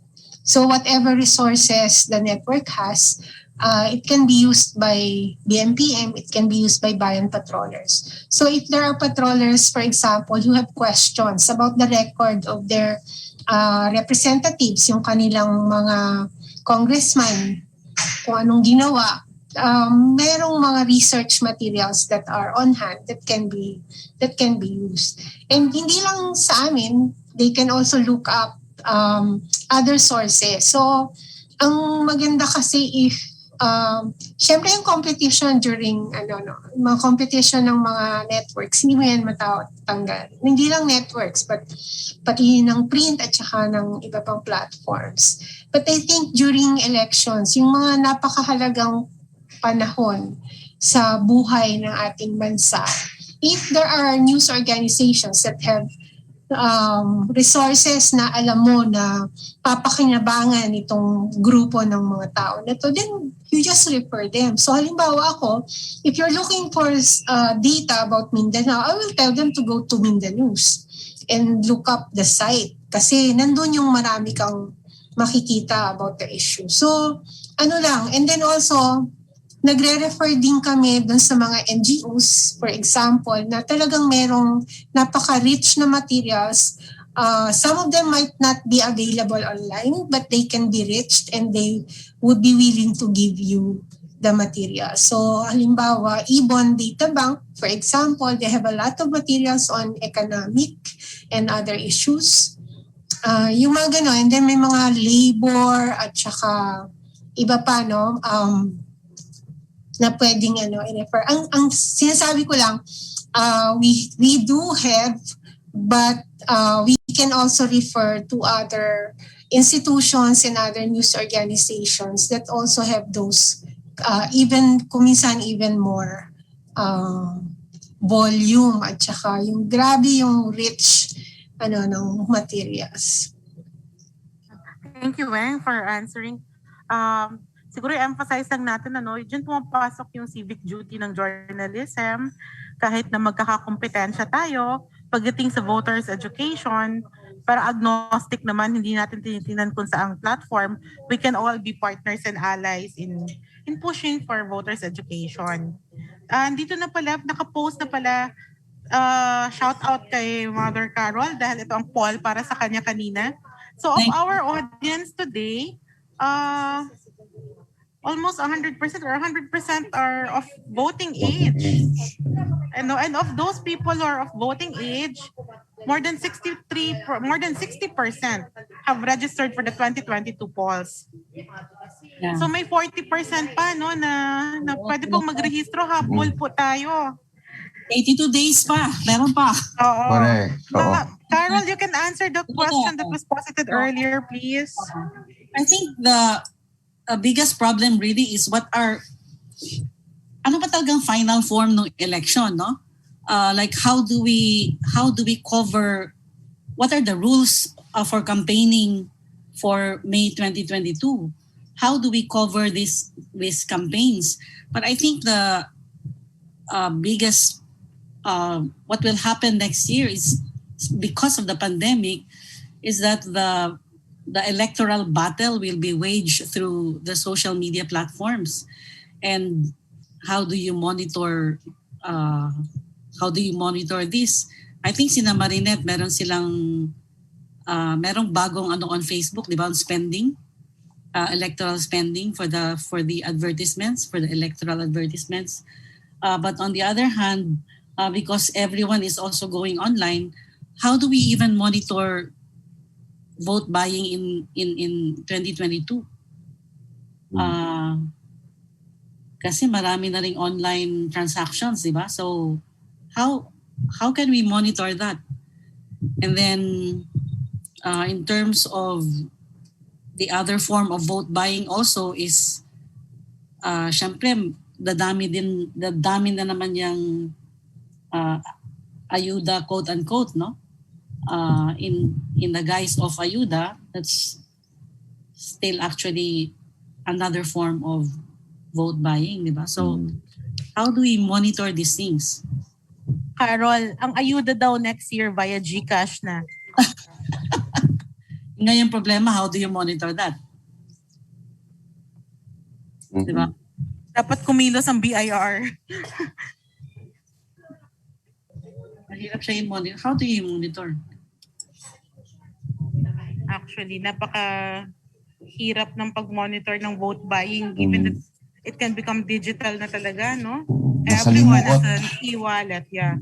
Si Richard Mariveles, merong question. After this one, maybe we can take one or two more and then we can close the session. But for now, Richard Mariveles' question is, fact-checking takes a lot of time and effort, especially for digital migrants and classic users. Tayo yon, wag tayo magpanggap. We are not digital natives. My question is, how can we make this simple for everyone? Parang silver bullet principle. Is there any way? Weng or Marinette, would you like to take this question? Ayoko ng silver bullet, gusto ko gold. Ano ba yun? Golden bullet principle. Maybe I could take this question po. Sir, thank you po for that question. And yes po, we acknowledge po yung challenge, yung pag-reach out po ng demographic na hindi po gamay, yung know-hows ng digital space.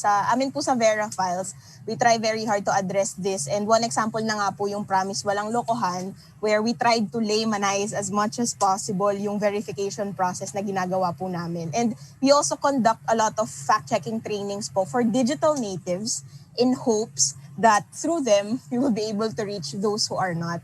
And personally po, ang lagi kong sinasagot kapag ito po yung tinatanong, yung simple act of not sharing something you are not completely sure of, if it's true or not, is already a huge contribution po to defeat disinformation. Disinformation peddlers po kasi they feed on how huge the reach of their content will be. And so one way to fight them is really kung hindi ka sigurado, wag mo na lang i-share. And kahit yung pag-share na totoo ba to, yung may ganun pong caption, it's also a way of amplifying the disinformation pa rin po. So instead of doing that, what we could do is we could instead approach someone who could do the fact-checking for us kung hindi po talaga natin kaya. So gaya po ng sabi ko kanina, pwede nyo pong i-message sa amin sa Vera Files. And pero dito din po papasok yung role po ng mga tao dito ngayon sa call na ito, yung mga marunong ng mag-fact check, no? In our own capacity, we could tell our family members, our relatives, lalong-lalo na po yung elderly members of the family, na kung may piece of content po silang ma-encounter tas hindi nila sure kung totoo, isend lang nila sa atin, no? Let's fact check it for them. Ganyan po yung kalakaran dito sa bahay namin. Randomly throughout the day, I always get sudden questions na, "Nak, totoo ba to?" And then they'll show it to me and then I'll proceed to checking it if it's true or not. And sinanay ko lang po sila na ganun hanggang sa it comes a second nature na. And I believe all of us here in this call could do that as well. Thank you po. Ako, Joyce, simple lang naman yung fact-checking if you think about it. It's really just asking yung sinabi ni Marinette, totoo ba to? And then ask people kung totoo siya o hindi. Yung mga tools, just make it look parang complicated. Pero ano lang yun eh, tools lang yun eh. Ang pinakasimpleng tool is just ask, totoo ba to? Tanungin mo kung sino yung mga kakilala mo na posibleng may alam tungkol doon. And ask, totoo ba to? Yun, that's already fact-checking. Yeah. Parang ang ano lang natin, we'd like to invite everyone to give it a try. And kung hindi ka sigurado, don't share. Diba? Tingin ko naman nasa kultura ng tao ang pag-fact check eh. naghahanap ko nga ng boyfriend or girlfriend, grabe ka kung maka-background check. Di dapat mas lalo na dun sa i-share mo sa Facebook or sa iba yung social media accounts. So if we don't have any other questions, I think this is the part where we can close the session. Ariel, ano? Yeah. Medyo mahaba-haba, nag-extend tayo, but it was a very good discussion. May comment lang dito from Josephine Bonsol. I used Verifile's do-it-yourself fact-checking in my class as part of my lesson. Yes, ma'am. Kaya po naggawa ng mga ganyang videos din ng Verifiles. Even my own aunt shared that mga fake news ng 7-Eleven at Toyota. Oo. So Ariel, we've had a very good discussion today. Oo nga, yeah. Mahaba-haba pero magandang usapin, di ba? Sabi natin, sana itong conversations na ito at saka yung pinag-uusapan natin ay maging gabay sa pagpili ng tama or tamang iboboto next year kasi inuumpisa na natin ngayon pa lang na ganito kaaga and hopefully we get to have the numbers, meaning a critical mass to really educate ourselves. Itong ginagawa natin sa PPI, Joyce, contribution lang natin to sa society natin, sa lipunan, para yung tinatawag na domino effect na yun nga sinasabi ng ating mga speakers like Marinette, pagdating mo sa bahay mo, sa classroom mo, or sa online engagement mo, ay mapag-uusapan dito mga bagay-bagay na ito. Ayun, di ba, Joyce? On that note, tatawagin na natin, Joyce, ang ating very good friend from Hanns Seidel Foundation. He is the resident representative to the Philippines of HSF, Attorney Gats Heineke, for your final words. And please don't forget, everyone, quick reminder again to answer the survey questionnaire or the evaluation form posted dito sa chat room natin so you get your certificates of attendance or completion. Attorney Heineke, are you still there? Hungry already? I'm still here waiting for my lunch. Thank you very much. Ariel, thank you very much. Very late lunch. Very late lunch. Yeah. It's okay. Thank you very much, everyone. On behalf of the Hanns Seidel Foundation, I would say it was a successful activity. It was really interesting. I mean, I'm a German, but also as a German, we have elections soon in Germany in September, and I learned a lot today and a lot of interesting points. So from our perspective, I think at the moment here in the Philippines, that's our most successful activity this series, and therefore, thank you very much to everyone. As Ariel has mentioned, can you please do us a favor and fill out this evaluation sheet? It's a very short survey. It's an easy survey, but that will help us to get more money in the future to fund more activities like this. On the other hand, as well, please like us on Facebook, Hanns Seidel Foundation Philippines. The link will come as well in the chat box. I hope so. Because we are checked by our head office in Germany how much likes we have on Facebook, and that's for them as well a measure to determine our success. Having said that, so now it's 1:30. Thank you very much to PPI for this wonderful activity. Thank you very much to the PILG, our partner, for this wonderful activity. Same time, Carlos Hilado Memorial State College. Digital News Exchange, DNX, STI, West Negros University. You are great. Thank you so very much. I hope we can have more activities together. It's a pleasure for us. Thank you very much to all the resource persons, really high ranking, and it is really impressive to listen to you as well. I'm pretty sure it was not our last activity. We will have more in the future. And then, dear students, congratulations to you for the motivation, for the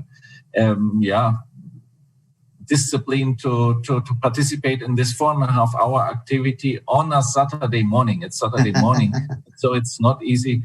Congratulations to you from my side. Really, my deepest respect. Chapeau.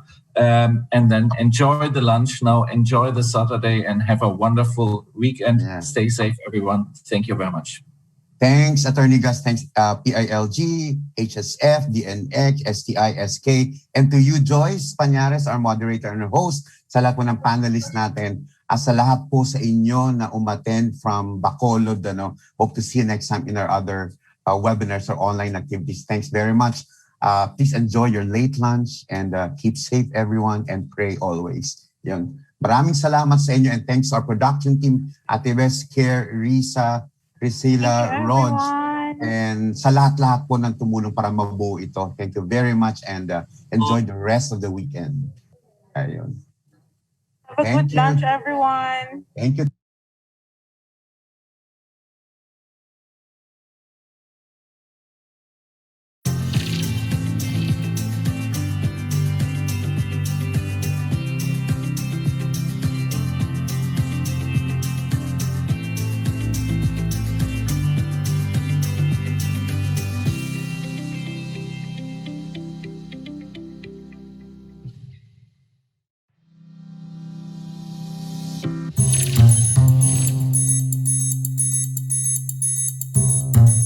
Ako si Celine. At ako naman si Marinette. Araw-araw sa Vera Files, ginagalugad namin ang social media para hanapin at itama ang kumakalat na mis at disinformation. Sa 6 na buwan simula ngayon, maglalabas kami ng 6 na video para turuan kayo kung paano nyo rin ito magagawa gamit ang inyong cellphone o computer. Mga red flags sa social media account o page ang una nating tututukan. Sa loob ng 2 araw, nakakuha ng 4,000 comments itong Facebook post na naglabas ng aplikasyon para sa may gusto ng perang ayuda mula sa gobyerno. Peke ito, walang opisyal na Facebook page na magkasama ang Department of Labor and Employment o DOLE at Department of Social Welfare and Development o DSWD. Sabi pa ng DSWD, hindi sila nanghihingi ng personal na impormasyon sa social media. Ginagamit ng mga impostor na account gaya nito ang kredibilidad o kasikatan ng isang tao o institusyon para mas madali tayong maniwala sa impormasyong mali o nakapanliligaw. Minsan, para rin magparami ng likes at makakuha ng personal na impormasyon. Para malaman kung lehitimo ang isang social media account o page, sundin ang mga hakbang na ito. Hanapin ang verified badge sa pangalan ng account. Patunay ito na ang nagpapatakbo ng page o account ay ang tao o institusyon na nakapangalan. Walang blue check ang impostor. Ang tunay na DSWD, mayroon. Pero hindi lahat ng lehitimong account ay may verified badge, gaya nitong sa DOLE. Paano ito ngayon mache-check? Magpunta sa About tab, na kadalasan naglalaman ng deskripsyon ng tao o organisasyon, official website, at contact information na pwedeng tawagan o i-message. Kung wala o kulang-kulang ito, magduda ka na.